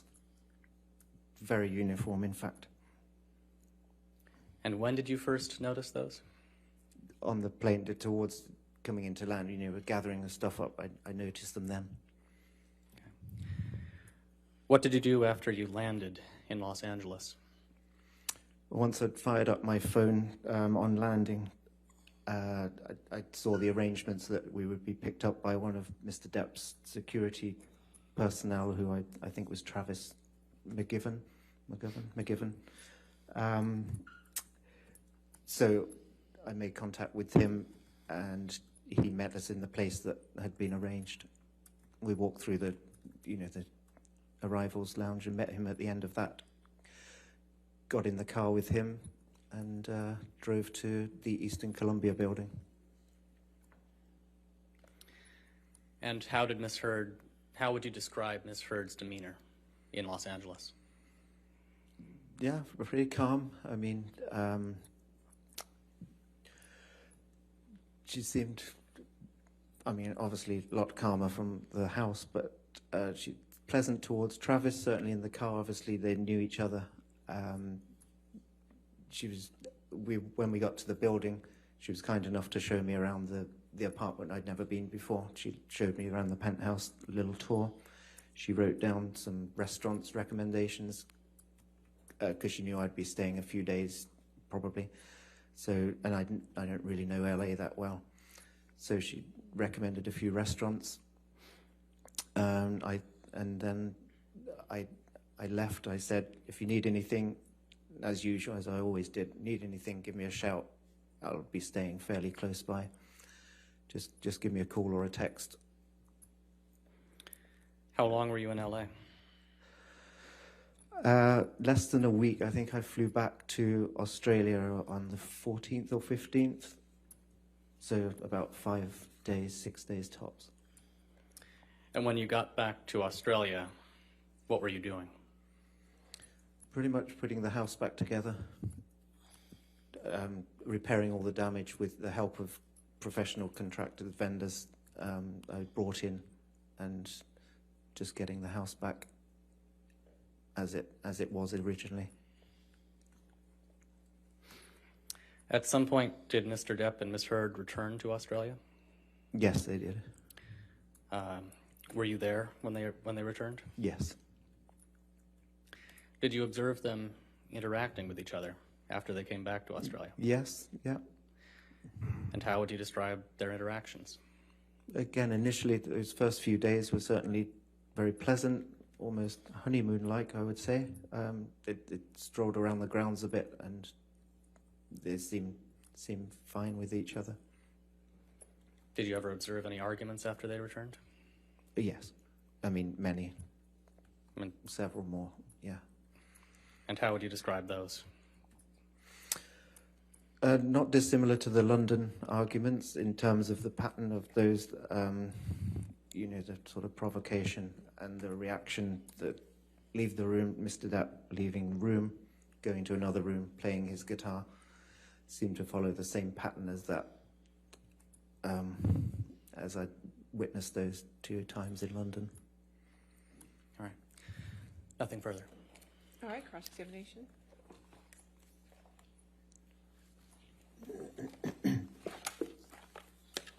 Good afternoon.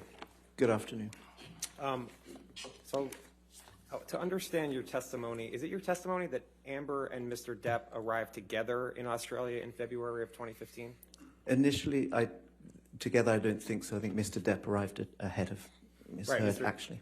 Mr. Depp arrived first, I correct? think so, yeah. And isn't it true that Ms. Heard, Amber didn't arrive until March 5th, 2015 to Australia? I can't remember the date she arrived, to be honest. But she could have arrived March 5th, 2015. Isn't that true? Objection, foundation, speculation. I'll allow it if you can answer it. Sorry, what was the question? Ms. Heard could have arrived on March 5th, 2015, correct? It's possible, I suppose. And isn't it true then that you didn't see any arguments between Ms. Heard and Mr. Depp before the injury that occurred to Mr. Depp's finger in Australia? I saw them argue. You saw them argue when they came back, when they came back in April, correct? I certainly saw them argue in April and through most of the months they were there, yes. But you don't remember, you can't recall any arguments in February or March of 2015 between Ms. Heard and Mr. Depp, correct? Specific days? Not necessarily, no. Right, so that you don't know, you can't say that there were any arguments before you came to the house on March 8th, 2015, correct? I think there were. I mean, excuse me, say that again? I think there were. But you don't even know when she arrived, correct? Specifically, the day, not necessarily, no. Okay. And you said when you arrived at the house on March 8th, when you eventually found the finger, it was wrapped in paper, is that right? Wrapped, I mean, it was loosely wrapped. The paper was opened by that point. The blood had dried up and it was sitting in the sort of nest of this paper, yes. So like someone had put the finger in a piece of paper? I don't know. I mean, it was in that piece of paper. It was in a piece of paper, okay. So, but again, like someone had wrapped it up, is that right? I don't know. It was within that scrunched up piece of paper, kitchen paper, tissue. So it was in kitchen paper, is that right? Or tissue paper. It was white with a lot of blood on it. So like a paper towel? Like a piece of kitchen towel. When you say kitchen towel, our language is made, even though we both speak English, I may stay a little different. It's like a paper towel? Yeah, like kitchen paper, kitchen towel. Yes, okay. Like a tissue. And was there that sort of paper towel in the kitchen at the house at the time? Yes, in both areas, the kitchen and the bar. Okay. You said you were in Australia starting in February of 2015, correct? Correct. I arrived on the 4th of February. And Mr. Depp arrived sometime after that, is that right? Correct. Okay. Did you see Marilyn Manson while you were there? No, I didn't. You don't know if Mr. Depp was with Marilyn Manson in late February, early March 2015? Objection, foundation, speculation, relevance. I'm just asking if he saw, he said he saw him every day, so I was asking if he saw. I'll allow the question if you can answer it, that's fine. Marilyn Manson didn't come to the house. I didn't see him at any point. Do you know if Mr. Depp left to be with Marilyn Manson? I don't know. I didn't always know where he was going. If he went out, it was either to work or the security would go with. I wouldn't generally go. In fact, I don't think I went out with him at all in Australia. And you didn't go out with Mr. Depp at all when he was in Australia, correct? I don't recall it. I saw him on set once or twice, yeah. So you don't know what Mr. Depp was doing in Australia unless you saw him at the house or on set, is that right? I saw him at the house, yes, every day. But you don't know what Mr. Depp was doing when he left the house, correct? Generally going to work on Pirates of the Caribbean 5 filming, yes. But were you with him? No, but the security with him, and I had to liaise with him for when he would go and when he would come back for the driver, etc. But you weren't there when Mr. Depp left the house, correct? Generally, I didn't leave the house with Mr. Depp on those days, no. And I just want to be clear. There were two kind of periods that Mr. Depp was in Australia in 2015, right? Sorry, say again. Mr. Depp was in Australia from sometime in February 2015 until about March 8th, March 9th, when he injured his finger, is that right? Correct, yeah. And then Mr. Depp left Australia too, correct? At some point he flew to LA, yes. And then Mr. Depp returned to Australia on April 21st, right? Okay, that sounds about that time. I don't know the specific date, I don't recall. And the filming of Pirates of the Caribbean 5 continued filming on April 21st, right? Objection, foundation, speculation. I didn't sorry. There's objection. You recall testifying to that in the UK? I'll open the objection if you can answer it. That the filming of Pirates of the Caribbean 5 continued filming on April 21st, 2015. I wasn't involved in the filming schedule. I didn't know when it resumed, to be honest. I knew Mr. Depp would come back to resume filming, for sure. You didn't live with Mr. Depp in his house in Australia, correct? Live with? No, I wasn't resident there.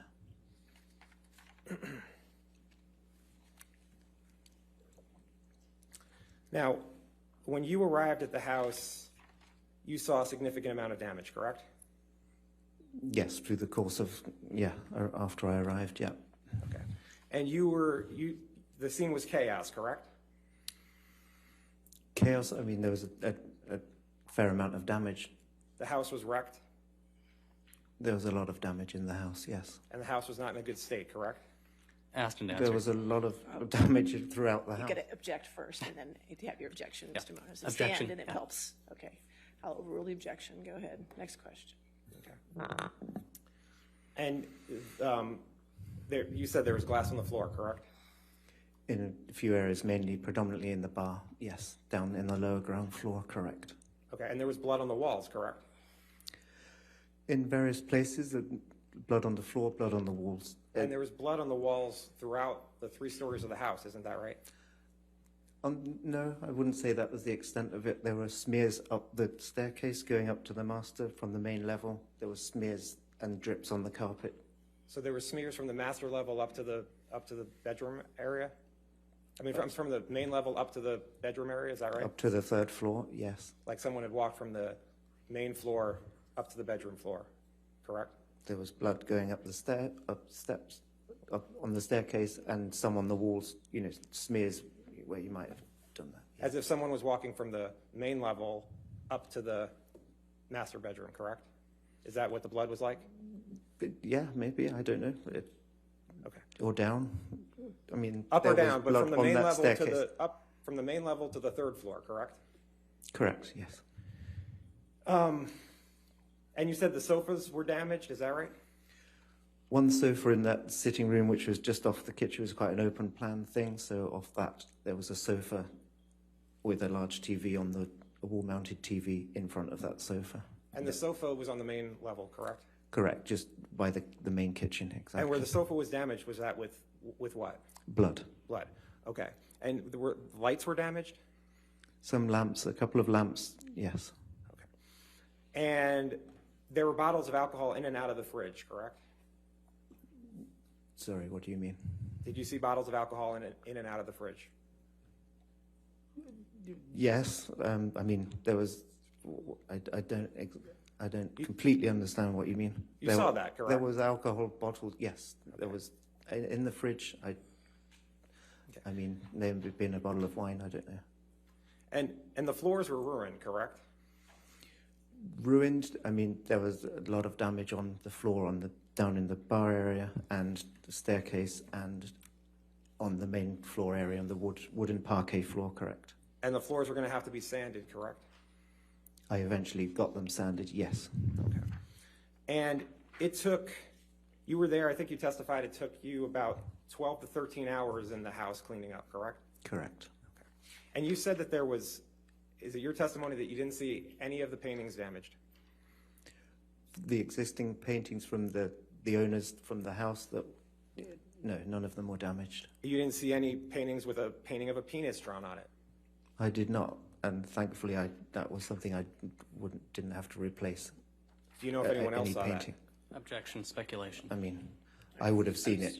When there's objection, Mr. King, you I'm just so need to sorry. stop. That's all I'm right. sorry. All right, if you stand, we can see you better when you do that. Understood. Okay, I'll sustain the objection. Next question. Okay.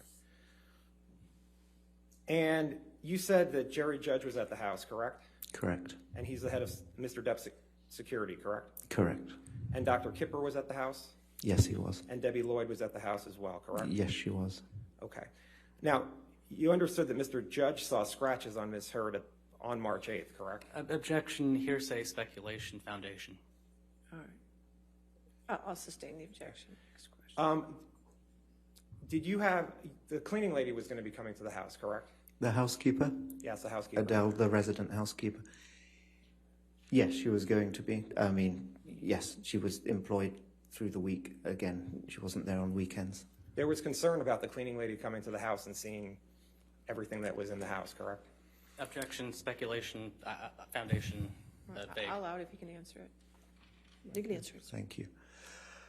Concern, sorry. what There do was you- concern about the cleaning lady coming to the house and seeing all the damage that had been done, correct? I know that when I left to fly to LA with Miss Heard, I told both the chef and the housekeeper they didn't need to be coming to the house because Miss Heard, essentially the principals weren't there. Mr. Depp wasn't there. Miss Heard was obviously with me at that point. So I said they didn't need to come to the house. Isn't it true that you told Mr. Judge that you thought you could get the cleaning lady to swear to silence about what the house looked like? Objection, hearsay. It's his own statement. His own statement. I'll allow it. Isn't it true that you told Mr. Judge that you thought you could get the cleaning lady to swear to silence about what the house looked like? I think I probably made a comment about, I should just come back and deal with this myself, if that's what you mean, and just get cleaned up. And make sure that she wouldn't say anything, correct? I don't know. I trusted her and the chef anyway. They were good team members. As the house manager, part of your job is you said you worked with high-profile people, correct? High profile, high net worth, I think is what I actually said. Would you agree that one part of your job is to keep things discreet for your clients? Of course, it's part of my job. Trust and discretion, yeah. And Mr. Depp was your client, right? I'd worked on an assignment on those occasions, yes. But I was self-employed at the time, yeah. But in March 8th, 2015 in Australia, Mr. Depp was your client, correct? Correct, essentially, yeah. And Miss Heard, both of them the principals. Who paid? And do you know who paid for your services? As I said before, I was paid through Disney, who were making the Pirates of the Caribbean their production company, which I believe was called Herschel. Okay. And can we put up Defendant's Exhibit 377, which is already in evidence? All right.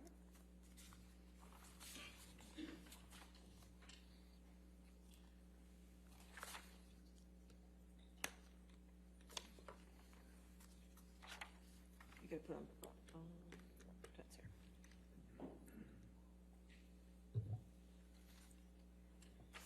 Mr. King, do you see Defendant's Exhibit 377 in front of you? I do, yes. And do you recognize this as a lampshade that was in the house in Australia on March 8th, 2015? Yes, it was, I believe, one of the lampshades that was missing from one of the lamps. Okay. And did you see this painting on the lampshade? I did, yeah. It was part of my walk around to see what... And what floor was the lampshade on? This was on where the art studio was, on that main level. Yeah, so on the main level, okay. Yes. Excuse me. And did you notice it was dark paint that was on the lampshade? It certainly looked like it, yes. Okay. And did you take this picture? I believe I did. Okay. Yeah, without seeing the metadata. Okay. And can we put up Defendant's Exhibit 374, please?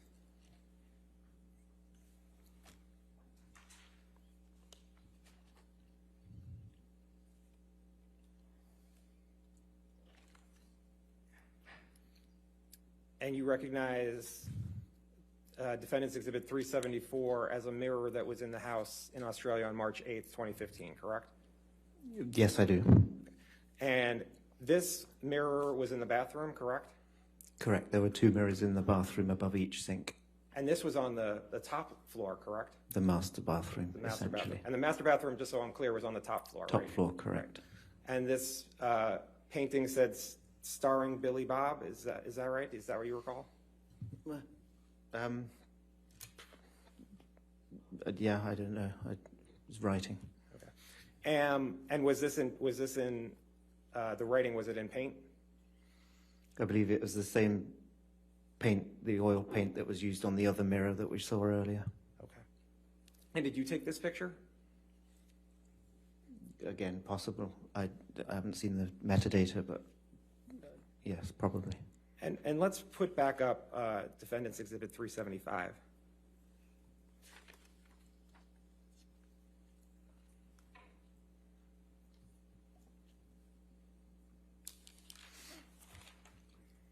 this writing was also in the master bathroom, correct? Correct, yeah. Okay.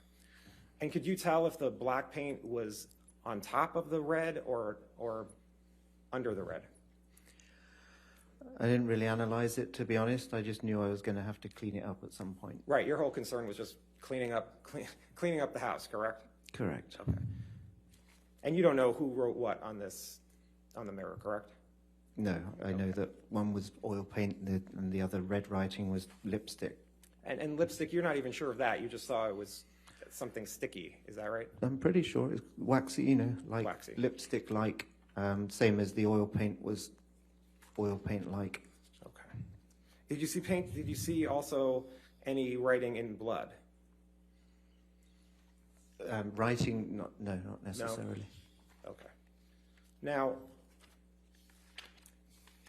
did you help when Miss Heard was leaving to go back to L.A.? You were with her, correct? Correct. Did you help her pack? I think I may have done at that point. Yes, I think I did. Did you see weren't Miss Heard's clothes ruined? I didn't see any ruined clothes. There wasn't paint on her clothes? Not that I could see. Not so much. Yeah, not at that point of packing. I mean. There was paint in the tub, correct? Say again, sorry. There was paint in the tub in the bathroom, correct? I don't recall that. You don't recall one way or the other? I don't recall being paint in the tub. And it's your testimony that there was no paint or blood on Miss Heard's clothes? Is that what you're saying? Asked and I answered. don't. I'll allow. Okay. Now, you said you were in charge of the cleanup, correct? Yes, it was my responsibility. The house was. And you were working with Mr. Judge and cleaning up the house, is that right?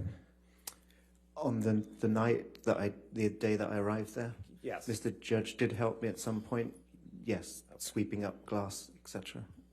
And was there photos taken of more than the three pictures you've been shown? Photos of the house. By whom? Did you take any pictures of the house? I took a few, yeah, I mean, yes.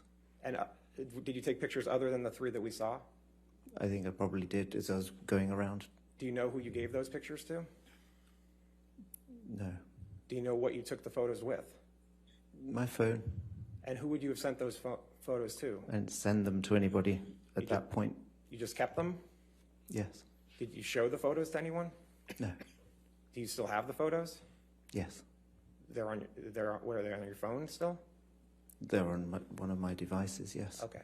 Did you take a photo of the vodka bottle that you said was broken? Yes. And you have that photo? Yes. Okay, and you didn't give that to anybody? There are a fair few photos. I can show it to you now if you want. How many photos did you have on your phone? I don't remember the number, but probably more than 10. Did anyone ever ask you for the photos?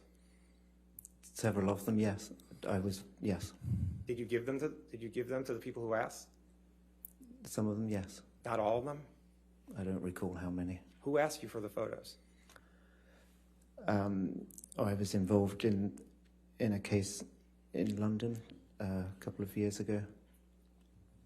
Did you give the photo of the vodka bottle to the people that you were involved in the case in London? Objection, relevance, Your Honor. Overruled, I'll allow it. Say again, sorry. Did you give a photo of the vodka bottle to the people you were working with in London? I don't recall which photos I gave them to. So did you take photos of the walls? The walls, certainly the smears of the blood and the damage, the plaster damage, yes. You took photos of the walls with blood on it, is that right? Yes. And you took photos of the plaster, right, that was damaged? At the end of the bar and in the bar, behind the bar, by the sink, yes. And did you take photos of the ping pong table that you said was broken? Yes, as part of the bar area, I'm sure. Did you take photos of, there was a glass table that was broken too, correct? A glass table? I don't recall a glass table. Okay. Did you take photos of all the damage that was around the house? Probably most of it, yes. Okay. And the only time you gave those photos to anyone, you're saying, was in the UK case a couple years back? I'd never shared them with anybody else, yes. Okay.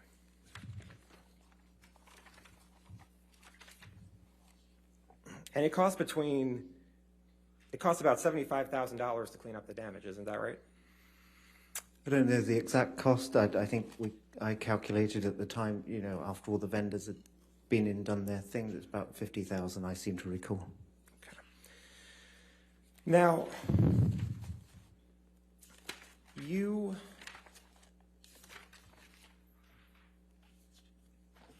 said you flew back to Australia with Ms. Heard, correct? I didn't fly back with Ms. I mean, Heard. flew back to LA from Australia, thank you, with Ms. Heard, correct? Correct. Okay.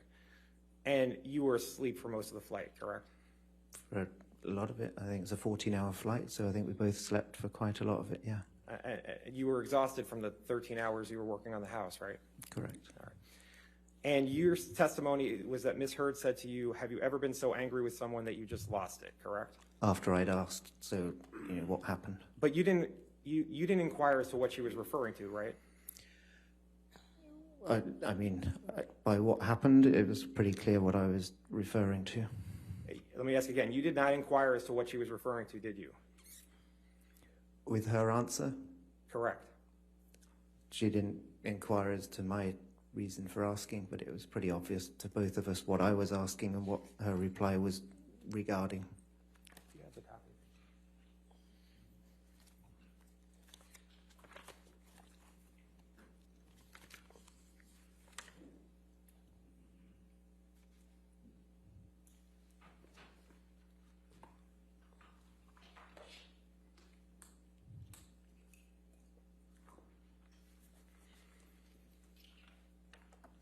Yes, that's fine, sir. Thank you.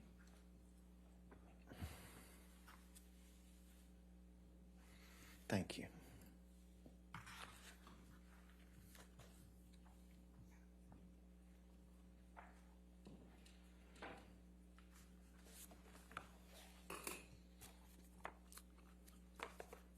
Now, Mr. King, you testified on behalf of Mr. Depp in the UK, correct? Correct. Okay. And you provided 2 witness statements, correct? Correct. And then you provided testimony in court, correct? Correct. Okay. And if you take a look at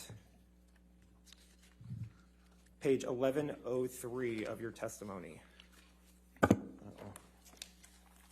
you see how the pages go in 4s? Yeah. No.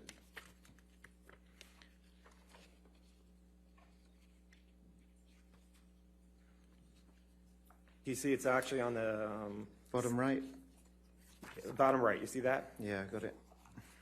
And if you actually look at, you see starting at the bottom of 1102, this was a statement when you said you did not, you say, Ms. Heard asked you, have you ever been so angry with anyone that you lost it? Your answer, that's correct.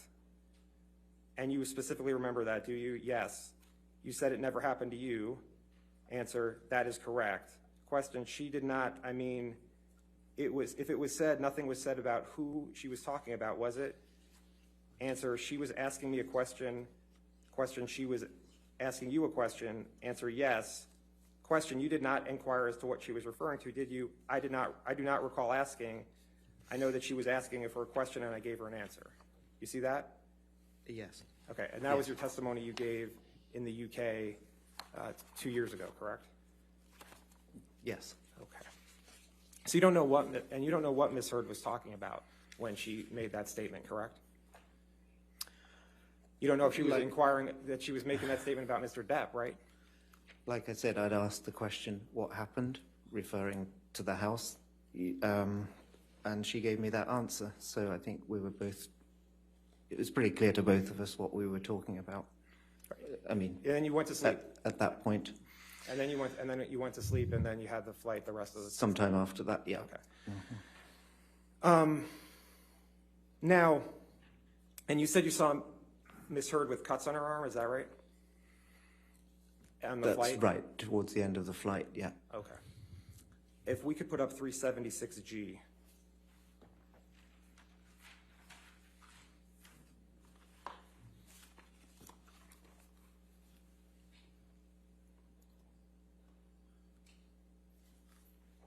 Do you recognize this picture?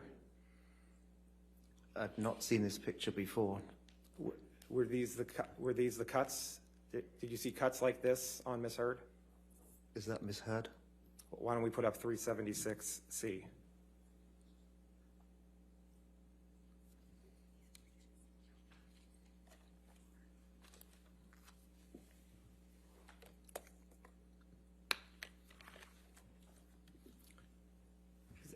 Do you recognize the person in that picture? That's misheard.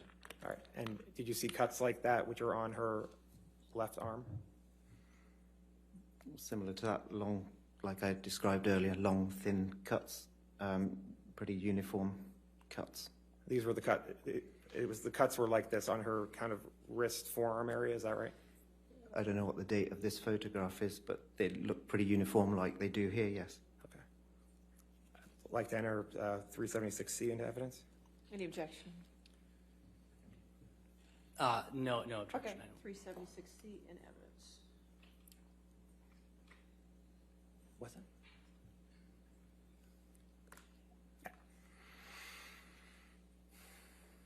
No, you can't change it. And can we put back up 376G?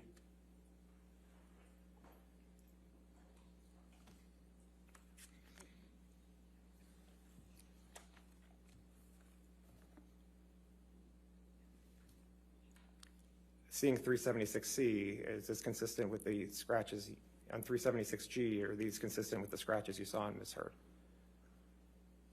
I don't see a date. Is that the same time? Is that the same date? Hold on. I mean, my these question is, are the scratches similar to what you saw in Ms. Heard? These are uniform, kind of long, thin scratches, yes. I'd like to enter scratches. 376G into evidence. Any objection? I mean, foundation, he hasn't authenticated the document through this witness. I mean, I'm just asking if the pictures are consistent with I'll what he's... allow it 376G in evidence. And can you publish it, please? It is. Thank you.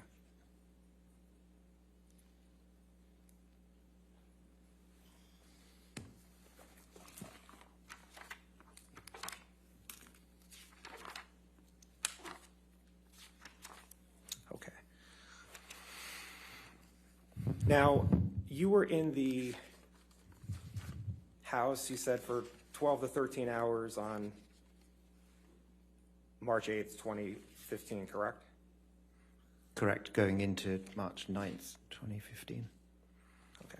And you spoke to Mr. Judge when you were in the house, correct? Interaction with Mr. Judge, yes. And you had interaction with Dr. Kipper when you were in the house, correct? Correct. And you had interaction with Debbie Lloyd when you were in the house, correct? Yes, briefly. Okay.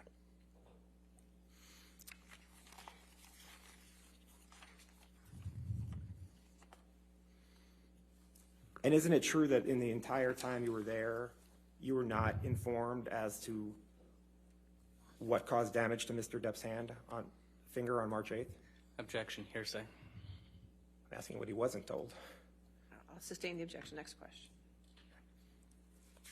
You didn't know what could cause damage to Mr. Depp's hand while you were there on March 8th, correct? Dr. Kipper told me he'd sustained an injury on one of his fingers. Objection, hearsay. Wait, you asked the question. Oh, Next question. okay. You said he sustained an injury to his finger, Yes, but you don't know what caused the injury to his finger. one of correct? his fingers. But you don't know you don't know how his finger was injured, I correct? don't think anybody mentioned it to me at that time. Right. No one mentioned it to you at that time, correct? I don't Same re- objection, Your Honor, recall. hearsay. Sorry, I'll allow it. Next question. He answered it. Now, you understand that there was a phone in the house that was recording during the cleanup, correct? Sorry, I didn't hear all of that. Did you come to understand that there was a phone in the house that was recording as people were cleaning up? At that time, no. But you now know that there was a phone that was recording people as they were cleaning up, correct? Objection, foundation, hearsay. I'm not asking for particular statements. That's fine. I'll allow it if he knows. I believe that came up somewhere later on. At that time, I wasn't aware, but I believe I became aware of it later, yes. Okay. I would like to put up Defendant's 378. It's a recording, and I want to play a couple of times. 12:07 through 13:19. Is that the only segment you wish to have? And then I would also I'd also like to play 1951 through 21:38. And is this going to be used again, or is this? I think it would be A. Okay, 378A. Any objection to 378A? Yes, Your Honor, we do have an objection. I believe this is a recording that has the voices of people other than Ms. Hurd and Mr. Depp, and on that basis, it's hearsay. Okay. Unless I'm incorrect about which document we're talking about. Can we Sure.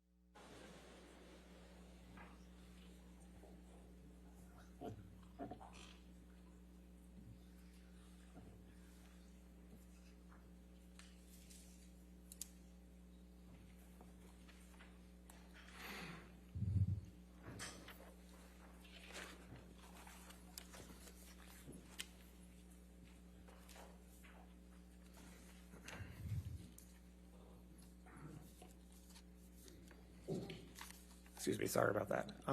Going back to the photos that you took for a moment of that damage in the house, you recall giving that testimony? Yes. Okay. Did Mr. Depp ask you for the photos? No. Did you give the photos to counsel for Mr. Depp?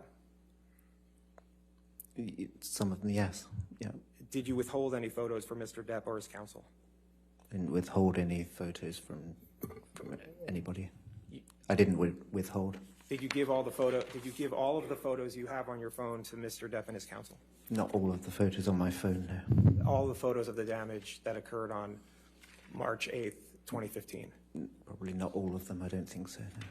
You didn't give them all. You didn't give them all to Mr. Depp and his counsel. I don't believe I gave all of the photos. Why not? Because there are a decent amount of them. I mean. So you picked and chose what photos you were going to give to Mr. Depp and his counsel? I gave an amount of photos to them. Do you know how many photos you gave to Mr. Depp and his counsel? I don't know precisely, no. Okay. Could you give an estimate as to how many photos you gave? I really can't. No, an amount. I don't recall how many. More than 3? Yes. More than 10? Possibly more than 10. Yeah, maybe. Between 10 and 20? Objection. Possible. Speculation. I mean, Hasn't been answered. Overruled, I'll allow it. Do you know? Sorry, she overruled you. Oh, okay. Possibly more than 10. Yeah. But somewhere between 10 and 20, is that right? Possibly. I honestly don't know. Could it be more than 20? I don't think so. Did Mr. Depp's counsel ask for all the photos? I don't recall. You don't recall one way or the other what they asked for? I gave them some photos. I don't recall how many or how many were asked for, requested. And those were requested in 2020? Correct. Prior to the UK that, yes. trial. Did they ask for them in this case? I believe I supplied some for this case also, yeah. You supplied photos for this case to Mr. Depp's counsel? I believe I did. Okay. And was that about the between 10 and 20 photos that you're talking about? I don't remember how many for this. But it was the same amount of photos that you gave to the Mr. Depp's counsel in the UK? I don't know if it was the same amount. I don't recall. Did Mr. Depp's counsel in this case ask for all the photos you had of the damage of March 8th, 2015? All of the photos? I don't think they requested all of the photos. They didn't ask for all the photos you had of that damage? I don't know if they requested them all. Okay. Was it Mr. Waldman who asked you for the photos? Originally, I don't remember who called it. Shillings were the... Did Mr. Waldman ever ask you for the photos? I don't know if he asked me specifically. If he was part of that team, I assume so. And you spoke to Mr. Waldman, is that right? I did a couple of years ago, yeah. Okay, and he was part of the team that was asking for the evidence you had of what occurred in Australia in 2015, is that right? He was part of that team, as I understood it, yeah. Okay, and as part of that team, he and others were asking for photos from Australia from March 8th, 2015, is that right? They requested them at some point, some of them. And you provided, and that's when you provided the 10 to 20 photos, is that right? The photos, correct. Okay, and then was there a separate counsel that asked you for the photos in this case? Yes. There was? Yeah, I mean, it was essentially the same. Who was it that asked you for photos in this case? I don't recall a name specifically. Was it a man or a woman? I just, part of the team, I don't recall. Okay. And when did they make that request? When? I don't know a date. I don't know specifically. You know what year? This year, last year? I mean, prior to this, obviously. So it could have been in 2022 that they asked you for the photos? I think it was prior to that. I don't recall. So maybe late 2021 or early 2022, is that what you're saying? Honestly, don't recall which part of the year. But it's either 2021 or 2022, is that right? I would imagine that's probably correct. Okay. And you gave them all, you gave them some of the photos you had? As I just said, yes. Okay, but not all of them? Correct.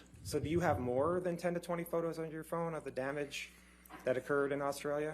Again, I don't recall the amount.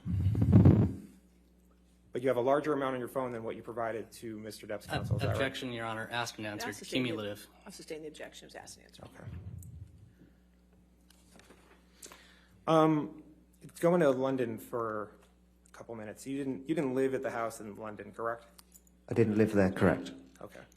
Do you know if Miss Heard had friends over to the house in London? She did. They came to stay. Yes. And they stayed from September 9th through September 22nd, 2014, correct? I don't remember the duration, but that's possible. Okay. And they were literally staying at the house, correct? They were accommodated at the house, correct. Right. And so you don't know who was drinking the bottles of wine that were brought into the house, correct? At which point? What do you mean? When Miss Heard's friends were there, you don't know who was drinking the wine. Oh, they were all enjoying the wine, for sure. They were all drinking the wine. I took care of them as I would take care of any guests that came into any house. And wasn't it 5 to 7 guests that were at the house with Miss Heard? I don't remember the number. It sounds about right. Okay, and then at the end of the night, there was 1 or 2 bottles of wine finished, right? When Mr. Depp and Miss Heard were there on their own, there was certainly that amount, yes. But do you know how many, you don't know how many bottles were there when it was Miss Heard and her friends, correct? I would say more. You don't know, but you don't know one way or the other, right? I don't recall the count, but certainly more than when there were just 2 of them in the house, because you don't there know- were but you 7 don't- extra people or 5 people. But you don't know the count. Precisely, no, I don't. And do you know how much time Miss Heard was in London with Mr. Depp, not with her friends? A fair amount of that time. what I do you- don't recall days, no, I don't recall. So they were there for a month, correct? Thereabouts, yeah. And I mean, when I say they, Miss Heard and Mr. Depp were in London for about a month, right? Correct, around about a month. And wasn't it true that for about 2 to 3 weeks, Miss Heard's friends were also staying in London? I don't think 2 or 3 weeks. I don't recall, but I don't think it was that long. You don't know one way or the other, right? I don't think it was that long. But you don't have anything to base that on, right? Just what your memory is saying. Correct. Okay. And you don't know what happened in London when you weren't there, correct? You mean after I'd left of an evening? Yeah. Usually the chef was there still when I left each evening, Russell, who would take care of dinner and leave later that each night. And then after the chef left, you don't know what happened in the house, correct? I wasn't there. Right. And you don't know for certain whether Mr. Depp drank wine or not in London, right? I don't believe so. There's usually, when it was just the 2 of them in the house, there was usually only 1 glass in the morning, either on the kitchen sink or on the bedside stand in the master bedroom. But you don't know who drank from that. You don't know who drank from that glass when you weren't there, right? When I wasn't there, correct. But when I usually left the house, I'd already poured Miss Heard a glass of wine before I left, invariably. But once you left, you don't know if Mr. Depp drank wine or not, correct? I wasn't there after I left. Okay. And you don't know what started the fights you talked about in London, correct? Other than that one you said you heard about her hand. The second one that I described, I was in the vicinity. I heard the first comment of this. That was the start of that argument. And you don't actually know if there was an argument before what you heard, right? That evening, I didn't hear another one. I'll put it that way. It started in that room as I described earlier. And you don't know what happened in Australia also between March 5th and March 8th, correct? The 6th, I left on Friday the 6th was when I left for the weekend. Okay, so between Friday the 6th and when you got to the house on March 8th, you don't know what happened? No, I wasn't there. Okay. And you never saw Miss Heard be violent at any time, right? Sorry, say again. You never saw Miss Heard be violent at any time, correct? Beyond sort of finger prodding and violent, I didn't see either of them be violent towards each other. You never saw Miss Heard be violent at any time, right? I didn't see her be violent, depending on your... I can show you a witness statement where you say you never saw Miss Heard be violent at any time. Okay, violence, yes, I didn't see violence per se. All right, thank you. I have nothing further. All right, redirect. Thank you.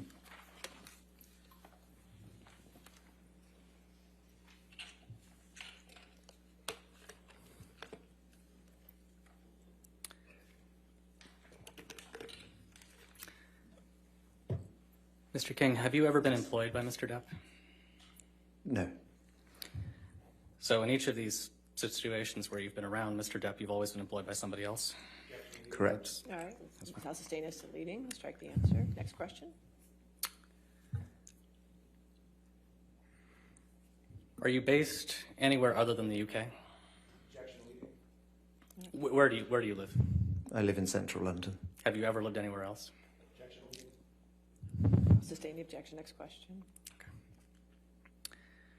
We heard some discussion on Cross about photos, which I suspect you remember. Why did you take the photos of the property damage in Australia? As I do, and a lot of my jobs and various assignments and jobs through the years, I take photos as points of reference for whatever reason. I mean, if I'm packing suitcases up and they're going to be in transit and I'm not with the suitcases, I'll take a picture of contents and when I send stuff so I know it's gone and what's gone. I take pictures as points of reference. I sometimes take pictures of table settings that I've done or which I know I can use later on as reference. Were the photos of property damage in Australia the first photos that you had taken in the course of working with Mr. Depp and Ms. Heard? Objection leading. All right, I'll sustain as to leading. Next question. Had you ever taken photos before? Yes. What kinds of things had you taken photos of? In London, reference points and dinner table settings. Sometimes Mr. Depp would write notes for Miss Heard. He'd leave notes on the sort of kitchen table when he left for work. I believe I took pictures of those. They were, there, things like that. Just setups of, once I set up houses, it's always good to take photos of rooms so I can cross-reference later on if I need to. Did Ms. Heard or her counsel ever ask you for photos of any of the photos you took in Australia? No. I'll sustain as to leading. Next question.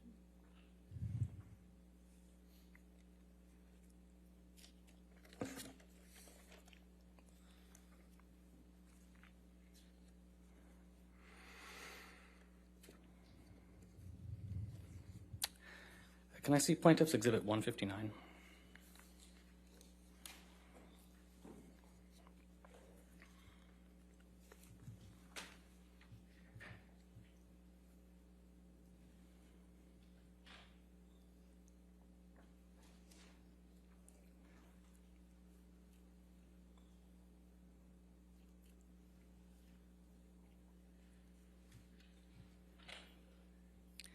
And I think this is a multi-page document. Can you scroll through? I think we have 3 pages here.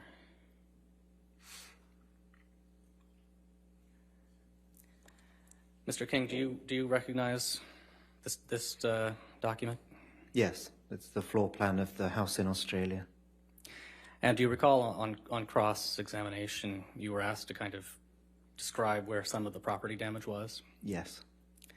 So right now, on the screen in front of you, yeah. Which floor would you say this is? This is the top floor with the master suite and 2 other bedrooms. Okay. And I believe counsel asked you if there was blood in one of the bathrooms or one of the bathtubs. Do you recall that? Yes, they did ask that. Would that have been on this floor? I think they were referring to the master tub. I think that's what he said. Okay, so can you mark on the screen where that would have been? The master tub? It's over here. Can I just dot it? How does that work? Just dot it, yes. Okay, so that looks like the master tub to me. And just to clarify, did you recall seeing any blood or damage there? In the tub, no. Okay. Can you mark for us on the screen where you did see the damage that was discussed on cross? The mirrors, can I dab on here again? Sure. Yeah, so these are the sinks. The 2 mirrors were above each the mirror above each sink. Okay. Can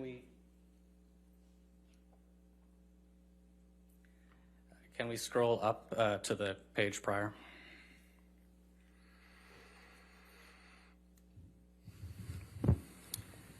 And can you point out for us on this page, well, first of all, which floor is this? This is the main level floor, essentially the second floor if you want. Okay. And can you point out for us here on this map which of where the property damage was? Yes. How many dabs am I allowed? Around here, kitchen area. This was the TV, the wall-mounted TV on. I ran out of dabs. And I apologize, actually, Your Honor. Can we move this into evidence? Any objection to 159? No objection. All right, 159 in evidence. Can we publish this to the jury? Okay. So, Mr. King, I apologize for interrupting you. So you were just pointing out where on the, I think this is the second floor? Yes, essentially the main level, yeah. Okay, so other than these three dots, do you recall any other places where there was damage? Yes, where it says family room, there was the TV was wall mounted on that wall in between family and lounge. The sofa was approximately where you've got the red square, red rectangle now, facing towards the TV. The lounge, sorry, too quick. The lounge was essentially the art studio. And the bedrooms over to the left there, where the damaged lamp and shade, blood on the duvet, etc. that I described. Okay, and then let's go to the first page. And which floor is this? This is the lower ground floor. Okay, and can you point out for us, did you find the finger on this floor? Correct. Can you point out to us where you found the finger? Yes, I can. Right here. Ah, there we go. It's the end of the bar. It was on the tiled floor below that end of the bar. Okay, and any other significant property damage that you want to point out on this floor? Yes, as I said, this was the. Can I dab again? Yeah. So that was the most part of the broken glass. That's where the Stolichnaya bottle was, below that bar by the bar stools. There were 3 bar stools that you could sit at there. On this back wall here, there was plaster damage. Over here above the sink, or to the side of the sink, was more plaster damage on the walls. Behind the bar, that mirror was cracked, broken. Ping pong table was around there, collapsed on the floor. And around those 3 dots there, I'm going to put another one. That was the spillages as well, that smelt like alcohol to me, the puddles of alcohol.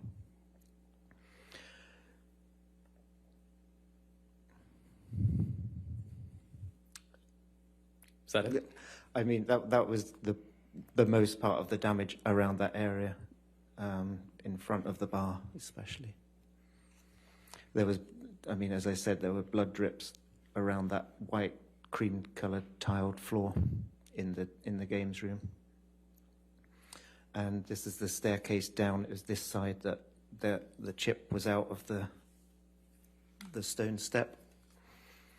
And if I can get another dab in there, right about in the center of that bar, the chunk out of the side of the counter, bar top. Okay. How many exits are there on the ground floor? Well, all of these were exits. You know, all these. My office was off over here. I think you can just see out. It says study. Big glass sliding door. The gym had an exit up here. This went into the garage. There was a button you could press for the automatic doors to come up. The laundry area, which is right here, this is actually an exit out into the yard, essentially. The gym, all of those rooms had an exit. Okay. Other than Mr. Depp's counsel, did anybody else ever ask to see your photos?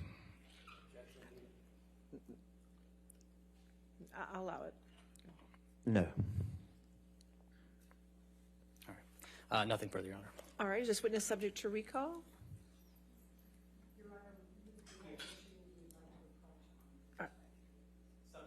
All right, sir, since you're subject to recall, it's important that you do not discuss your testimony with anybody and do not pay any attention to the trial and don't watch anything about the trial, okay? Of course. All right, thank you. Certainly. All right, you can step down, sir. Yes, ma'am? Thank you.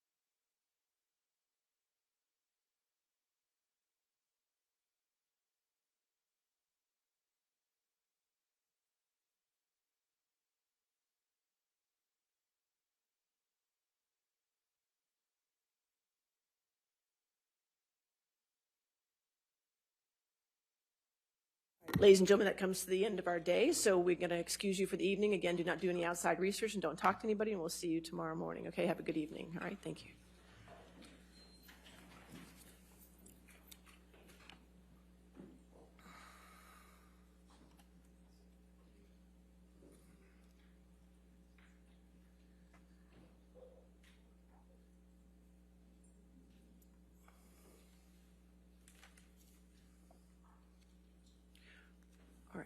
And I just have one housekeeping matter. We're going through the exhibits you gave me this morning. Thank you again for that. But one of them was 485, and I have in my notes that it was 485A, just the first page, but you gave me all 8 pages. Have you both agreed that all pages of this document come in, or is that something that, should I give 485 back and you can try again to give it back to me tomorrow? Okay. All right, I'll give that back to you, and we'll see what happens tomorrow. All right, thank you. All right, and are we going to start with a remote witness tomorrow? Is that going to be your first witness? All right, make sure she's signed on by 9:40 so we can have it all set up for 10 o'clock start, okay? All right.